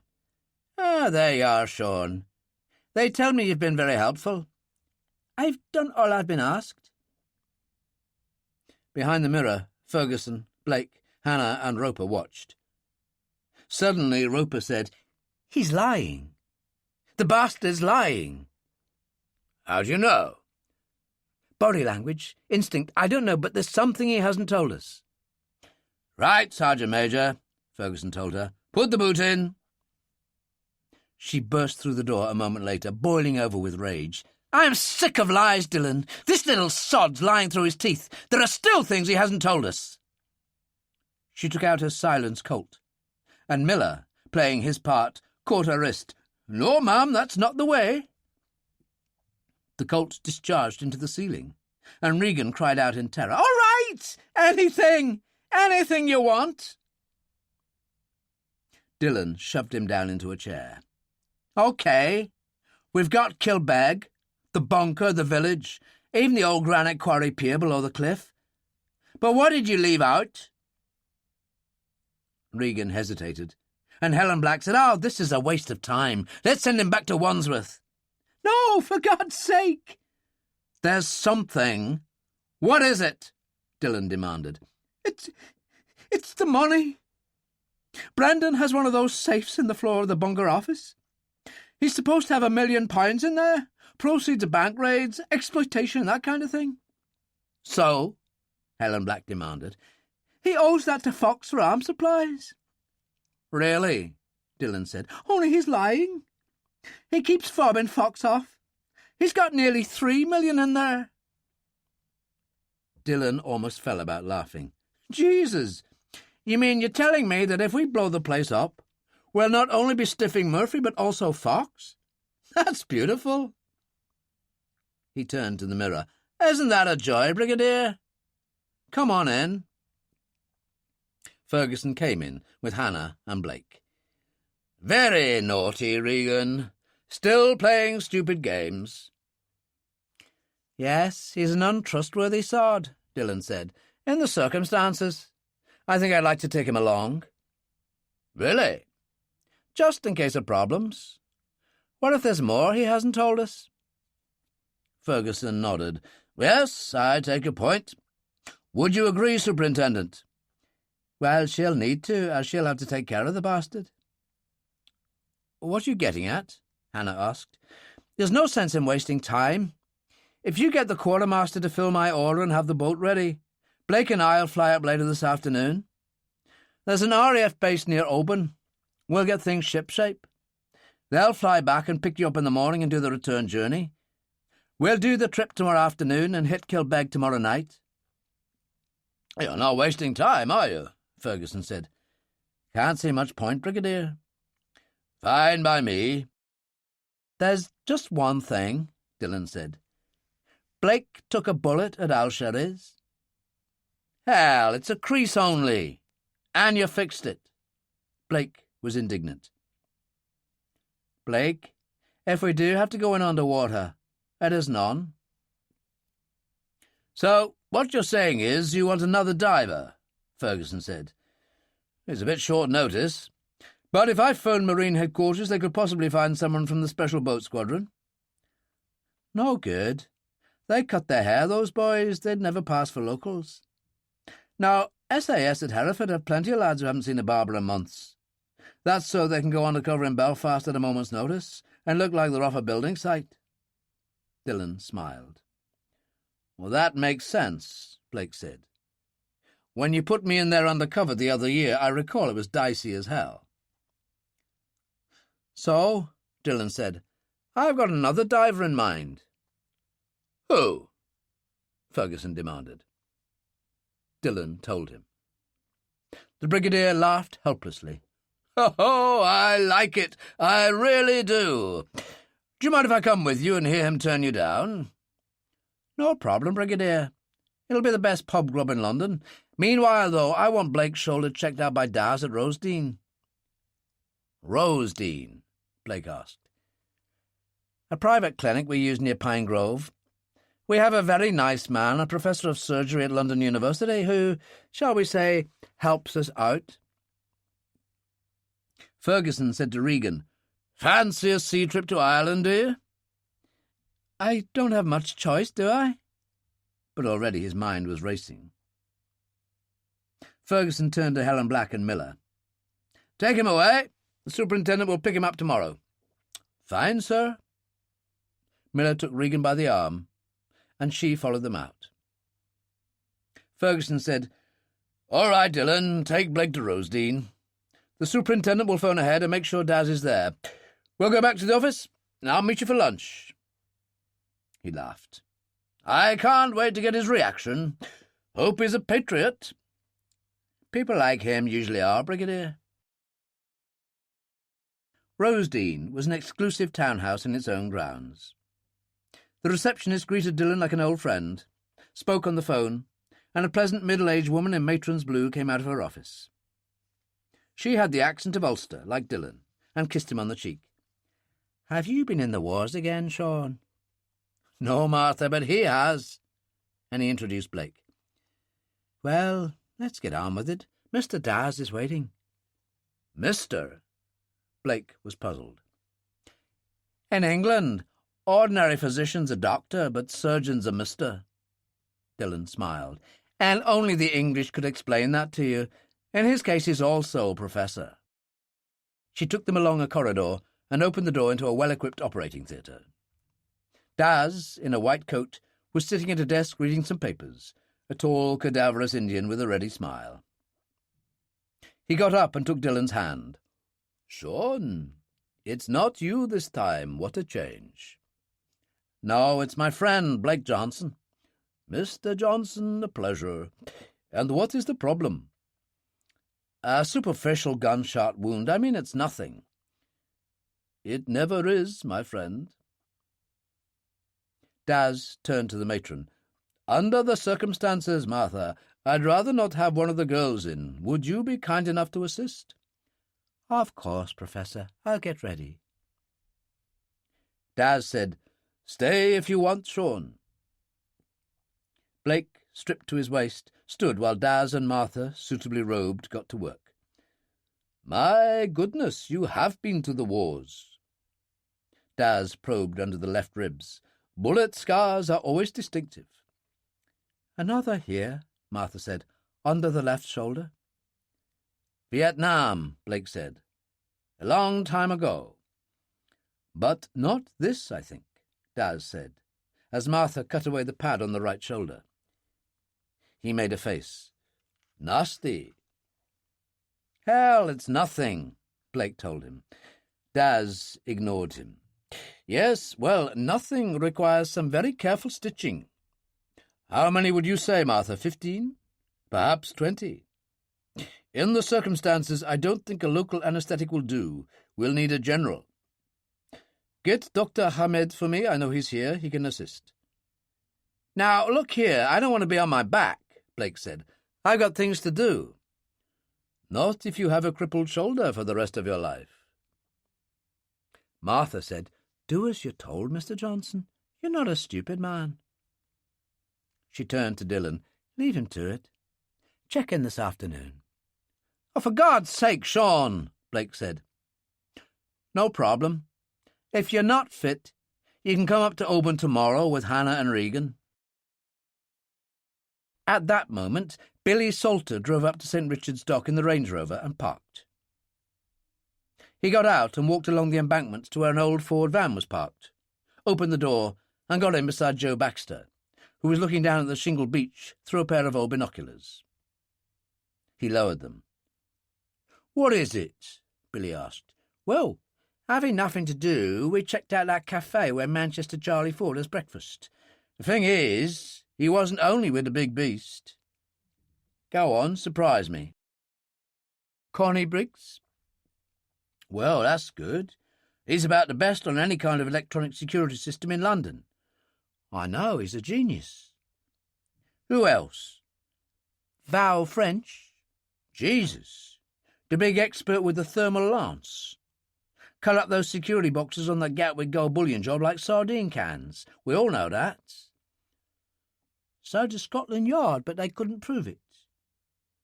So, why are we here? They all came down in a Toyota van. We followed. They got out, carrying a couple of canvas bags, went along the beach, the tide being out, and went along to the tunnel entrance.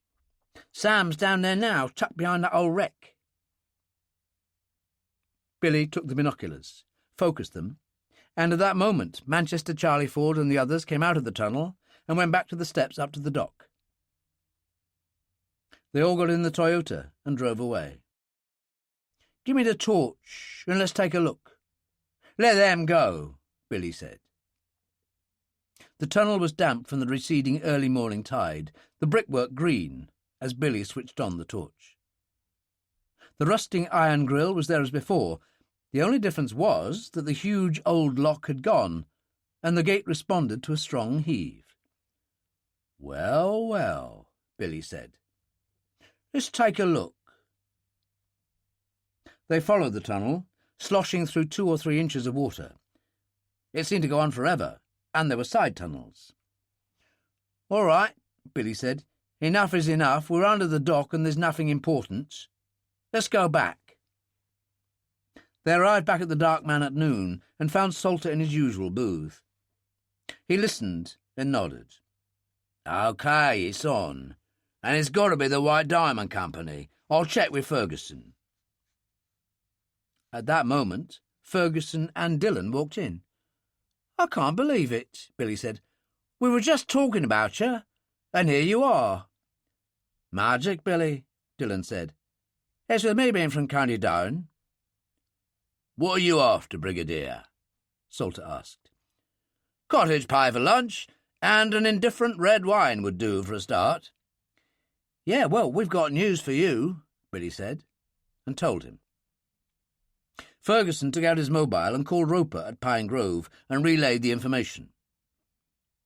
I'm concerned with timing here. It's just occurred to me, if you could access the White Diamond Company, we might find something is going on. Leave it with me, Brigadier. Ferguson put his phone down. So, we could be in business, gentlemen. It's an OBE for you, Harry, for services to the country. Fuck off, Brigadier. Dora appeared. Cottage pie, love, and a bottle of that Krug champagne, as Dillon's here. She walked away, and Dillon said, It's the great man you are, Harry. What are you trying to do, you little Irish git? Butter me up? Actually, yes. I need a favour. What favour? I need a master diver, and the only one I know on short notice is Billy. Salter was totally shocked. You've got to be kidding. No. My American friend Blake took a bullet in the shoulder and won't be too fit. I'm taking a boat into a remote part of the Irish coast, where there's an underground bunker full of the wrong kind of weapons waiting to be used in the next round of the Irish troubles. I intend to blow it to hell, and as friend Fox has a financial interest, I'll get extra pleasure. He turned to Billy.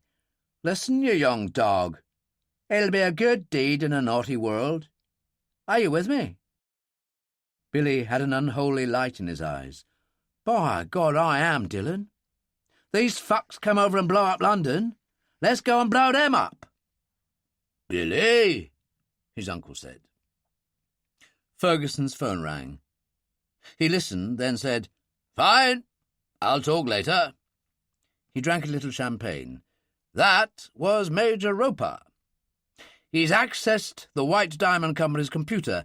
They're receiving a consignment of top-grade diamonds on Thursday. £10 million worth. Dillon said, So we know where we are. He turned. Harry? Salter said, What the hell?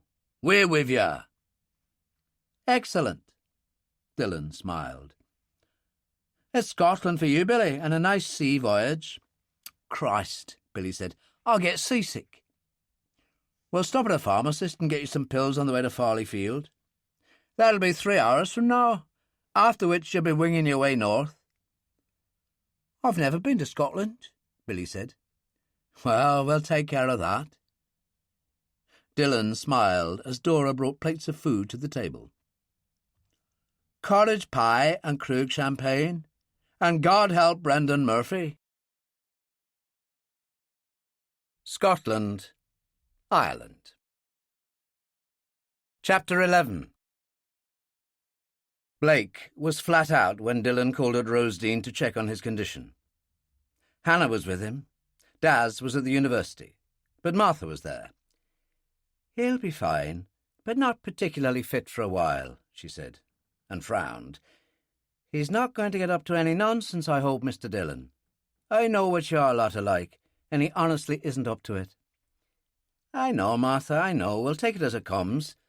I'm flying off to Scotland, so keep the superintendent here informed.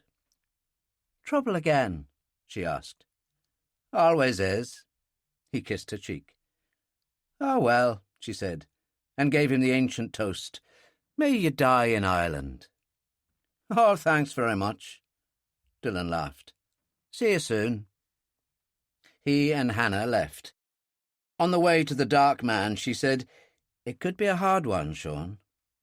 I know, and Blake won't be up to it. Frankly, in his condition, he'd be a liability. What do you want me to do? Try and lose him. With luck, you won't have to do much. Maybe Martha could give him a pill. Always the practical one, aren't you? He's a good man, Hannah. I'm the bad one. I don't care about that, but I do care about him. I'll never understand you. I don't understand me. Join the club. I'm just passing through, Hannah. I'd have thought you'd have realised that by now. Dillon phoned ahead, and Billy was waiting outside the Dark Man with his uncle, Baxter, and Hall. Harry said, I actually care for this young bastard, so bring him back in one piece, Dillon. Notice I didn't say try, so don't let me down, because if you come back alone— I get the picture, Dillon said. In you get, Billy. The driver put the case in the boot, and Billy sat in front, nervous and excited. Christ, Dillon, what have you got me into? Hey, adventure, Billy. You'll come back and join the Marines. Like hell I will. Independent spirit, me. At Farley Field, the department's quartermaster, a retired sergeant major, waited with his list. All loaded, Mr. Dillon. Walters with Carswell silencers, 3 Uzi machine pistols with silencers, stun grenades, and half a dozen of the fragmentation variety in case you have trouble, plus the Semtex and timers. What about diving equipment? Standard suits and fins as issued to the Special Boat Service.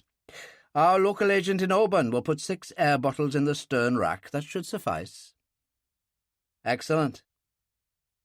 Lacey was already in the Gulfstream with Parry. Maddock waited at the bottom of the steps. Dillon kissed Hannah on the cheek. We, who are about to die, salute you. Don't be stupid. I'll see you tomorrow. I know. And watch Regan. He's a devious little sod. I thought that was you. It was such a stupid remark, and instantly regretted. But Dillon smiled. Ah, the hard woman you are. He pushed Billy up the steps in front of him. Maddock followed and closed the door, and the Gulfstream moved away. Why, Hannah whispered, why do I say things like that? And yet she knew that, for her, his past condemned him. All those years as the Provisional IRA's most feared enforcer. All the killing. She looked up as the Gulfstream lifted. Damn you, Dillon, she said. Damn you. In his suite at Pine Grove, Roper trawled the computer and came up with results. He checked again, then phoned Ferguson. Fox and his 2 goons are booked into the Dorchester for a week. Anything else? Murphy and Dermot Kelly are booked on an Air France flight from Paris, arriving in Dublin around what the Irish call tea time. Any idea of the onward destination? Oh, come on, Brigadier. It must be Kilbeg. They think he's Robin Hood up there. If you want to check, why don't you call in a favour from that Chief Superintendent Malone of the Garda Special Branch? What an excellent idea, Ferguson said. He thought about it, then rang through to Malone in Dublin. Charles Ferguson, Daniel. Malone groaned. What in the hell do you want, Charles? A favour. At Dublin Airport, Murphy and Kelly landed at 4:30, proceeded through customs with light luggage, went out of the concourse and approached an old Ford saloon car. The driver was named John Connolly. The man beside him, Joseph Tomelty.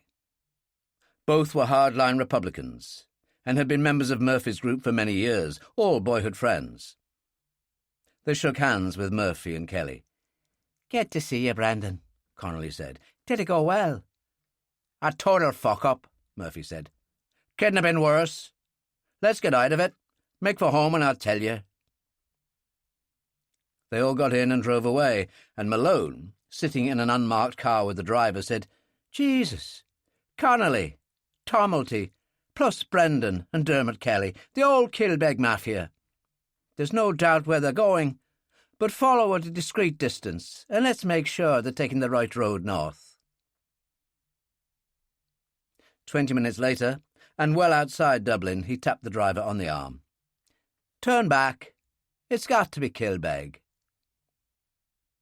A few minutes later, as the car returned to Dublin, he called Ferguson on his mobile and told him what had happened. So, it's Kilbeg, Ferguson said. I'd say definitely. Are you going to give us trouble here, Charles? Don't be silly, Daniel. We're doing ourselves a favour and you a favour. Leave it alone, and I'll keep you informed. One more question. Since you're running this, it means Dillon's involved. Obviously. Then God help Brendan Murphy. Ferguson put down his phone and turned to Hannah, who had been listening. You heard? Murphy and company are on their way to Kilbeg. I'll let Dillon know, sir, in case it affects his plans. It won't make much difference, you know what he's like. He'll go in tomorrow night anyway, Murphy or no Murphy.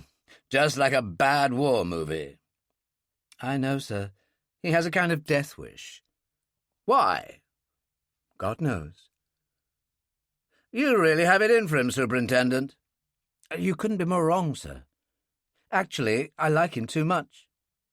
He reminds me of Liam Devlin, that combination of scholar, actor, poet, and absolutely cold-blooded killer. Just like Sir Walter Raleigh, Ferguson said.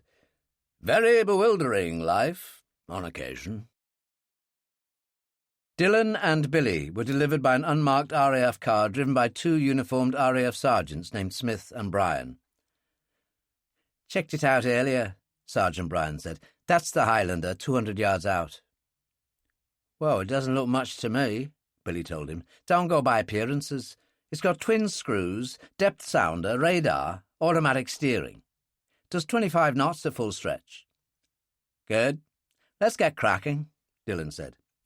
Right, sir. We got a whaleboat to take your gear out. 40 minutes later, the gear was stowed. Everything shipshape. Bryan said, "You got the inflatable with a good outboard motor. We'll get back now." "Thanks for a good job," Dillon told him. The sergeants departed in the whaleboat, and Dillon's mobile rang. It was Hannah Bernstein, bringing him up to date on the Kilbeg situation. "Murphy being there, will it give you a problem?" "Only if I can't shoot the bastard." "How's Blake?" "Still on his back." "Good. Let's keep it that way. We'll see you tomorrow." Oban was enveloped in mist, and a fine rain was driving across the water, pushed by a light wind. Above, on the land, low clouds draped across mountain tops.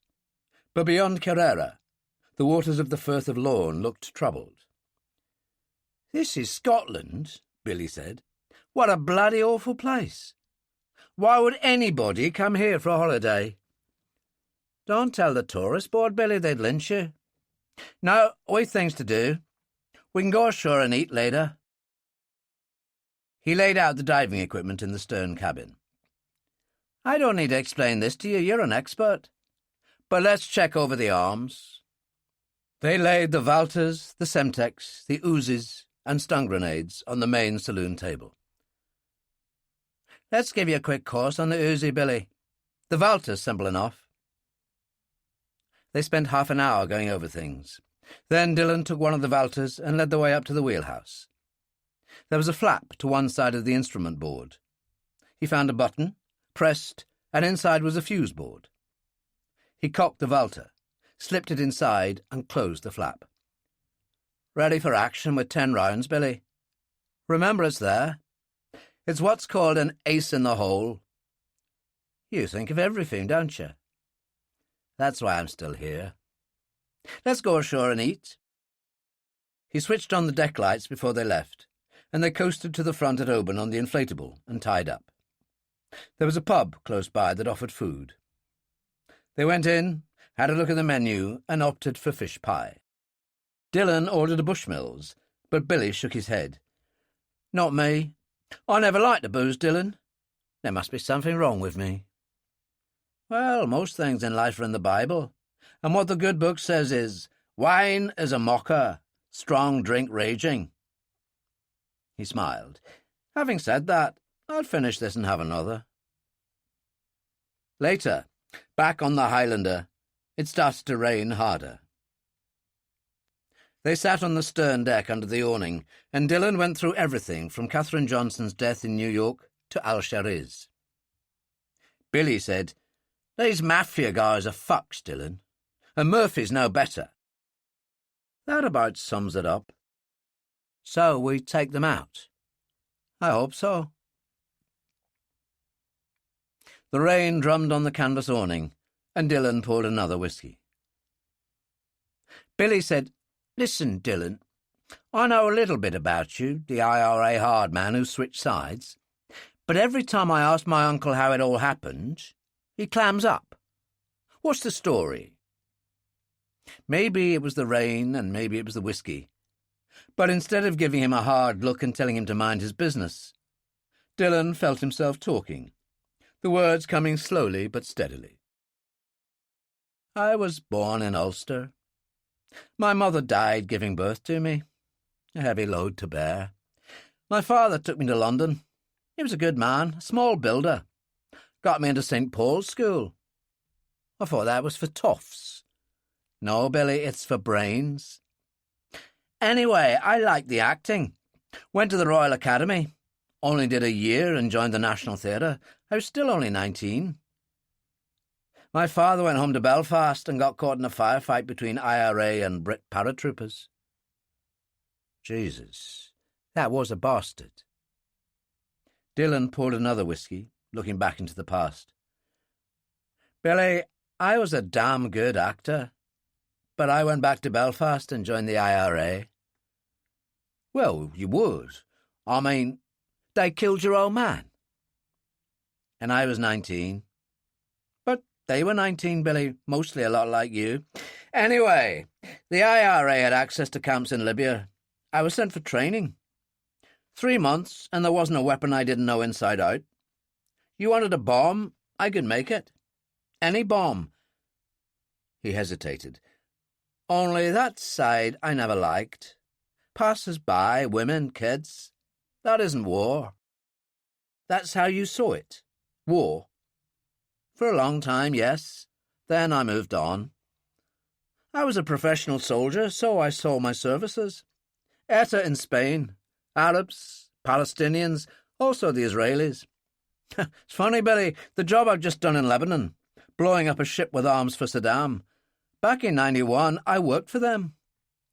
You what? Gulf War. I did the mortar attack on Downing Street in the snow. You wouldn't remember that. I bleeding well do. I've read articles. They used a Ford Transit, then a guy on a motorbike picked up the bomber. That was me, Billy. Dillon, you bastard! You nearly got the Prime Minister and the entire cabinet. Yes, almost, but not quite. I made a great deal of money out of it. I'm still rich, if you like. Later, I got into trouble in Bosnia. I was due to face a Serb firing squad, only Ferguson turned up. Saved my miserable skin, and in return, I had to work for him. You see, Billy, he wanted someone who was worse than the bad guys, and that was me. There was a kind of infinite sadness, and Billy surprised himself by saying quietly, "What the hell? Sometimes life just rolls up on you." You could say that. The kid who was an actor at 19 carried on acting just like in a bad movie, only he became the living legend of the IRA. You know those westerns where they say Wyatt Earp killed 21 men? Billy, I couldn't tell you what my score is, except that it's a lot more. He smiled gently. Do you ever get tired? I mean really tired? Billy Salter summoned up all his resources. Listen, Dillon, you need to go to bed. True. It's not much good when you don't sleep very well, but there's no harm in trying. You do that. Dillon got up, rock steady. The trouble is, I don't really care whether I live or die anymore. And when you're into the business of going into harm's way, that's not good. Yeah, well, this time you got me. Just go to bed. Dillon went down the companionway. Billy sat there thinking about it, the rain beating down relentlessly, dripping off the awning. He'd never liked anyone as much as he liked Dillon. Never admired anyone as much, outside of his uncle anyway. He lit a cigarette and thought about it, and suddenly saw a parallel. His uncle was a gangster, a right villain, as they said in London, but there were things he wouldn't do, and Billy now saw that Dillon was the same. He looked at the bottle of Bushmills morosely.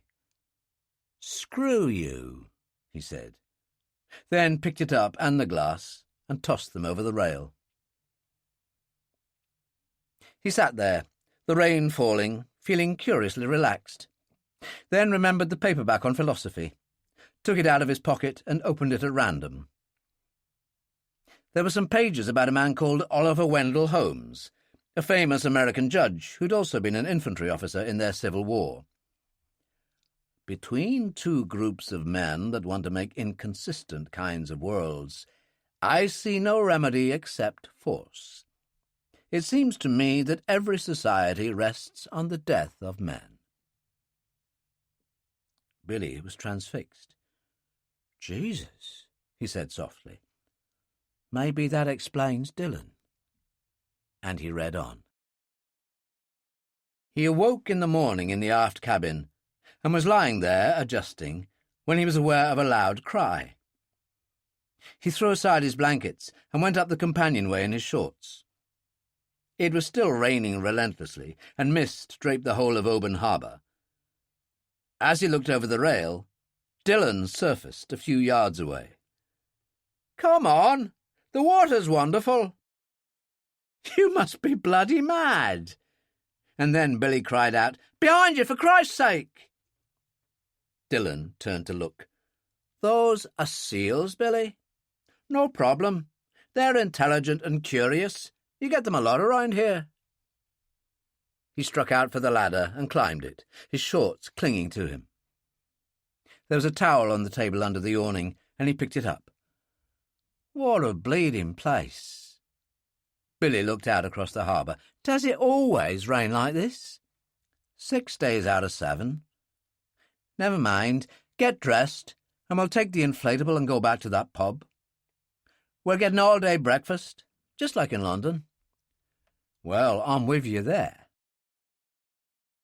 Hannah Bernstein called in at Rosedene around 9:30 and found Martha in reception. How is he? Not wonderful. The bullet gouged deep. We thought 20 stitches and ended up with 30. Look, I don't know what's going on, but he isn't fit to go anywhere. The professor is checking him out now. I'll go and see how he's doing. Hannah helped herself to coffee from the machine and was sipping it when Daz appeared. Listen, tell me the truth, he said. He's as woozy as hell, yet he keeps trying to tell me he's got important things to do. And I presume by that he means the usual kind of things you, Dillon, and the Brigadier get up to. Absolutely. Only this time it's something so dangerous that there's no way he can be involved in his condition. Dillon will handle it. Yes, well, he would, wouldn't he? What do you want from me? I know it sounds unethical, but couldn't you sedate him? That might be the best solution. He turned to Martha. He really needs a sound sleep. You know what to do. He smiled at Hannah. If you want to see him, better do it now. Blake was propped up, his right shoulder and arm bandaged, and looked awful, his face haggard. Hannah leaned over and kissed his cheek. How are you, Blake? Terrible. I just need a rest, a couple of hours, and I'll be fine. When are we leaving? Later this afternoon, but take it easy for now. Christ, it hurts. Martha, lurking in the background, came forward with a glass of water and a couple of pills in a plastic cup. Here you go, she said to Blake. What are these? Painkillers. You'll feel a lot better soon. Hannah held his hand for a while, and slowly it relaxed and slipped away as he stared blankly at her. There he goes, Martha whispered. He'll be asleep for hours. They went out and found Daz at reception signing a few letters. He looked up. All right. On his way to dreamland, Martha told him. Good. I must go. I've got an operation scheduled at Guy's Hospital. He smiled at Hannah. You'll monitor the situation. The Brigadier will. I'm needed elsewhere. She nodded to Martha and went out with him to where the Daimler waited. Can I give you a lift? I was going to get a taxi, but yes, a lift would help. Ministry of Defence first, then you belong to Professor Daz, she told the driver, and they drove away. I hate March weather, she said. Bloody rain. Oh dear, it's like that, is it? Daz smiled. As may not have escaped your attention, I'm a Hindu, Hannah. Personal vibrations are important to me, and I sense you're up to your neck in trouble again. The Dillon kind of trouble. Something like that.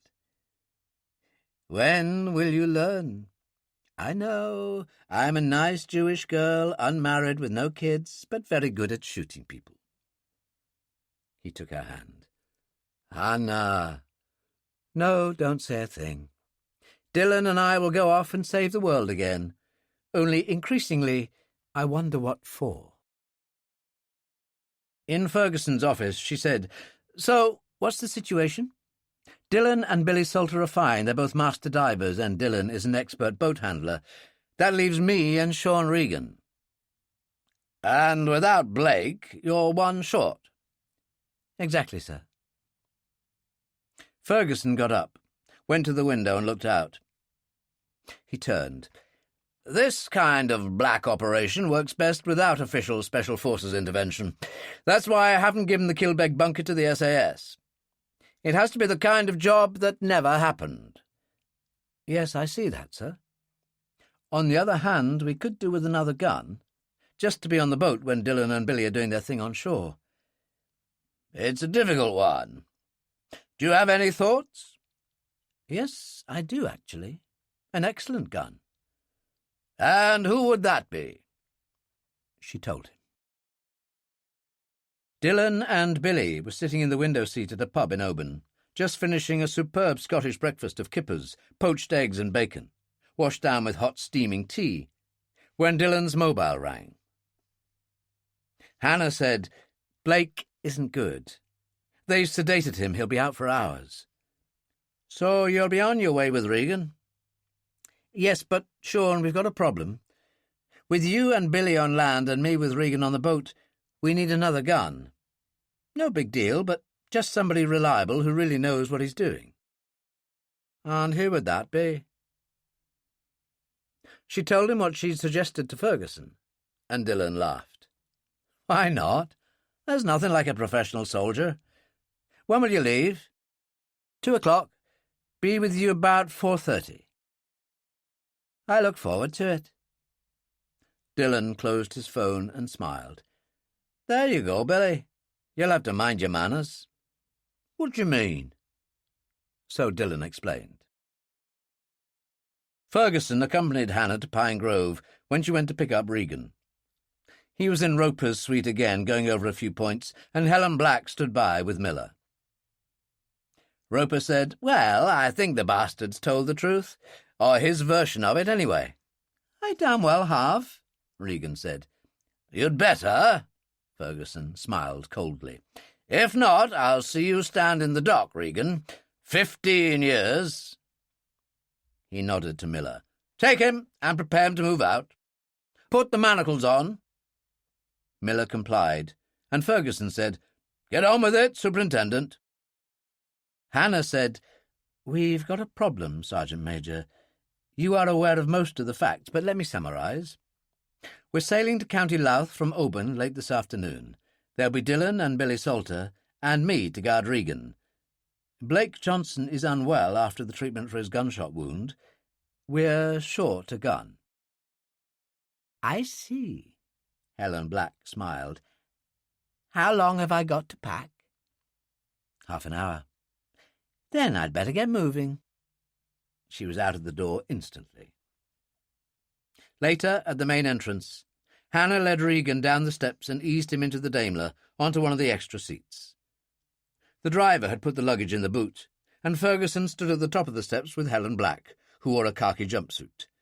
They were alone for a moment. "I'm grateful, Helen." "Tony's in Bosnia at the moment," she said, referring to her husband. "The Household Cavalry has 2 troops there." "I know, my love." "There's no need to worry him, but you'll obviously see to things if anything goes wrong." "My dear Helen." He kissed her cheek. "Just believe in Sean Dillon. He is a bastard of the first order, but my God, he's good." "You didn't need to tell me, not with the years I spent in Ulster. See you, Charles, and thanks for asking me to the party." At Farley Field, the Gulfstream was ready. Maddock loaded the luggage, then took them in. As Parry and Lacey came on board, Hannah made the introductions. Lacey said, "There's a bit of a headwind. It'll be an hour and 45 minutes, but could run to 2. He joined Parry in the cockpit. The engine started, and they moved away, taking off very quickly and climbing steeply. Regan held out his manacle wrists. "Can I have these off? I'm not going anywhere." Helen Black laughed. "That's true." She took out a key and unlocked him. Maddock appeared from the galley. "Tea, ladies." "An excellent idea," Hannah said. "Personally, I'd like an Irish whiskey," Regan told him. Maddock looked at Hannah, who nodded. "Give him what he wants, Sergeant." Helen Black turned to her. "Well, here I go, into the war zone again." As they returned to the Highlander, Billy said, "Jesus, Dillon, not only 2 women, but both coppers." "Yes, Scotland Yard Special Branch Variety and Royal Military Police. But remember one thing, Billy. They've both killed more than once in the course of duty. They both know what they're doing." "What have I got myself into?" "Well, as Heidegger said, and you quoted him to me, life is action and passion." Billy cut in. OK. So it's going to be bleeding active and terribly exciting. You'll love it, Billy, Dillon said, as they coasted in, and he reached for the Highlander's ladder. Chapter 12. The rain continued relentlessly. Billy was coiling a rope under the awning when a voice called, "Highlander, ahoy!" Hannah, Helen Black, and Regan were standing on the jetty beside a Range Rover, the driver in plain clothes, but obviously RAF. Billy called down the companionway, "They're here, Dillon." Dillon came up on deck and looked across. "Fine. I'll go and get 'em." The inflatable coasted in at the bottom of the steps, and Hannah called, "Everything okay?" "Absolutely. Let's have the luggage." There were only 3 bags, and the driver brought them down. Regan followed, hands manacled again. He held up his wrist to Dillon. "I might as well be on a Georgia chain gang." "You deserve to be, you shite." Dillon shoved him into the boat. "Go on, get in there." He turned to greet the women. "Sergeant Major?" "Superintendent." "A fast boat and a passage by night. Action. Passion. We've got it all here." "How riveting," Helen Black said. "I can't wait." And she stepped into the inflatable. Dillon handed the luggage up to Billy, and Helen climbed in, followed by Hannah. Hannah looked around the Highlander.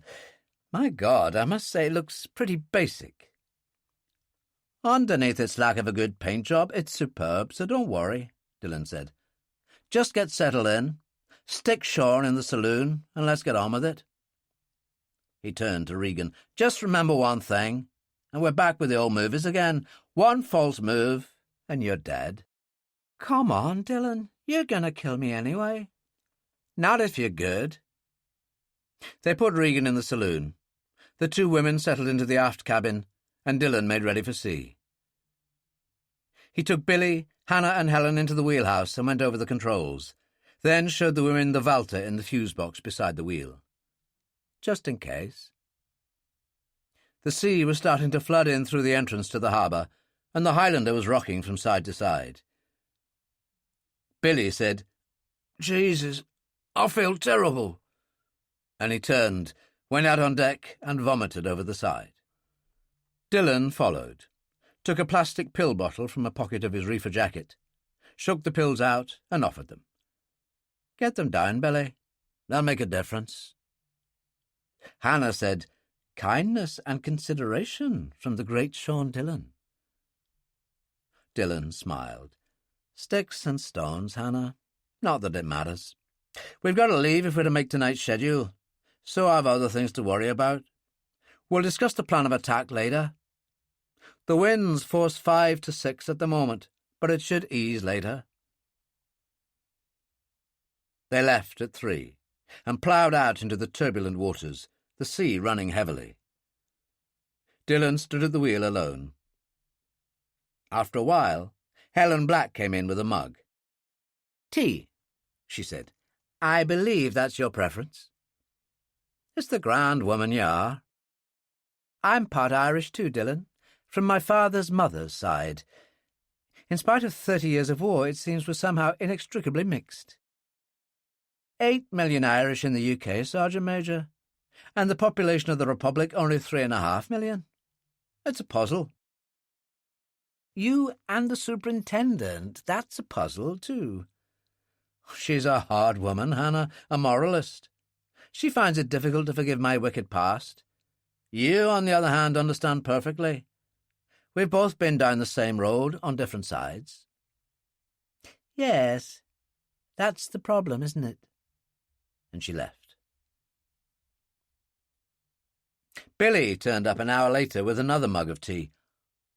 "Are you okay, Dillon?" "I'm fine. But what about you? The pills worked. It's Regan who's in trouble. You better give me some more of those pills." Dillon handed him the bottle. "Take care of it, Billy. Let me know how he is." Perhaps half an hour later, Billy came back. "He's lying down, but I think they're doing the job. Good. Billy said, Dillon, on the White Diamond job, I've been thinking. Go on.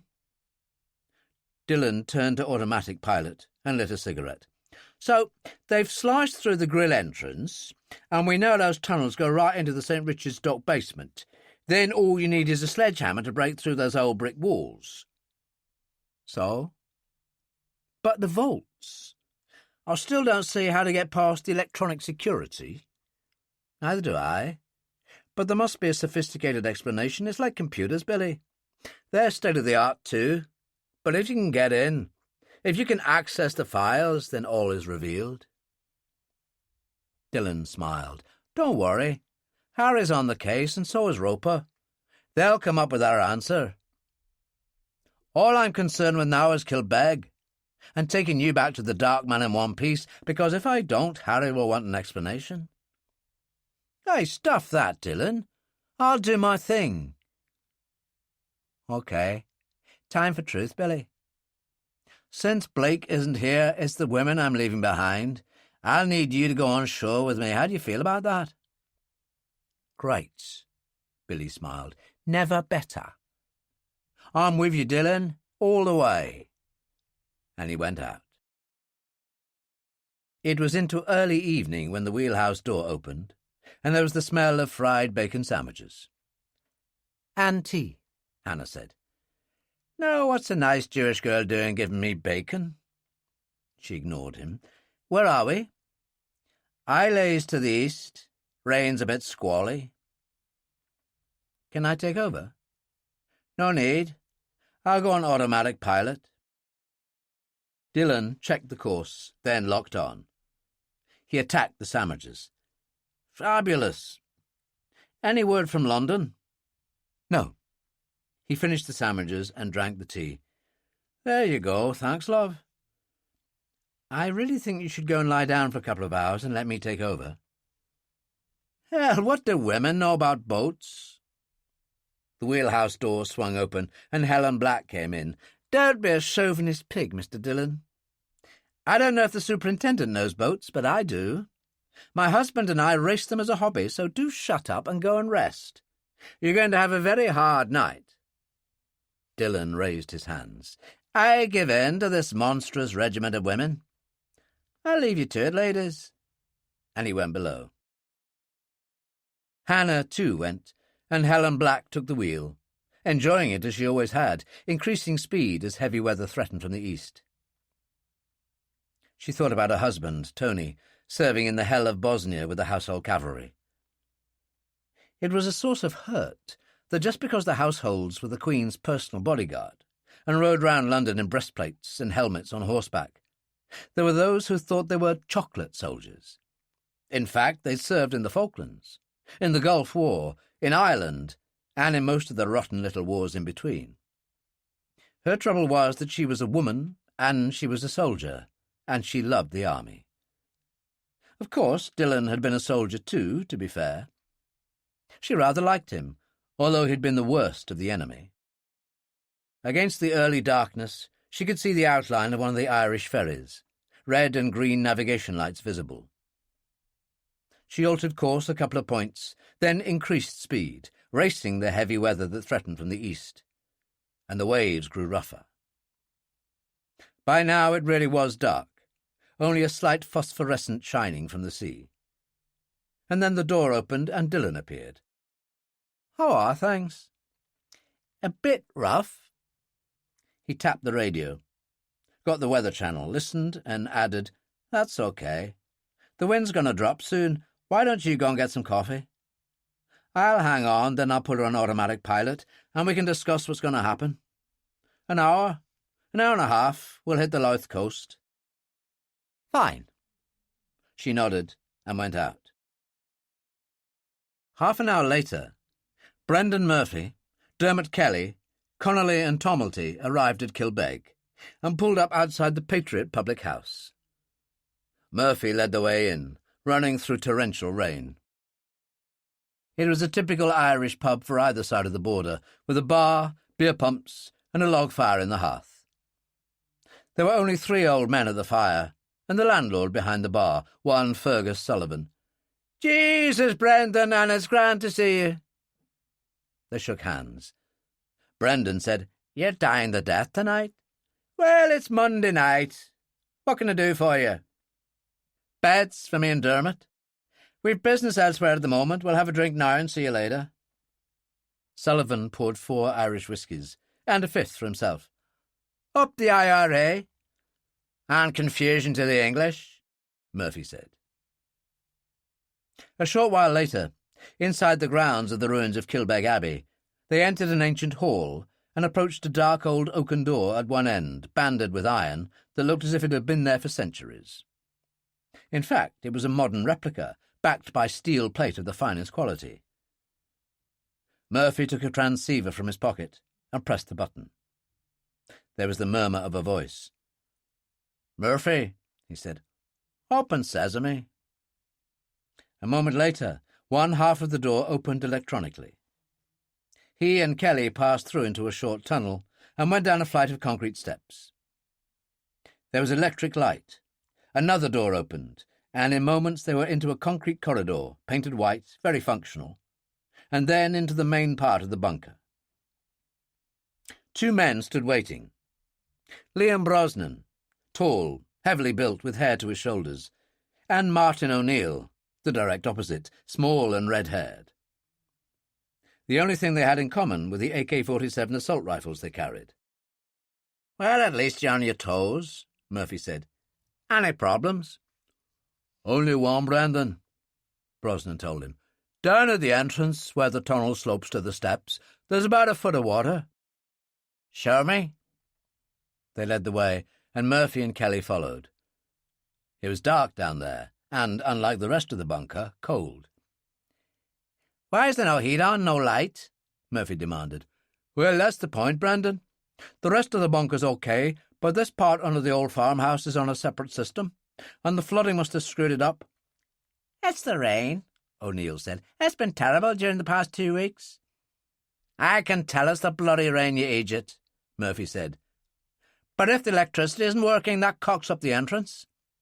There aren't any bars. They weren't necessary when it was electronic." "I've chained the handles and padlocked them," Brosnan told him. "I was waiting for you, Brandon. I knew you would want someone reliable." "Exactly. Well, don't worry, there's that fella Patterson in Dundalk that builds the fancy houses. He knows which side his bread's buttered on." "I know who you mean." "You call him, and tell him I'll see him at the Patriot for breakfast at 8:30 tomorrow. Explain the flooding and tell him I expect miracles. He'll attend to it, or he'll get a bullet in his left knee, and that's only for starters." They walked back through the storage areas. Mortars, stacked neatly. The kind of missiles and heavy machine guns that could shoot down a helicopter. AK-47s and Armallites, still greased and brand new from the factory. Cases of Semtex. Murphy lit a cigarette and said to Kelly, "Look at it, Dermot. Just waiting to be used. And those old women in London talk peace." "You're right, Brandon." "Our day'll come. I'll just check the office." It was at the end of the tunnel. Small, functional, with filing cabinets, a computer system and a desk. He said to Brosnan and O'Neill, "Wait outside." Kelly closed the door. Murphy knelt behind the desk and lifted a section of carpet.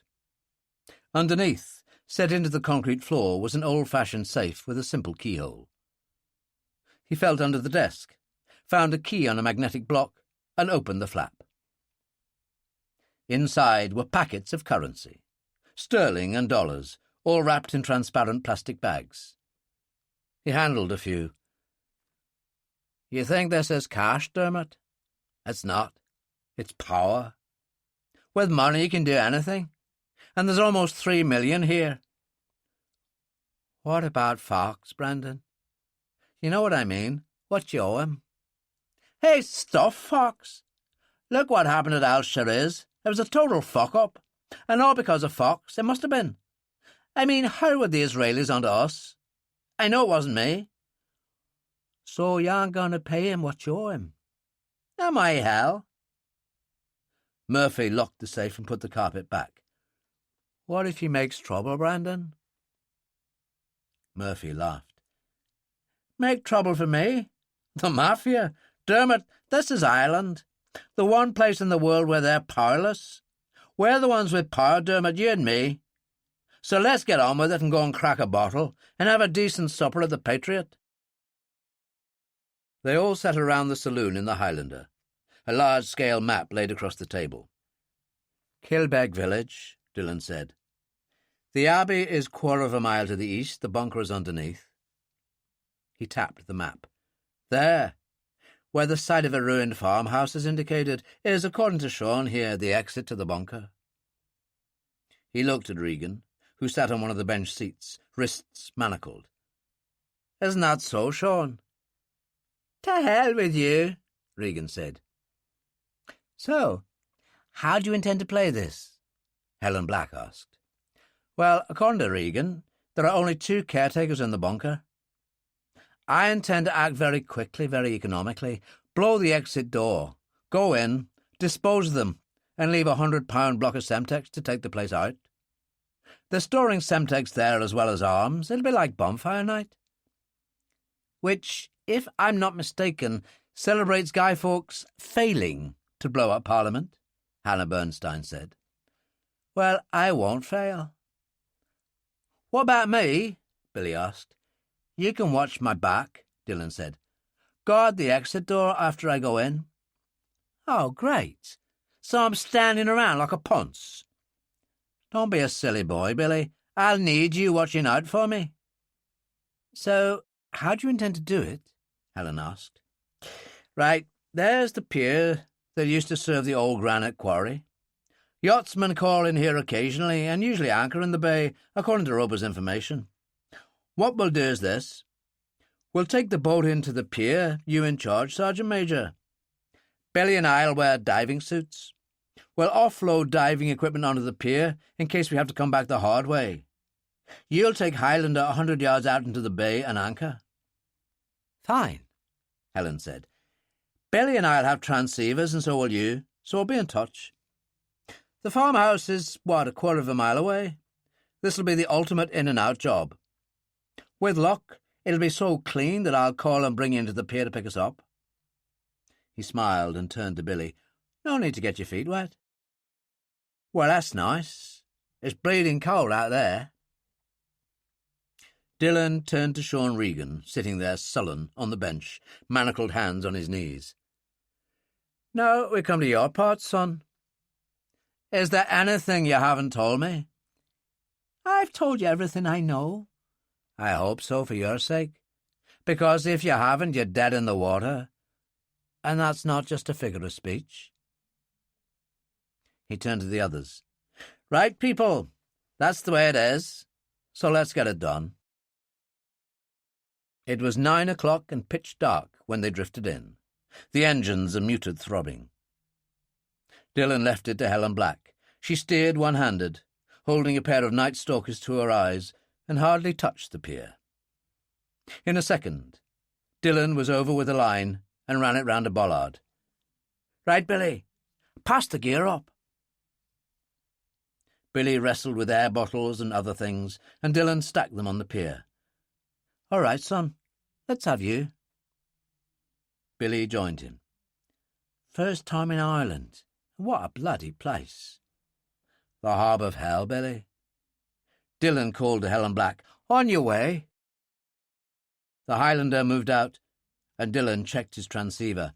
"Hey, you still love me, Superintendent?" "Don't be silly," she replied, and then added, "For God's sake, Dillon, I know, take care. Well, here we go to save the British way of life. An Irish gunman and a well-known London gangster. Why is it that people like us have to do it?" He switched off, checked his Uzi, and slung it across his chest. Billy did the same. Dillon checked his Walter, and again Billy did the same. Having heard Dillon talking on the transceiver, he said, "Do you know the answer? Why is it people like us have to do it?" "Billy, a great English writer once said, it's ironic that when it comes down to it, that it's men of a rough persuasion who have to do all the hard things that the general population are incapable of doing, and then the general population disowns them. It's called being a soldier. But I'm not a bleeding soldier. You're a gangster, Billy. It's the same thing, so shut up and follow me. On board the Highlander, Hannah obeyed Helen Black's orders and dropped the anchor. Below, Sean Regan sat on the bench, manacled, and thought about things. He was a practical man, and had survived for many years in the Irish struggle by being so. However, try as he could, Dillon's reputation wouldn't go away, and it was that of the ultimate hard man. The Brits used him on situations they didn't want to go to court. If he was on your case, you were dead. With the best will in the world, Regan couldn't imagine a fate other than being tossed over the side into the Irish Sea, a convenient corpse, and there was no way he could risk that. A desperate plan came to him, and before he could hesitate, he acted. He knocked a tray bearing a teapot and cups off the table and fell on his knees. A moment later, Hannah appeared. "What is it?" "My gut's killing me. I think it must be those seasickness pills." She crouched and checked him out. "That bad?" "I need the necessary. Oh, for God's sake, I might mess myself." She pulled him up and took him out to the lavatory.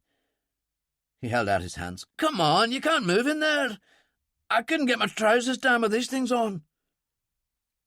She hesitated, then took out her key, uncuffed him and pushed him inside. She stood against the wall and waited.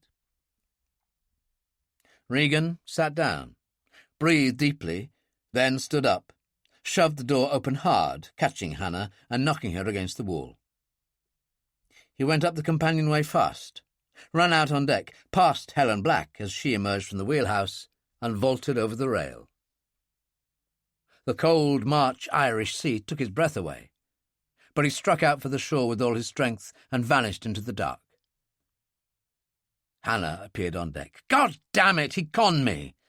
I was such a fool." "Happens to us all." Helen Black tried her transceiver. "Dillon, are you there?" But in the valley area up from the cliffs, the signal was poor, and there was no reply.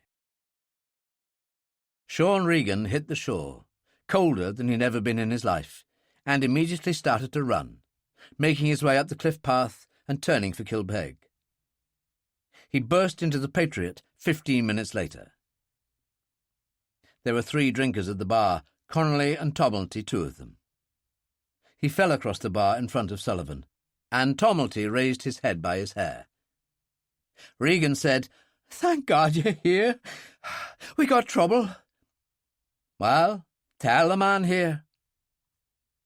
Regan turned and saw Murphy get up from the bench before the fire. "Why, Sean, I thought the Brits had you in Wandsworth. How in the hell did you get here?" Suddenly, Regan realised he was in deep trouble here, too, and tried to recover. "Never mind that, Brandon. Dillon's here. Sean Dillon. He's here to destroy the bunker." "Really?" Murphy said. "But how would he know? Have you been shooting your gob off?" "Please, Brandon. They took me out of Wandsworth, beat the shite out of me." "Well, I must say you don't look too bad," Tommelty said. "We came over on a boat. Anchored off the old pier. I managed to get away. There are a couple of women on board, one special branch, that Bernstein bitch. The other's military police." "And Dillon?" "He's going to take out the bunker with another guy. He's going in by way of the exit of the farmhouse." Murphy shook his head. "And how would he know about all that?" "Jesus, Brendan." "No, you, Sean." At that moment there was a rumble in the distance. Kelly ran out of the pub entrance, then came back in.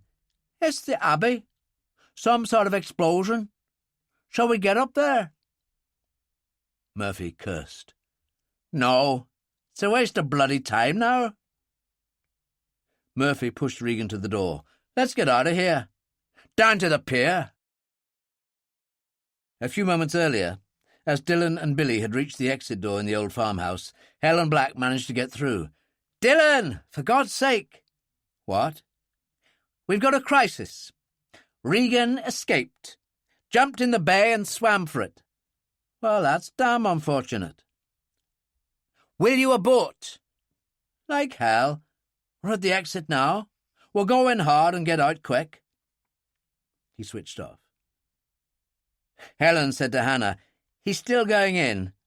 I'll take the inflatable to the pier. Time could be crucial here." Maybe I should go, Hannah said. Not this time. Now I've got to get moving. At the exit door, Dillon stopped, took a magnetized block from his bag and slammed it over the lock.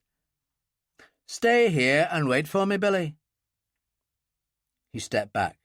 The lock blew, and the doors folded inwards. Dillon ran in, took a smoke grenade from the bag and rolled it down the corridor. The water considerably reduced its efficiency, but he ran on, pulling out a stun grenade. But again, swallowed by the floor, it wasn't very effective. Behind him, Billy muttered, "What the hell?" raised his Uzi, and went after Dillon. Brosnan and O'Neill were having a late supper in the office when they heard the noise, grabbed their Uzis, and ran out. A certain amount of smoke remained from the grenade, and they crouched from the half-shock of the stun grenade. A moment later, Dillon ran out of the fog headlong, and Brosnan rose to meet him, but Dillon was faster, his Uzi battering Brosnan back against the wall.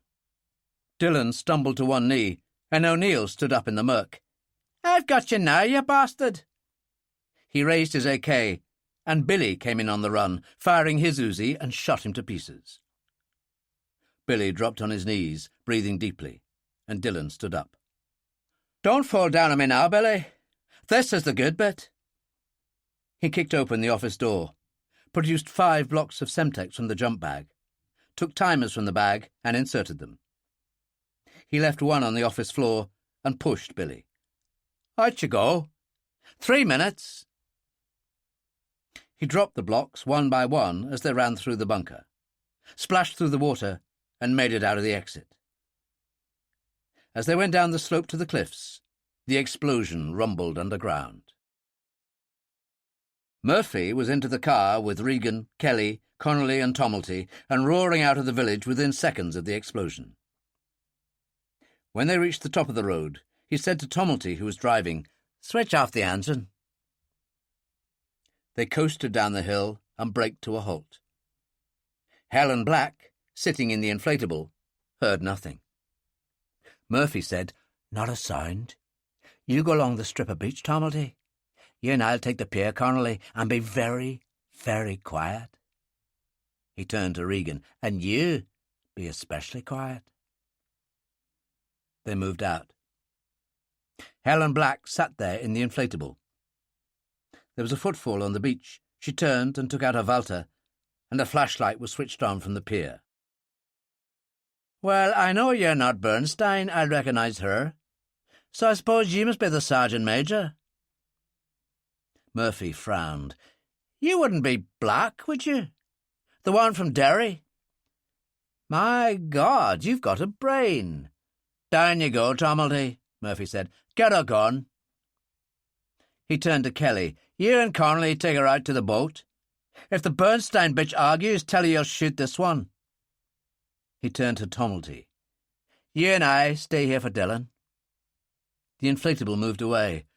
Tommelty said, "What about Regan?" Murphy said, "Silly me, I was forgetting." He turned to Regan and took a Browning from his pocket. "You sold us out, you shite. You're lucky I don't have time to make it longer." The silenced Browning coughed, and Regan went off the pier into the water.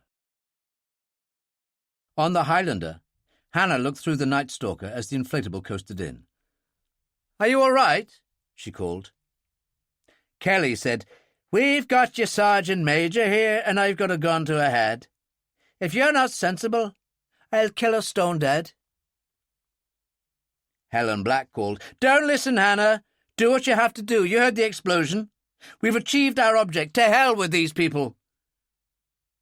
Connolly hit her across the side of her head with his pistol. She cried out. Kelly said, "I mean it." "All right. Hannah stood back, her Valter in her left hand. A moment later, Kelly boarded, followed by Helen Black and Connolly, who took the Valter from Hannah's grasp. "There's a good girl." Black was wearing paratroop boots with her jumpsuit. Stuffed into the right one was the Colt 25 hollow point. At that moment, she could have pulled it out in the darkness of the deck and shot both men. But what would that mean for Dillon and Billy? She decided to wait. Dillon tried to get her on the transceiver and got no reply. On the Highlander, Kelly started the engines and moved into the pier, and Connolly tied up. Dillon and Billy came down the hill on the run, and in the slight light of a quarter moon, the rain having stopped, saw the boat move in. "They've come for us," Billy said, gasping for breath. "So it would appear." They hit the end of the pier, looked down at the deck with the light on, and saw Kelly push Hannah and Helen out, he and Connolly both holding guns to the women's backs. Murphy came out of the shadows with Tumulty. "They mean it, you bastard. You want them dead?" "Certainly not," Dillon said. "Do as he says, Billy. Guns on the floor." Billy complied, and Murphy lit a cigarette. "Damn you, Dillon, I has admired you. But this time you cost me money." "Not you, Brandon. Jack Fox." Murphy laughed incredulously. "My God! Is that what this is about? A personal feud?" "You shouldn't have joined, Brandon." "Neither should you, Dillon. Now you and your friend get on board so we can move to where the water's deeper, because that's where you're going." Dillon and Billy went down the steps to the deck and joined Helen Black and Hannah. Murphy followed with Tumulty. Kelly was at the wheel. Connolly joined the others. "You know what?" Murphy said. "It's a waste of good women. But I'm going to kill the lot of you." He was looking at Hannah when he said that. Helen Black, close to the wheelhouse, pulled the Colt out of her boot and shot Kelly in the back of the head. The boat swerved, and everyone fell over. As Connolly tried to get up, she pushed herself upright, shot him dead, then ducked and dived over the rail as Murphy tried to shoot her. At the same moment, Dillon grabbed Billy by the arm. "Over!" he cried, and pushed him over the rail after Helen Black. As he tried to follow, Tumulty, still on the deck, grabbed his ankles, and Dillon went down. "You bastard!" Murphy kicked him in the side. "You're finally dead meat, Dillon, and you, bitch. Those two in the water aren't going anywhere. 15 minutes of this season of the year and it's hypothermia time. You two'll get it quick, at least." Billy, close to Helen on the port side, said, "I'm going to try for that gun in the wheelhouse." He didn't wait for a reply, simply jackknifed and went under the Highlander from port to starboard, scraping his back under the keel, surfaced, and reached up for the rail. As he pulled himself on board and slithered for the wheelhouse, he heard the exchange between Dillon and Murphy, unaware that, looking beyond Murphy and Tumulty, Dillon had seen him arrive. "Come on, Brandon, why all the dialogue? In Derry in the old days we didn't talk about it. We did it." On his knees in the wheelhouse, Billy dropped the flap and got his hand to the Valter, which Dillon had left cocked. He turned and shot Tumulty twice in the back, shattering his spine. Murphy started to turn, shocked as Tumulty went down. Hannah kicked sideways at his left leg, and he stumbled, which was Dillon's moment. He grabbed at the gun hand and came breast to breast. "Now then, you dog!" He pushed hard. Murphy staggered back, and they went over the stern rail. And the sea was Dillon's, the master diver's element, not Murphy's. They went down perhaps 10 feet. Dillon got an arm around Murphy's throat, and then the anchor on its chain scraped his back. He grabbed it with his right hand and held on fast. Murphy kicked and struggled, and Dillon held his breath until he was bursting, and then Murphy stopped struggling. Dillon let him go and surfaced. He managed the ladder and hung there, and Hannah looked over. "All right, Dillon. What happened to Murphy?" He hauled himself up. "What do you think happened? As the Sicilians have it, Brendan Murphy is asleep with the fishes. He sat on the deck, his back to the wheelhouse. Billy was there, and Helen Black. You okay, Sergeant Major? I'm fine, Mr. Dillon. And you, Billy? What the fuck did you get me into, Dillon? Billy, you saved the pass, to use an old-fashioned phrase. You were fantastic. The SAS couldn't have done better. On top of that, you've given Superintendent Bernstein a severe problem. Try not to get arrested, because she'll feel terribly guilty if she has to arrest you. Billy grinned and turned to Hannah. What do I have to do? Take up good works? Just don't give me a problem, Billy. Trouble is, I've been giving people a problem all my life. Dillon said, Let's get the bodies over the side. And do me a favour, Sergeant Major, take us out. I'll do a quick change and I'll be up to relieve you. Leave it to me. Come on, you two, he said to Hannah and Billy. Let's get into dry clothes. And he led the way below. An hour later, Charles Ferguson was in his Cavendish Square flat enjoying a nightcap when his phone rang. Dillon was at the wheel alone, the others below. Pushing out into the Irish Sea, he had switched to automatic pilot and lit a cigarette as he spoke. Is it yourself, Brigadier? Dillon, where are you? On our way back to Oban. Dillon was using his Codex 4 mobile. We can talk. What's happened? Well, the Kilbeg bunker's no more, and the Sergeant Major's proved a treasure. Killed 2 of Murphy's gang. Billy saved our bacon by killing another at the right time. Good God. Is everyone all right? All right as rain, Brigadier. We're a tough lot. Well, thank God for that. And Murphy? Oh, I saw to him myself. Well, you would, wouldn't you? So, what now? I'd say 6 hours to Oban. The weather's not too good. If you could alert Lacey and Parry for a flight back to London around breakfast time. Consider it done. How's Blake? A post-operational infection. Daz and Martha have it in hand. That's good. Fox is really going to be mortified over this lot. I like that, Dillon. A good choice of words. I'll see you tomorrow. Dillon sat there at the wheel, and then the door opened. There was a bacon smell, and Billy appeared, a plate of sandwiches in one hand and a mug of tea. There you go, Sean. Billy turned to leave, and Dillon said, Billy, you were great. Harry'll be proud of you. Yeah, but he won't know, will he? What I mean is, nobody knows unless they've done it, been there, bought the T-shirt, isn't that what they say? Jesus, Dillon, this wasn't some punch-up in an East End pub. I killed 2 men tonight. They shouldn't have joined, Billy, if they didn't want the risk. Remember that?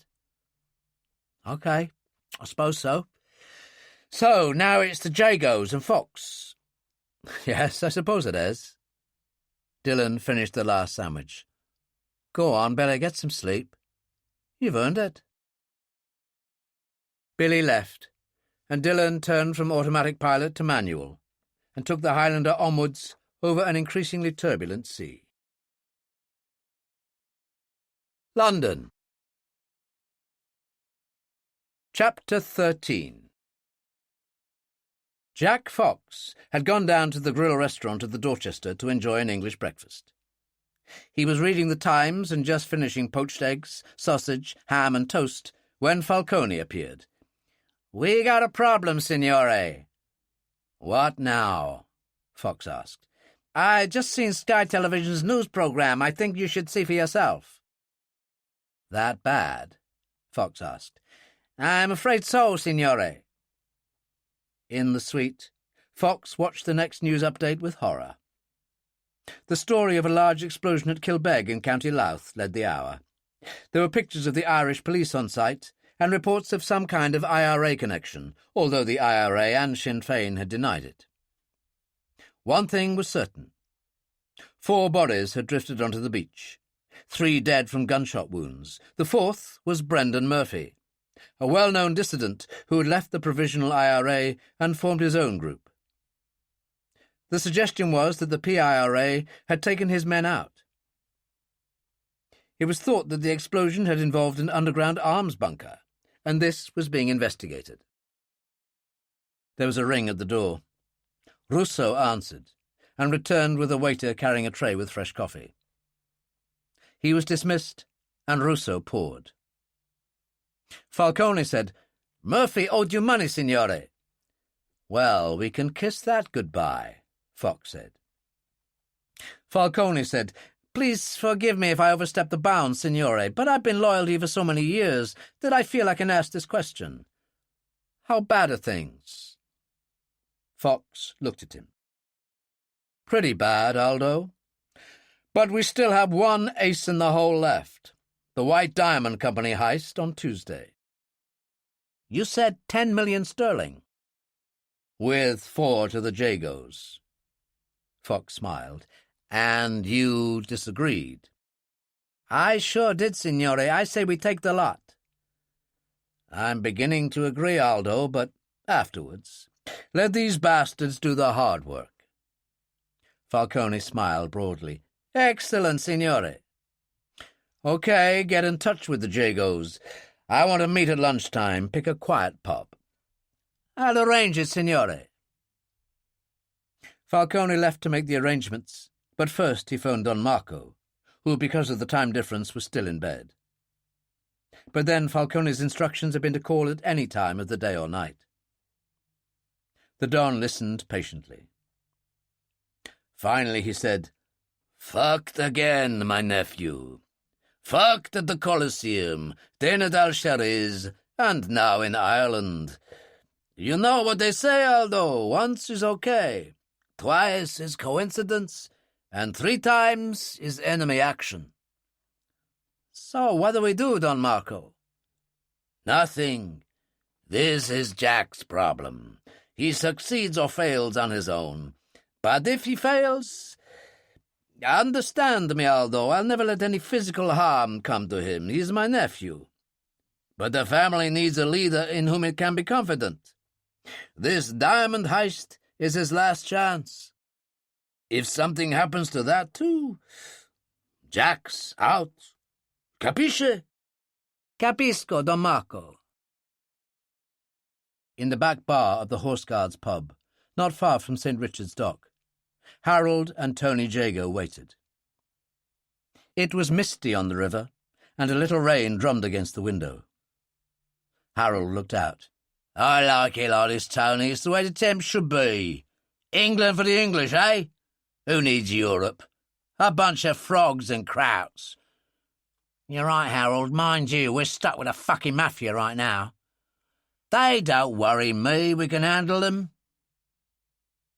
At that minute, Manchester Charlie Ford came in through the far door, Amber Fraser with him. "Jesus, here they come," Harold said. "What a pair. I mean, if they want their own thing instead of a woman, that's all right. But I don't like blacks. They're nothing but trouble." Ford had the file under his arm and passed it across. "Everything's taken care of, Harold." "Good.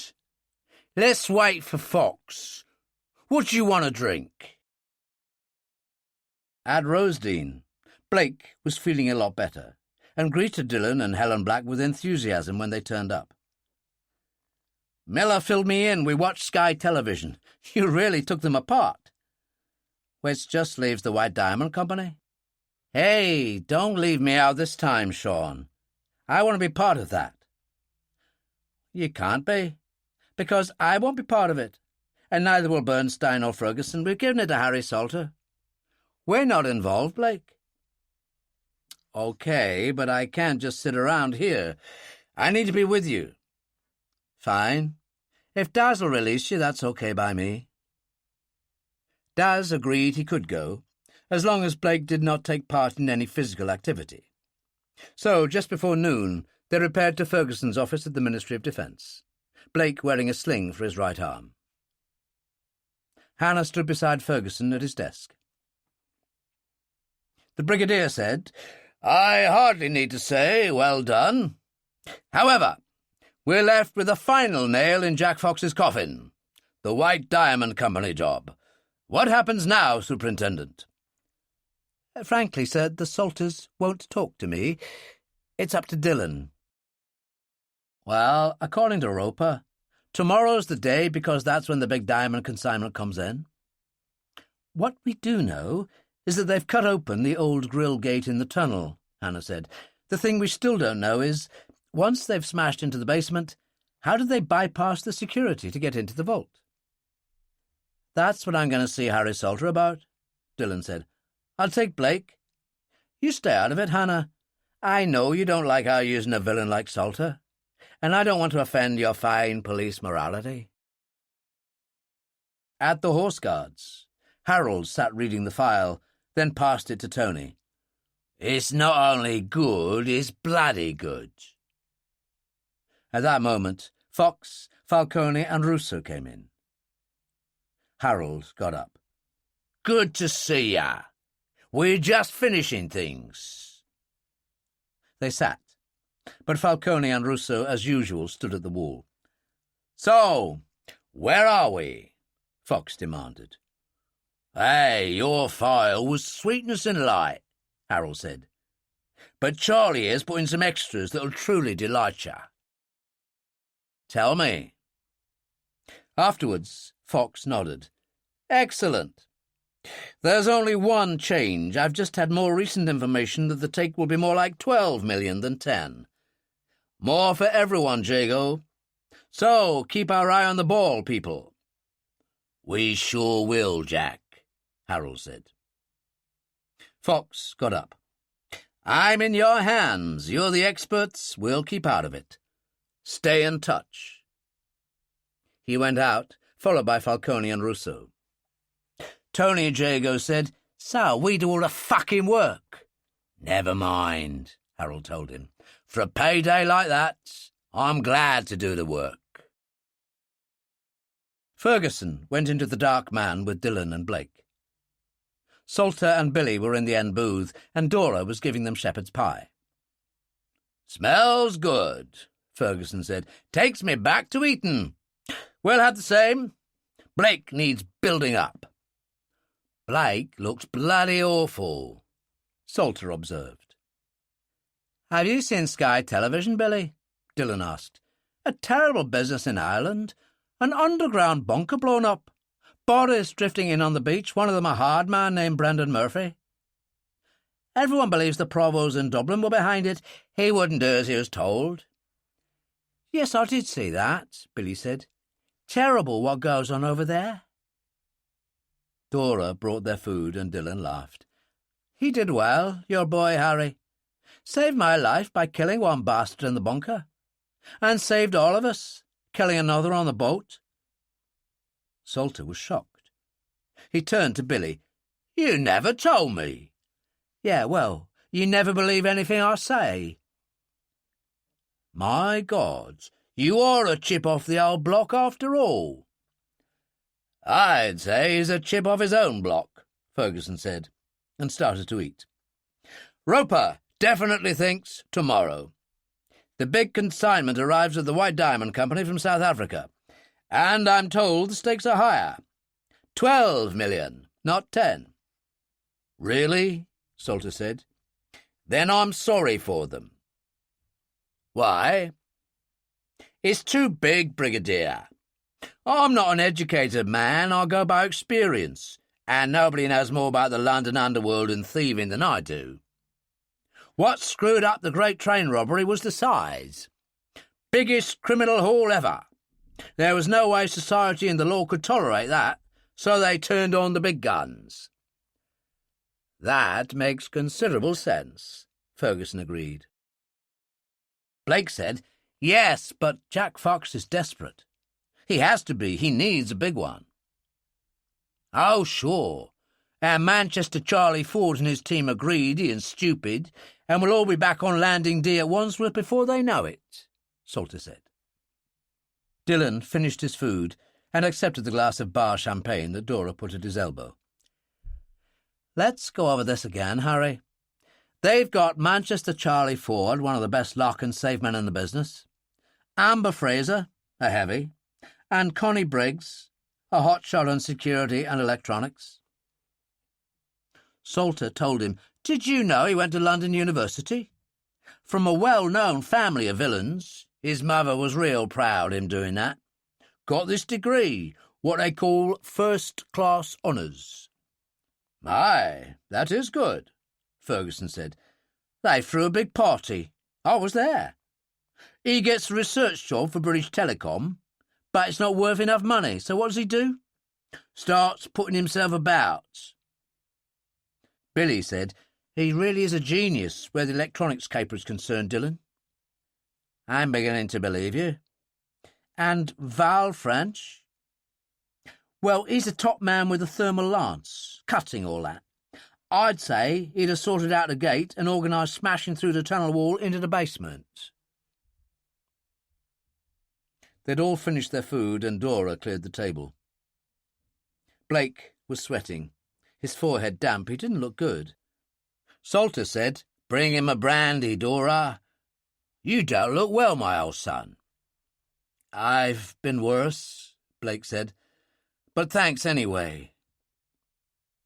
He hesitated. "I suppose someone should bring this up for form's sake, and it might as well be me. Shouldn't someone be notifying the White Diamond Company that they might be in trouble, Brigadier?" "I take your point, Blake, but we're not into ethics here." "We're into finishing off Jack Fox." Dillon's voice was hard. "As long as we ruin things for him, that's okay." All right, Blake said. "Just thought I'd ask.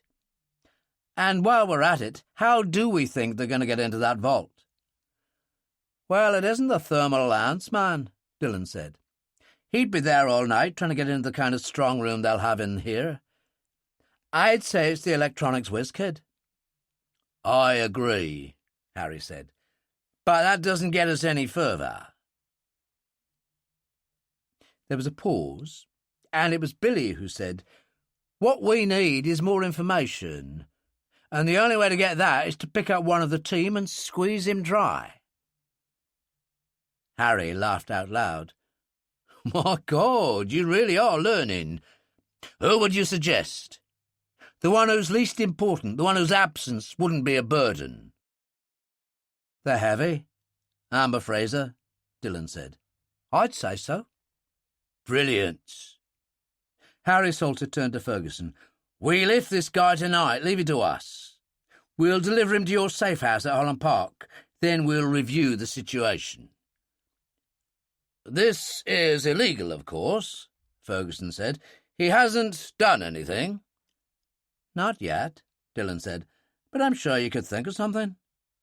After all, isn't this why we didn't bring the superintendent?" "You're right, of course. It's in your hands, Harry. I may call you Harry?" "You can call me any bleeding thing you like." "Excellent. Then if your Dora can come up with an indifferent glass of red wine, I'll drink your health and leave you to it," Ferguson told him. It was 10 o'clock that night when Amber Fraser and Manchester Charlie Ford emerged from a small Italian restaurant in Notting Hill. Harry and Billy had been waiting for some time, sitting in their car. Ford hailed a cab, patted Amber's face, and got in. "Brilliant," Billy said, as Amber turned and walked away. They trailed him, and Billy pulled in at the pavement a little further along. Harry Salter got out. "Amber, my old son, I thought it was you." "My God, Harry, what you doing here?" "Looking for you, so get in the car." Amber, alarmed, tried to turn away, and Salter pushed the muzzle of a gun he was carrying in his right-hand pocket against Amber's back. "Is that a gun, Harry?" "Well, it's not my finger. Yes, it's a gun, and it's silenced, so I could blow away your spine, leave you on the pavement and drive away, and no one would hear a thing. Get in the car." Amber did as he was told, and Harry got in behind him and took out the gun.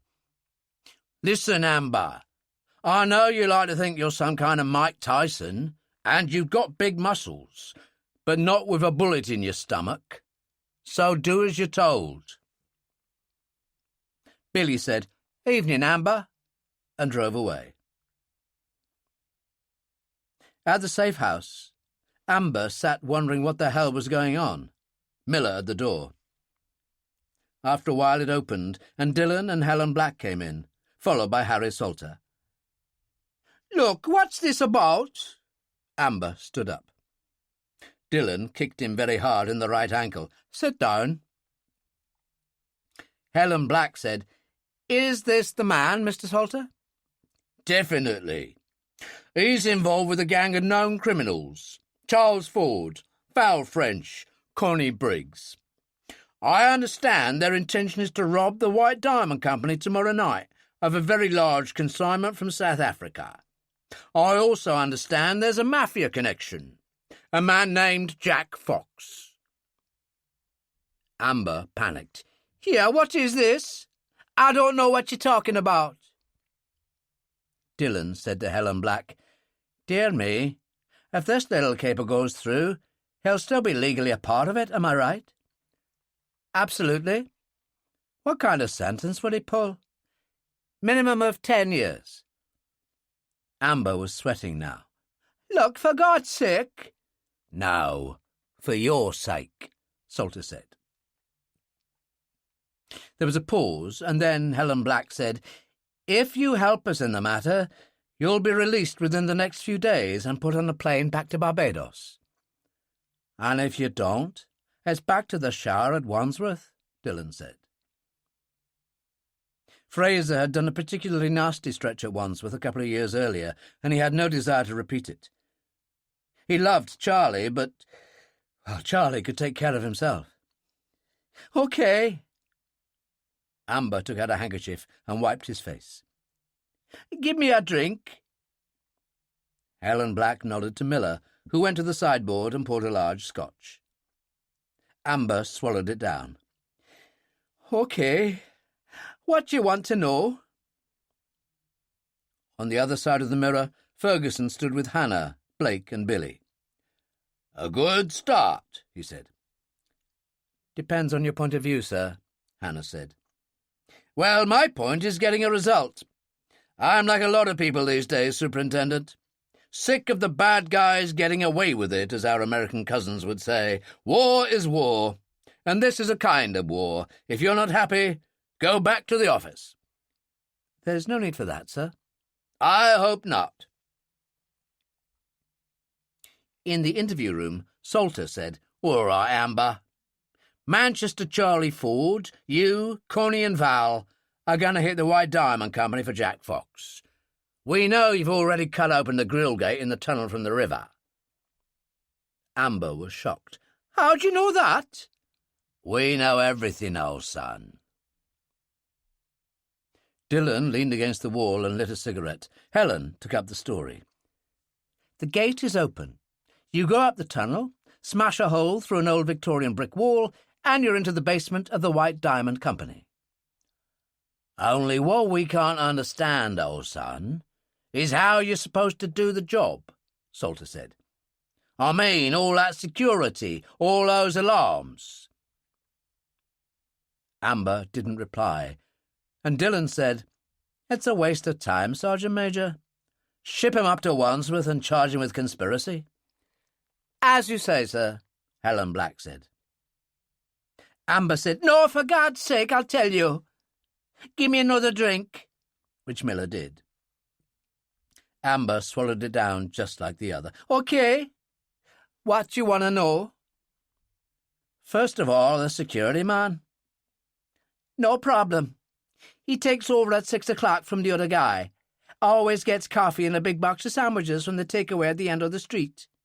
There's a girl there who Charlie knows. She's going to put a couple of pills in the coffee. They take a while to act, but when they do, he's out for 3 or 4 hours." "But the security system?" Helen Black said. "That's Connie Briggs. He's a genius at electronics. He's got hold of this thing called a howler. When you switch it on, it screws up all electronic systems in a given area. TV, video security, gate locks, vaults, the lot. My God, Helen Black said. I can't believe it. Of course, Dillon said. Oh, what an ass I am. I've seen those things. They work, believe me. He turned to Amber. So it is, tomorrow night? Amber nodded. 7 o'clock. It's got to be early because of the tide. Will Fox be there? Dillon asked. No way. It's all down to us and the Jagos. The door opened and Ferguson came in, trailed by Billy, Hannah and Blake Johnson. Thank you, Sergeant Major, the Brigadier said. Take him out and keep him secure. Black and Miller took Amber Fraser between them, and Blake said, Well, now we know.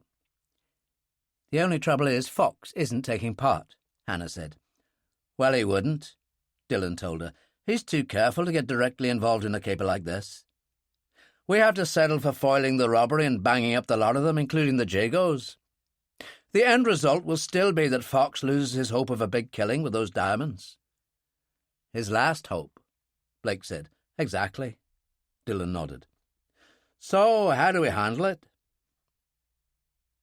Harry Salter said, I've been thinking. My Joe Baxter, when he was doing a 5-stretch at Armley Prison in Leeds, did a learning programme, did welding, all that stuff, you know, oxyacetylene. So, what are you suggesting? Ferguson asked. Well, it would run something like this, Brigadier. And Harry Salter told him. They all listened, and Ferguson burst into laughter. My God, that's the best thing I've heard in years. Chapter 14. The following day, Fox was having a light lunch in the piano bar at the Dorchester. Tagliatelle alla panna, noodles in a cream and ham sauce, just the way he liked it. The waiter poured him a glass of Krug, and Falcone came down the stairs. I've been to the Colosseum, signore. Mori has laid off most of the staff. He's kept on Rossi and Camechi. I know. That damn Ferguson. Any word from Ford? No, signore. Today's the day, Aldo. Make or break time. More than you know, Falcone thought. Manchester Charlie Ford had expected Amber for lunch, and when he failed to turn up, he tried Amber's mobile. When it rang at Holland Park, Helen Black nodded. Miller stood behind, and Amber answered. Hey, where are you? Charlie demanded. Sorry, Charlie, Amber mumbled. I got a terrible toothache. I've only just managed to find a dentist who could give me an appointment. You poor sod. OK, I'll see you this evening. I don't know, Charlie. This thing could knock me out of commission. There was a brief silence. Well, I suppose we can manage if we have to. Me, Tony and Harold. But be here if you can, OK, Amber? I'll do my best, Charlie. Well, you do that, darling. Stay well. Amber switched off the phone and looked at Helen Black. Was that OK? You should be on stage, Amber. For some strange reason, he perked up. You really think so? Absolutely. Much better than prison. Maybe you shouldn't go back to Barbados. Maybe you should get an education grant and try the London Theatre School. There was a final meeting at Fox's suite at the Dorchester. The Jagos, Ford, Briggs and French. Falcone and Russo stood by, and Fox nodded to Russo, who got a bottle of champagne from the basket and thumbed off the cork. He filled glasses all around. Fox raised his and toasted the others. To the big one! They'll all have to sit up and take notice. He turned to Ford. Everything OK? Amber isn't up to snuff. He's got some sort of tooth infection. He rang me up from the dentist. We don't need the black, Tony Jago said. We can manage. Enough of us as it is. You know best, Fox nodded. Tony said, So you're sure you're not joining us? Don't be silly. That tunnel would be rather crowded. But you don't mind joining us to share out the loot? Falcone, leaning against the wall, straightened, but Harold took charge. You shut your mouth, he said to his brother, or I'll give you a slapping. He turned to Fox.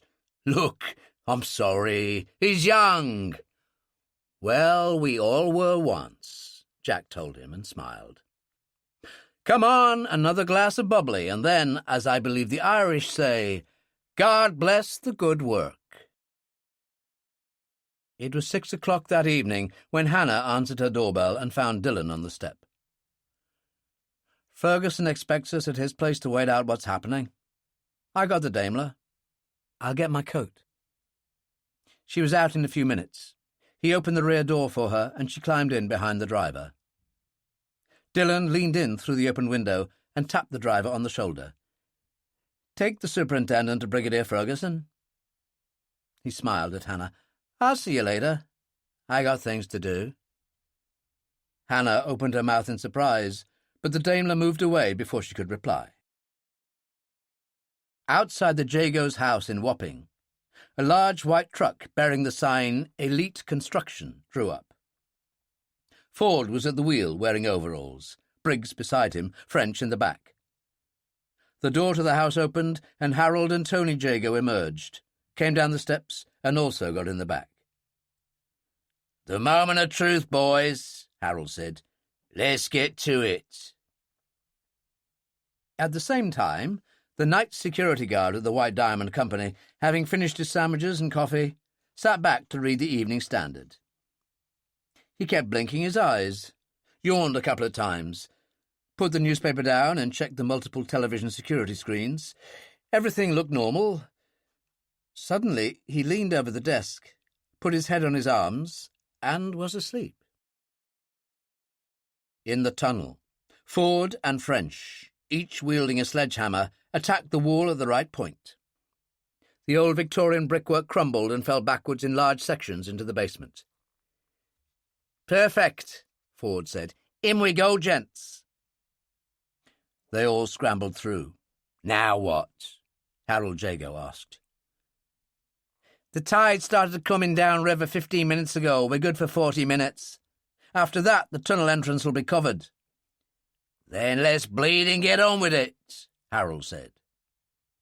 Connie Briggs took an object from one of the carrying bags that resembled a television remote control. The howler, he said, and pressed a button. Is that it? Tony Jago asked. Well, if it isn't, all hell will break loose when we go upstairs. If it works, the security system's fucked, and all the doors will be open.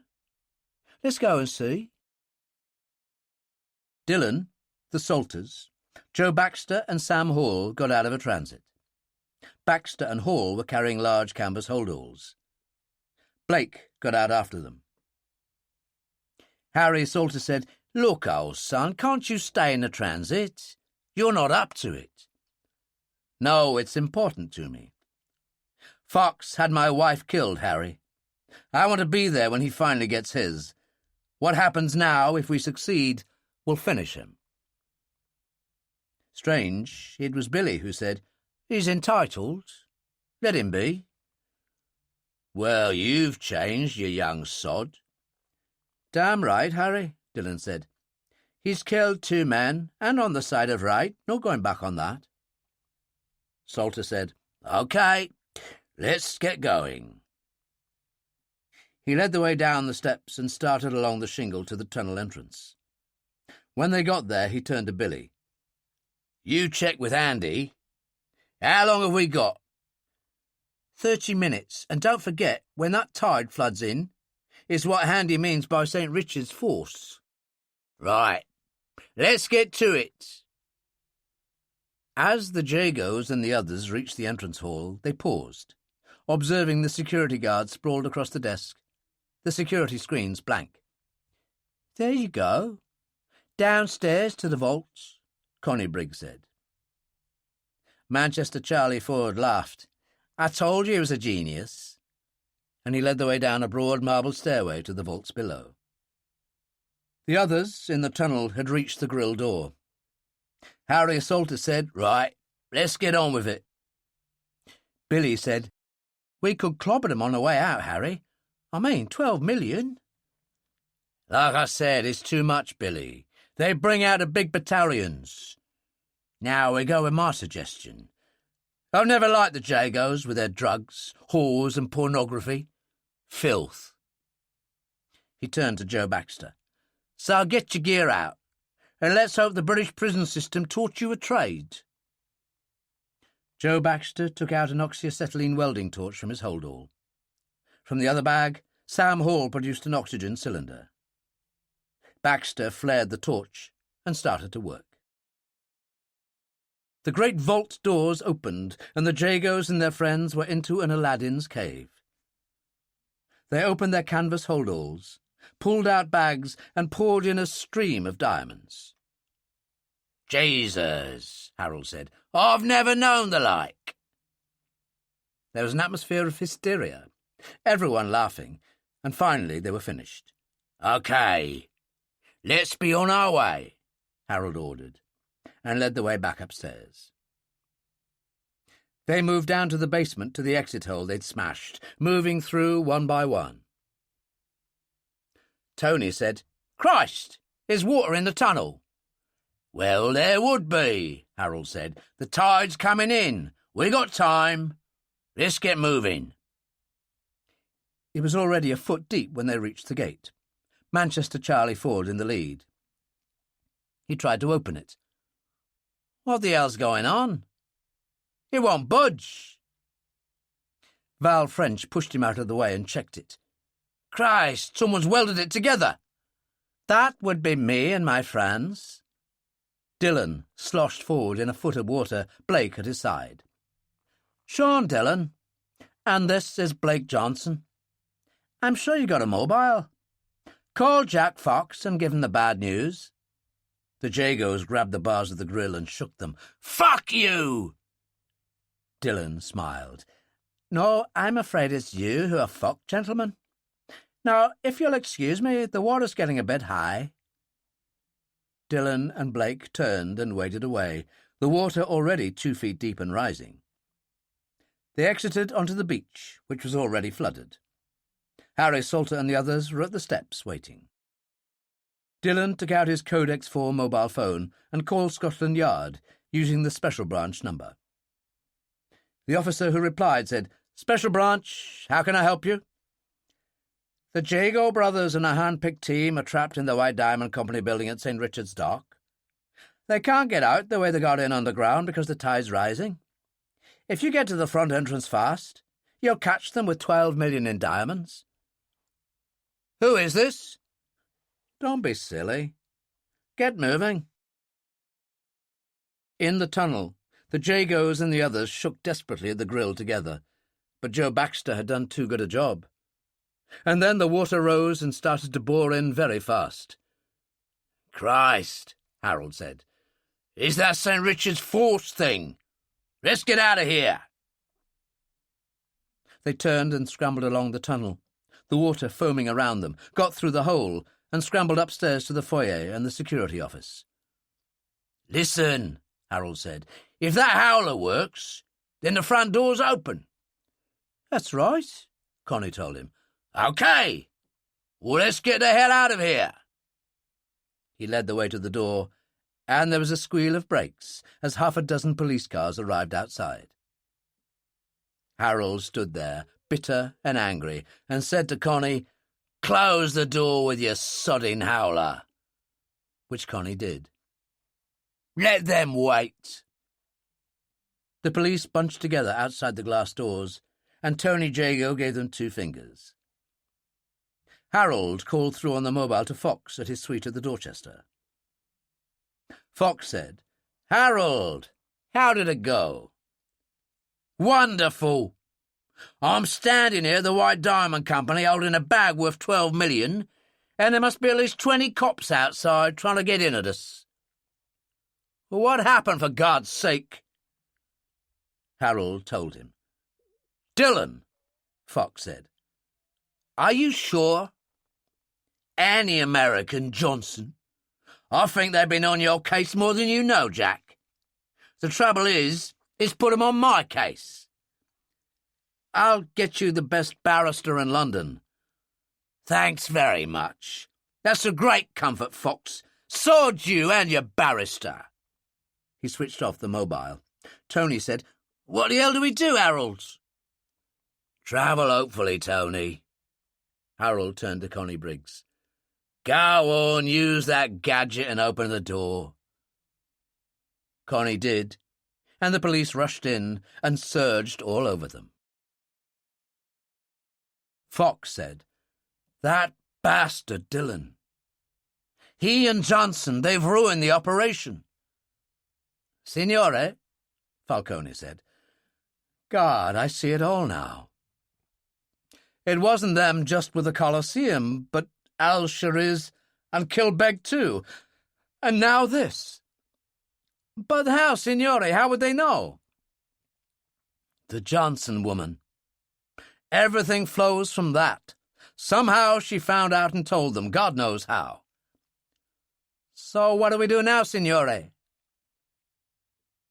Fox turned to him with a hard light in his eyes.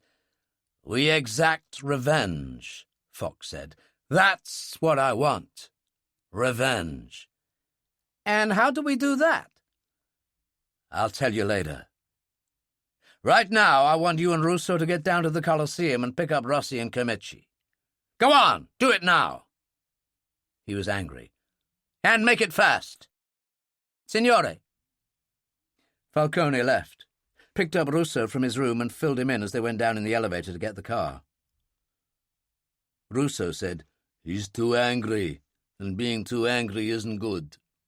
You don't have to tell me, Falcone said. In the car on the way to the Colosseum, he phoned Don Marco in New York and brought him up to date. Ah, Godaldo, can't he see? They're looking for him to come after them. He should just cut his losses, get out of there. He won't do that, Don Marco. He's an angry man. And insane to go after them. But then Jack was always headstrong. Falcone hesitated, then said the unthinkable. Do you wish me to take care of him, Don Marco? No, Aldo. No matter what he's done, he's my nephew, flesh of my flesh. I'm coming over there. I'll leave New York within the hour. You stay in close touch. Of course. Aldo, I need your total loyalty in this. You have it as always, Don Marco. Besides the Gulfstream, the family operated a Golden Eagle twin-engine aircraft at a Bardsey Aero Club outside London. It was useful for local flights, the kind where you had to put down on short runways, so it was particularly good for Hell's Mouth. Fox called the pilot now, an aging ex-RAF pilot named Swan, and got him at home. Mr. Fox, what can I do for you? I need a flight in a couple of hours to Hell's Mouth. Can you manage that? If you say so, Mr. Fox. It might be a rough landing. It's pretty dark. I don't care if you put us down on its belly just so you get us there. As you say, sir. When Dillon arrived at Stable Mews, Fox, Russo, Falcone, Rossi and Camici were waiting in a large black van. Dillon got out with Blake and gave him the key to the house. There you go. I'll be back later. I'll go and see what Ferguson wants. He got back into the taxi and it moved away. Blake walked slowly towards the door, and the van drove up and braked. Rossi and Camici were out and had him in seconds. Blake tried to struggle, but had little strength. Fox leaned across Russo, who was at the wheel. It's my turn now, Johnson. Get him in the back. You know what to do, Falcone. They dragged Blake in, and Falcone produced a hypodermic. Now this will really make you feel good, he said, and jabbed it into the right arm. Blake continued to struggle, but then everything slipped away, and he was still.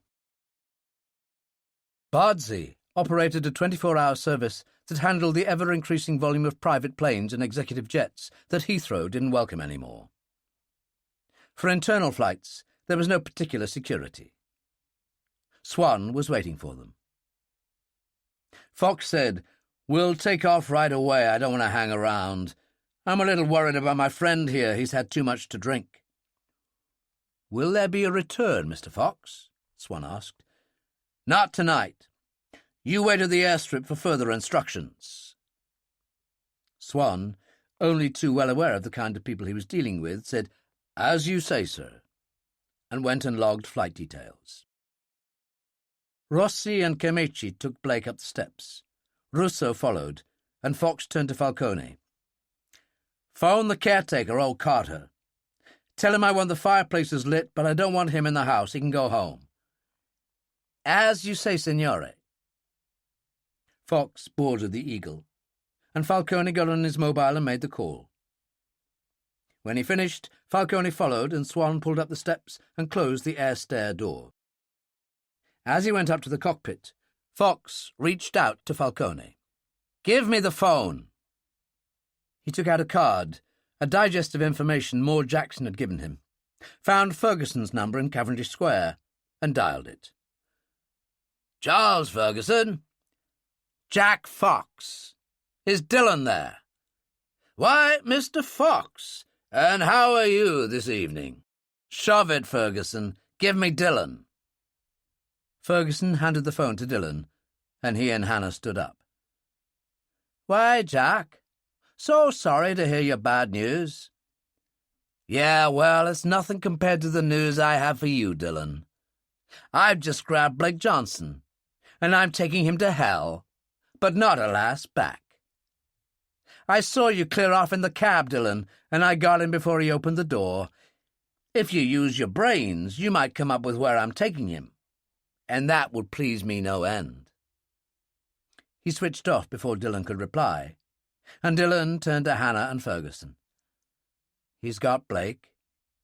He said he's taking him to hell, but not back." He frowned. "Hell's Mouth? His place in Cornwall it's got to be. Let me use the phone." Hannah said, "Dillon, no, it's a trap. He made it easy for you to guess, and now he'll kill you too." "That may be, Hannah, but I can't leave Blake there alone." He dialed the Holland Park safe house and got Helen Black. "Bad news. The bastards have kidnapped Blake Johnson. Put the Major on." Roper said, "Here I am, Sean. What's the deal?" Dillon told him. Roper said, "Give me a couple of minutes on my computer." "Good man." Roper was back very quickly. "Yes, besides the Gulfstream, the Sollazzo family have a Golden Eagle. You know that plane?" "I've flown one many times," Dillon said. "It's excellent for short runways." "Well, that's what they have at the Hellsmouth estate. There's an old RAF feeder station from the Second World War. The nearest decent airfield is RAF St. Just, 20 miles away. It's an air-sea rescue set-up, helicopters, long runway." "Thanks, old son." "You're going in hard, I take it?" "You could say that." "I wish I could be with you. I'll stay on the computer in case you need me. Just a minute." There was a pause, and Roper spoke again. "The Golden Eagle took off 20 minutes ago. The slot book says Cornwall, Hell's Mouth, 6 passengers. And one of those is Blake." "Thanks, Roper." Dillon said, "Hell's Mouth. They've gone down in a Golden Eagle from Bardsey, 6 passengers." He punched another number on the phone. "Sean, what you doing?" Hannah said. "Well, I'm not phoning the Cornish police. They're a fine body of men, but not for a job like this. I'm calling Farleyfield." "What for?" she demanded. "Because he's going after them," Ferguson said. "I know my Sean." "He said to hell, but not back," Dillon said. "Well, I'll follow him to hell." A voice on the receiver said, "Farleyfield." "Dillon, get me Squadron Leader Lacey if he's there." "Actually, I just saw him in the mess. Hang on." Lacey was there quickly. "Is that you, Dillon?" "We're going into action, and I mean now." "What's the score?" "Hell's Mouth, near Lizard Point in Cornwall. It's a small airstrip, so I need a parachute landing." I know that area. RAF St. Just is not too far away. Exactly. So you drop me, then land at St. Just? Jesus, Dillon, you're at it again, saving the world? No, saving Blake Johnson's life. Speak to the quartermaster. Brownings, AK-47s, parachutes for 2. I'd say 600 feet. You're mad, Sean, but let me get on with it. Dillon put the phone down, and Hannah Bernstein said, Gear for 2 parachutists? What the hell are you talking about?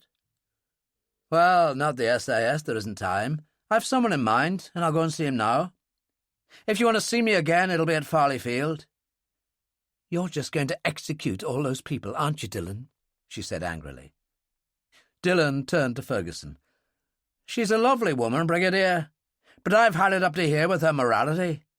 I'm more interested in saving a good man's life. And he turned and walked out. Hannah turned and said, He's mad, sir. No, Superintendent, he's Dillon. Harry Salter, Billy, Joe and Sam Hall were in the end booth at the Dark Man, enjoying large scotches when Dillon came in. "Sure, my old son," Harry Salter said. "Did we do it, or did we do it?" "Fox has kidnapped Blake," Dillon said. "Flown off to this estate he has in Cornwall with 4 of his heavies." There was silence. Salter said, "What you gonna do?" "I can't leave it. They might chop him. I'm flying down in an hour from Farley Field. I'll drop over the estate by parachute. Try and catch them with their pants down. It's got to be a drop. The landing field there's too short for Gulfstream. The nearest RAF base is 20 miles away." Billy said, "Fox and 4 makes 5, Dillon. And you're going in alone?" "No, Billy. I'm going in with you." "You must be bleeding mad," Harry Salter said. Dillon ignored him. "Billy, you've heard of Arnhem in the Second World War, all those paratroopers going in? There was one major, an army surgeon, who'd never done a jump in his life, but they needed a doctor.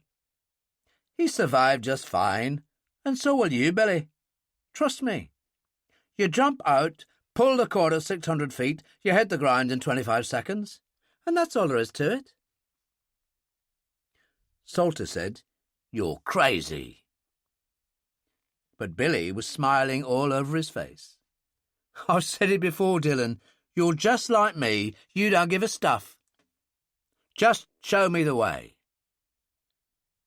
"Well, if he goes, I'm bleeding going," Salter said. "Even if I'm only on the sidelines." "Right," Dillon said. "Then let's do it." Hell's Mouth.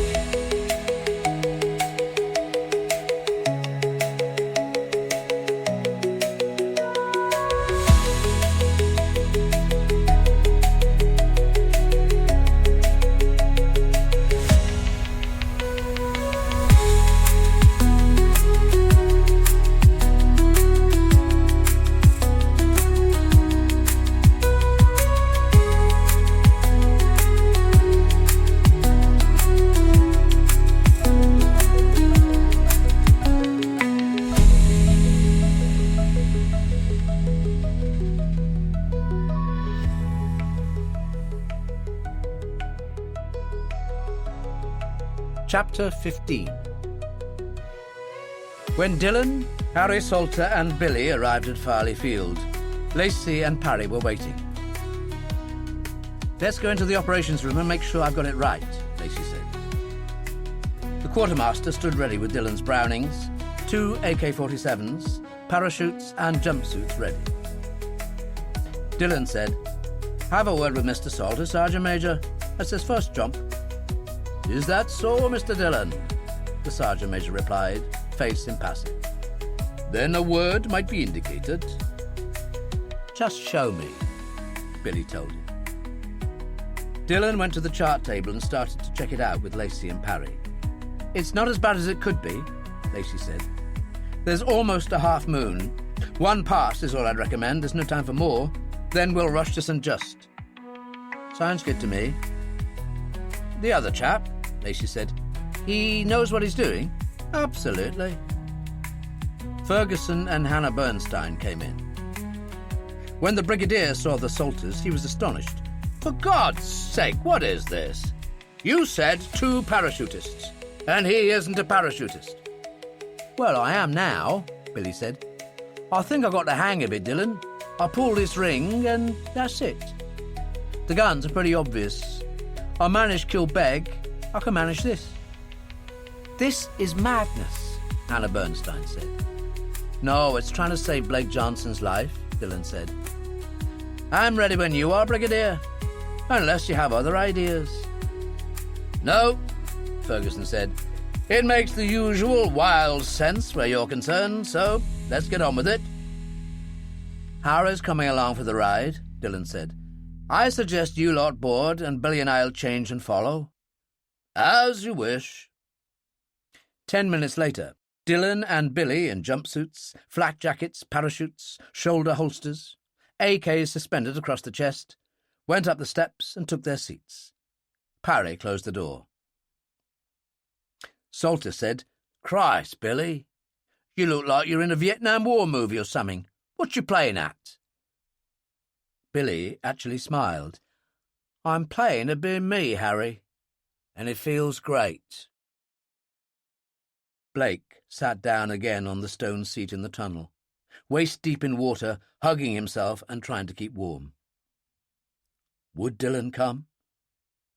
Fox seemed to expect it, dangling him as bait. It was an impossible situation, but then Dillon had always been master of the impossible. Somewhere high above, through the thick walls of the old house, he seemed to hear a noise, far off, something like an aircraft engine, but he couldn't be sure. The rat appeared and circled, swimming. "I told you," he said. "Behave yourself." The noise of the aircraft faded quickly. Falcone said, "What was that?" "It could be normal air traffic at the RAF place at St. Just," Fox said. "And then again it could be Dillon. We'd better get ready."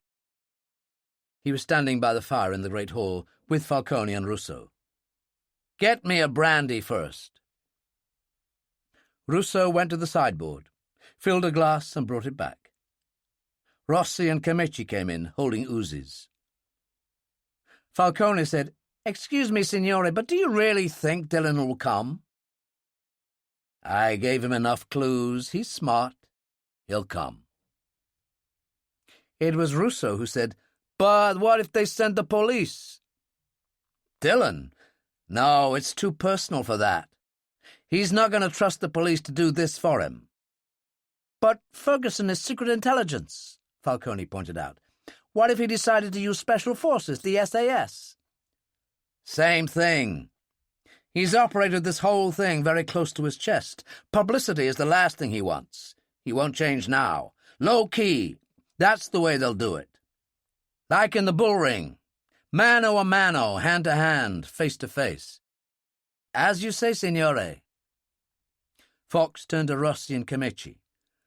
"Get out in the garden and keep watch. Check the doors." They went out, and he drank some of the brandy. He was right in all respects except one. Dillon was already there. As the Gulf Stream throttled back to almost stalling speed, Parry ran back, opened the door and dropped the steps.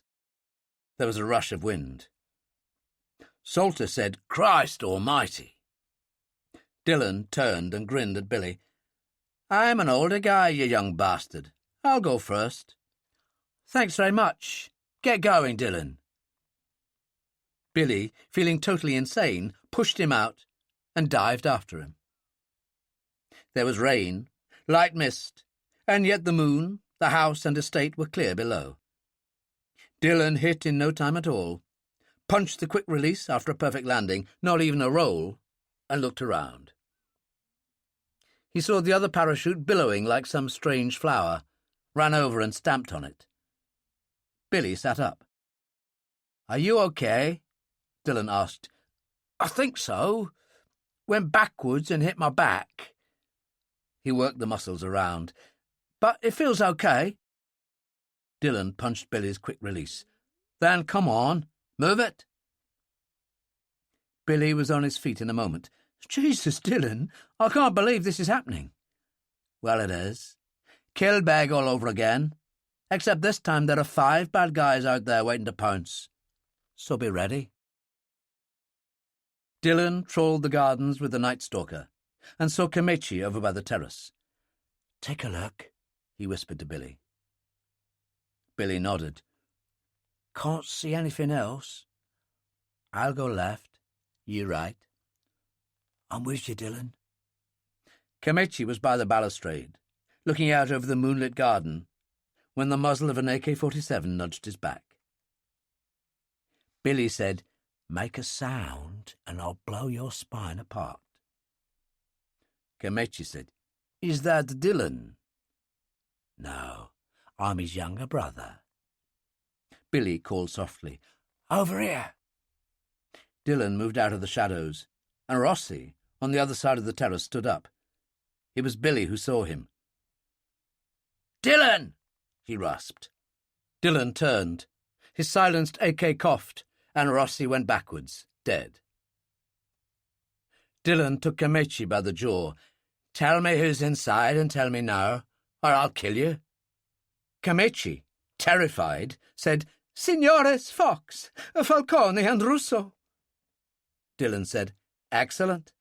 Now what about the American?" "He's in the tunnel in the cellars." "Good. Take us there." Kamichi led the way through the kitchen, down the stairs and into the cellar system. They arrived at an old oak door. "That's it," Kamichi said. "Then open it." Kamichi did as he was told. Blake, in the water, turned, the light falling across his face, and Dillon said, "What are you doing, taking a dip? This is no time for fun. Get the hell out of there." Blake stumbled up the steps. "What kept you?" He was shivering and very wet. Dillon said to Kamichi, "Get your clothes off. The man's freezing." "But, signore," Kamichi protested. Dillon shoved the muzzle of the AK under his chin. "Just do it." He pulled the combat scarf from around his neck and gave it to Blake. "Dry yourself a little." Blake did the best he could while Kamichi stripped. Blake pulled on the clothes. Kamichi was left in his underpants. Meanwhile, Falcone, upstairs, had opened the French windows, gone out on the terrace, and found Rossi. He was back inside in an instant to Fox and Russo. "Rossi's out there dead. No sign of Kamichi." "Christ!" Fox said. "He's here, the bastard's here. Spread out." At that moment, Dillon shoved Kamichi into the room in his underpants, and, startled by the sudden apparition, Falcone turned and fired. Kamichi went down, writhing. "Hey, you got the wrong guy," Dillon called. "It's me, Jack. Time to pay up." "Fuck you, Dillon!" Fox shouted. They crouched in the hall, the great chandelier hanging from the ceiling spreading its illumination. Falcone whispered to Russo, "Stick with me.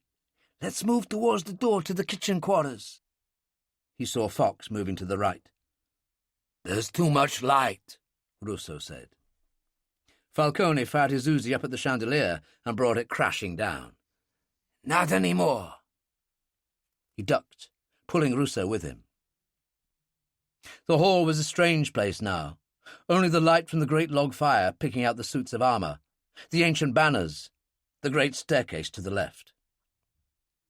Dillon, Blake, and Billy crept in and crouched behind the great central table.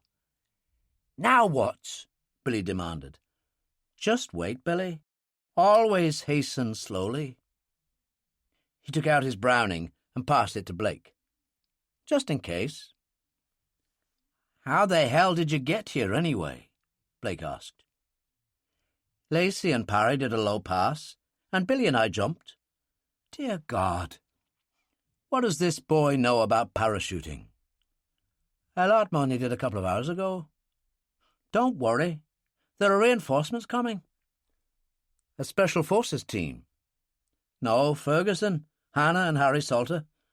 "Christ almighty." "We can make it, Blake. Camici and Rossi are down. That just leaves Falcone, Russo, and good old Jack Fox." "So, how do we do it?" Billy asked. "I've told you, we wait, Billy, and let them come to us." There was quiet. Falcone and Russo had reached the green baize door leading to the kitchen. Fox had reached another door to one side of the fireplace. He opened it and went up a spiral staircase to the landing, peered down at the hall and saw movement behind the table. Beneath his foot, a board creaked.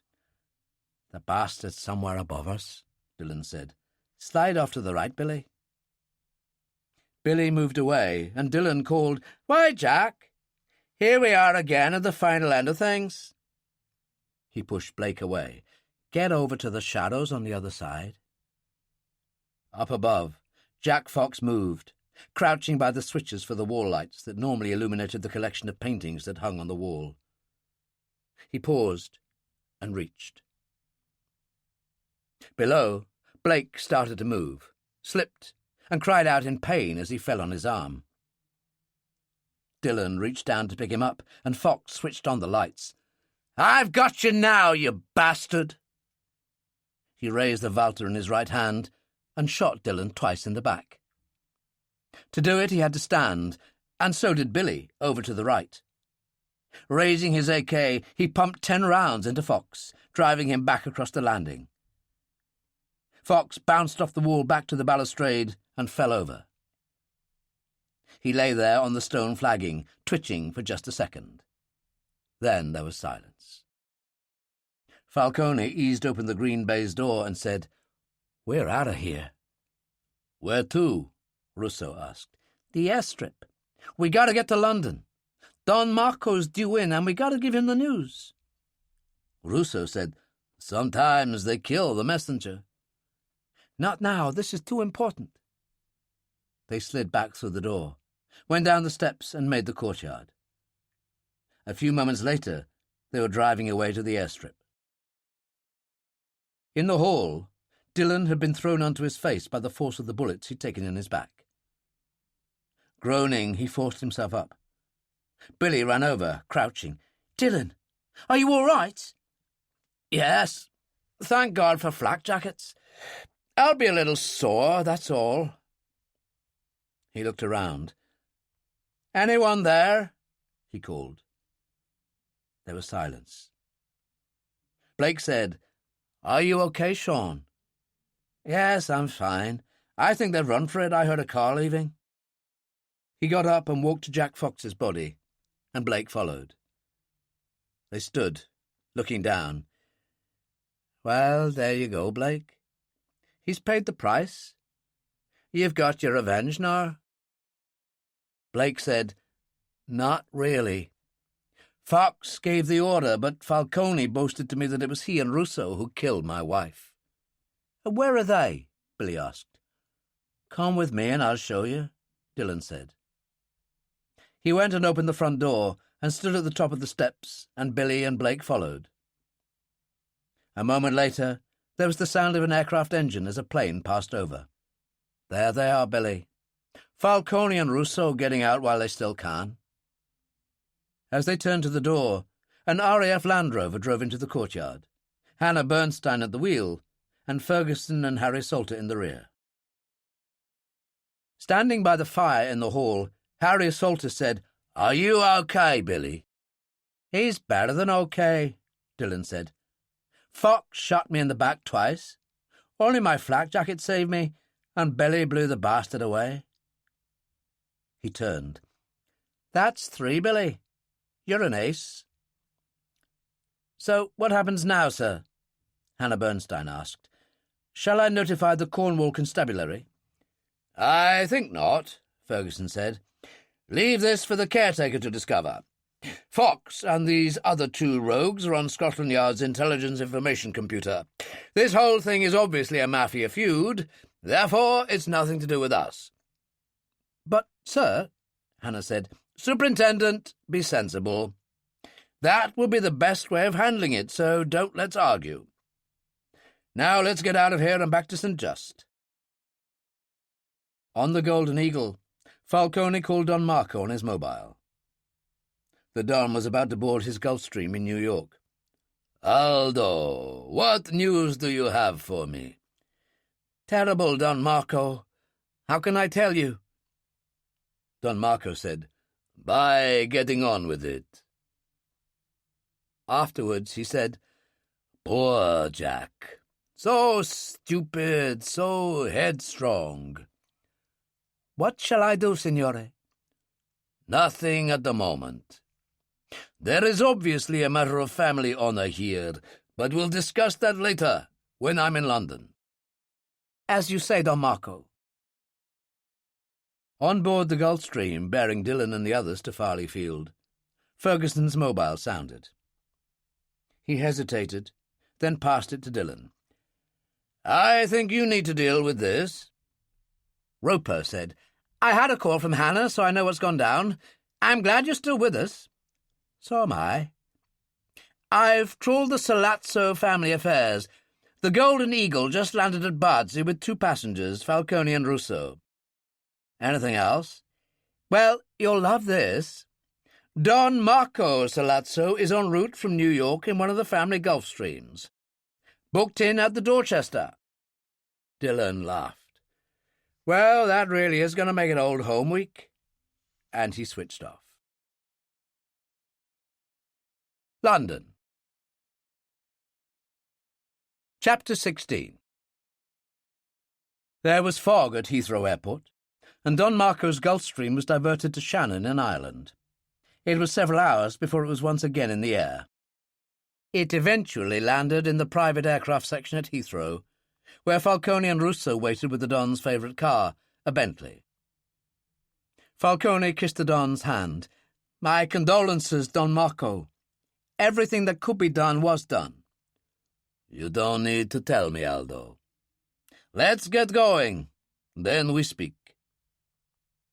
Russo did the driving. Don Marco said, "A little brandy, Aldo." Falcone opened the small bar in the rear of the Bentley, found the right bottle and a glass. Don Marco sipped a little and nodded. "Fine. So now tell me everything." Later, in the Oliver Messels suite at the Dorchester, he stood at the open French window, rain drifting across the Mayfair rooftops to his terrace. "Get me a cigar," he told Falcone, "in the crocodile case." Falcone nodded to Russo, who quickly opened the case that was on the sideboard. He took out a Romeo and Julieta Havana, clipped the end and gave it to Falcone, who warmed it with a large match and passed it to the old man. Don Marco lit up. "Jack was stupid. Jack was greedy and headstrong, but Jack was also my nephew. Half of him was Sollazzo, flesh and blood. All men are a mixture of things, Aldo." Rain swept across the roofs with considerable force. The curtains billowed, and Don Marco nodded. "Jack could be foolish. He was certainly a thief, whatever you mean by that. But he was also a war hero, and served his country. We all know what Signor Fox was, Aldo said. And we all know how he ended. On his face at the hands of these people, this Dillon, Johnson, Brigadier Ferguson. The Don turned, not even angry. There is a matter of honor here. A debt must be paid. Money isn't everything in this world, Aldo. Of course, Don Marco. The old man bit on the cigar, took out his wallet, and extracted a card that carried some phone numbers. I think the third one is Ferguson's office at the Ministry of Defence. Try it. It was 2:30 at the Dark Man, and they were all there in the end booth, Harry and Billy, Baxter and Hall against the wall, Dillon and Blake, Ferguson and Hannah. Hannah's mobile rang, and she answered. All right, tell me. She switched off. Priority intelligence at Scotland Yard, keeping me informed. It seems there were 3 killings in Cornwall, all known members of the Mafia. Well, there you are, Dillon said. Billy was laughing. Surprise, surprise. Harry said, Here now, you watch it doesn't go to your head. Billy the Kid, Dillon said. In the Battle of Britain, he'd have earned a DFC. Dora brought a bottle of Bollinger and glasses on a tray, thumbed off the cork and poured. Billy said, That's it then. Not really, Billy. Dillon took a glass. I mean, why has good old Don Marco Salazzo flown to London? To see his doctor? To get measured for a new suit in Savile Row? He shook his head. Vendetta, Billy. Kill one of our own, we kill you. Harry said. You think that? I think that, Blake said. So it isn't over, Harry said. Last act. Dillon shrugged. You'd need Shakespeare to write it. He's not available, he's bleeding dead, Billy told him. It was then that Ferguson's mobile rang. He listened, then switched off. The Ministry of Defence. Don Marco Salazzo wanting a word. He's at the Dorchester. He turned to Hannah. Would you mind getting him for me, Superintendent? Dora brought her the bar phone, and Hannah called the Dorchester and asked for the Don. Salazzo here. I have Brigadier Ferguson for you. She passed the phone to Ferguson, who switched to audio so they could all listen. What a surprise. I doubt that, Brigadier. Condolences on the death of your nephew. And congratulations to Dillon, I suppose. Not at all. Your nephew was disposed of by an East End gangster from a family that isn't in the least intimidated by the Mafia. Don't let us play games, Ferguson. This affair has gone on long enough and my nephew is dead. I think it's time for us to meet and arrange a compromise. That sounds sensible. When do you suggest? The old man was tranquil.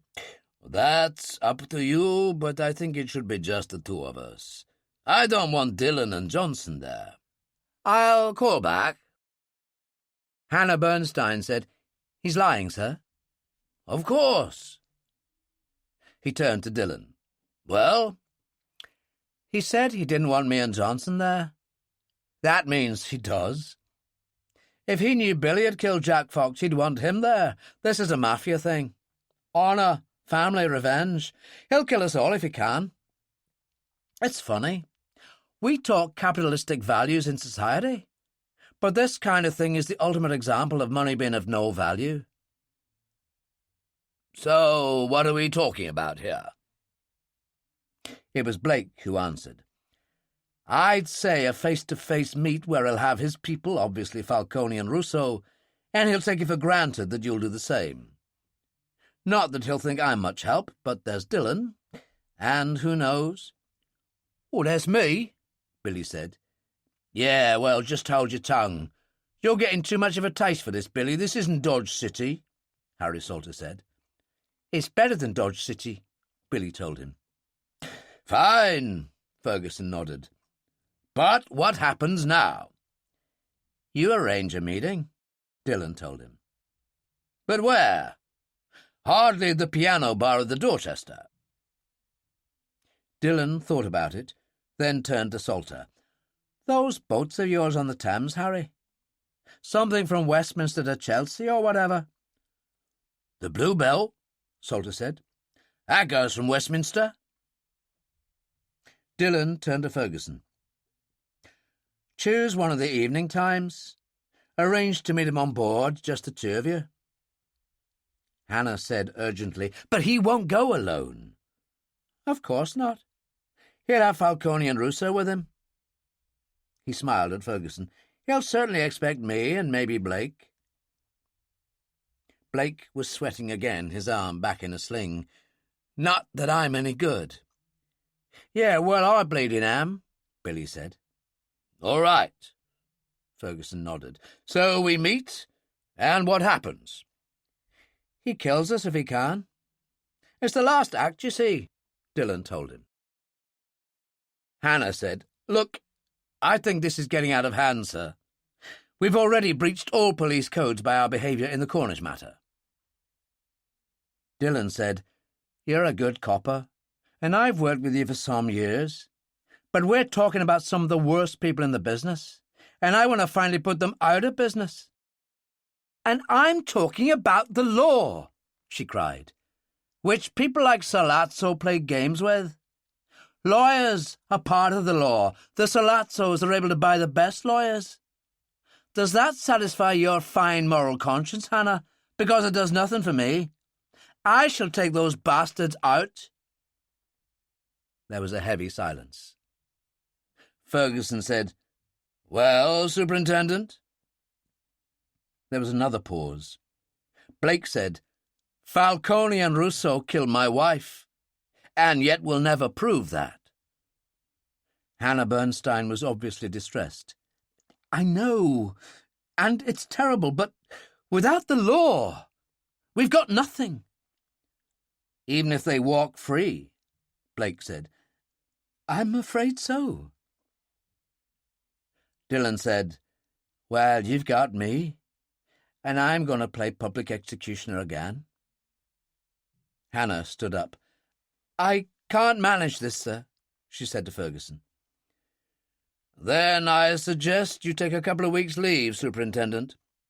And I would remind you that you signed the Official Secrets Act when you joined me. Of course, sir. Off you go, then. She went out, and Ferguson said, Now, how do we handle this? Rain increased in force as darkness fell, and the Bentley arrived at Westminster Pier, and Don Marco got out and walked up the gangplank. Falcone and Russo had joined the boat on its earlier trip, dressed in jeans and reefer coats, the kind of thing crew members wore. So did Billy and Harry Salter. The fog was quite bad, and rain fell heavily. The Bluebell nosed out into the river, and Don Marco walked out of the saloon, where there were only two other passengers, old ladies, and onto the stern, where there was a certain cover from the upper deck. He lit his cigar, and Ferguson moved out of the shadows. Don Marco, Charles Ferguson. Ah, Brigadier. Fog swirled in. There was a seaman coiling a rope at the starboard rail. One of yours? Ferguson asked. Oh, come now, Brigadier. All I want to do is bring this whole unfortunate affair to an end. My nephew was stupid. I acknowledge that. He wasn't only stupid, he was murderous, Ferguson told him. Having said that, don't tell me you don't want revenge. What would be the point? You know something, Ferguson said. The older I get, the more obvious to me it is that life's like the movies. Take this situation, it's the gunfight at the OK Corral. Earp and the Clantons. Who's going to shoot whom? I mean, my dear old stick, why would an aging mafia don go to all the trouble of coming here?" The seaman at the rail, Falcone, stood up, and another at the port rail appeared, Russo. On the top deck, Billy and Harry Salter looked over, Billy holding a silenced AK. Out of the shadows, Dillon appeared, Blake beside him, his right arm in the sling, sweating badly. Don Marco said, "You don't look good, Mr. Johnson." "Oh, I'll get by." Blake turned to Falcone. "You butchered my wife." "Hey, it was business." Falcone had a gun in his hand. "Well, this is personal." Blake's left hand came out of his sling, holding a silenced Walter, and he shot Falcone, knocking him against the rail. Falcone spun round and went over head first into the river. Russo raised his gun to Ferguson, and Billy, leaning over the rail on the top deck, extended the silenced AK and gave Russo a burst that sent him over the rail after Falcone. Blake was really very ill, sweat all over his face. He said to Don Marco, "Why the hell I don't kill you, I'll never know. But we ruined your nephew, killed the bastard and his men. I think I'd rather leave you to chew on that." He turned, and he and Ferguson walked away. Dillon lit a cigarette. "He's one of the good guys, Blake. Wants to improve the world. Even Ferguson still tries. But not me. I found life more disappointing than I'd hoped. So to hell with you." He slapped Don Marco backhanded across the face, reached for his ankles, and tossed him over into the river. The fog swirled. A cigar butt floated smouldering on the water. It was over. They were waiting for him in the Daimler on Charing Cross Pier. Ferguson said, "Taken care of?" Dillon nodded. "Whichever gang took out Jack Fox and his men in Cornwall was obviously lying in wait for Don Marco here. Another mafia execution. Very messy." "All in all, then," Ferguson said, "a satisfactory night." "Except for one thing." They turned to the figure who sat slumped and ashen in the dark. Blake looked at them, his eyes burning. "It won't bring her back." And to that there was no answer. That was Day of Reckoning by Jack Higgins, read by Jonathan Oliver. This program was produced by ID Audio for Harper Audio. Text copyright Jack Higgins, 2000. Production copyright 2017 by HarperCollins Publishers. All rights reserved. Jack Higgins asserts the moral right to be identified as the author of this work. Thank you for listening.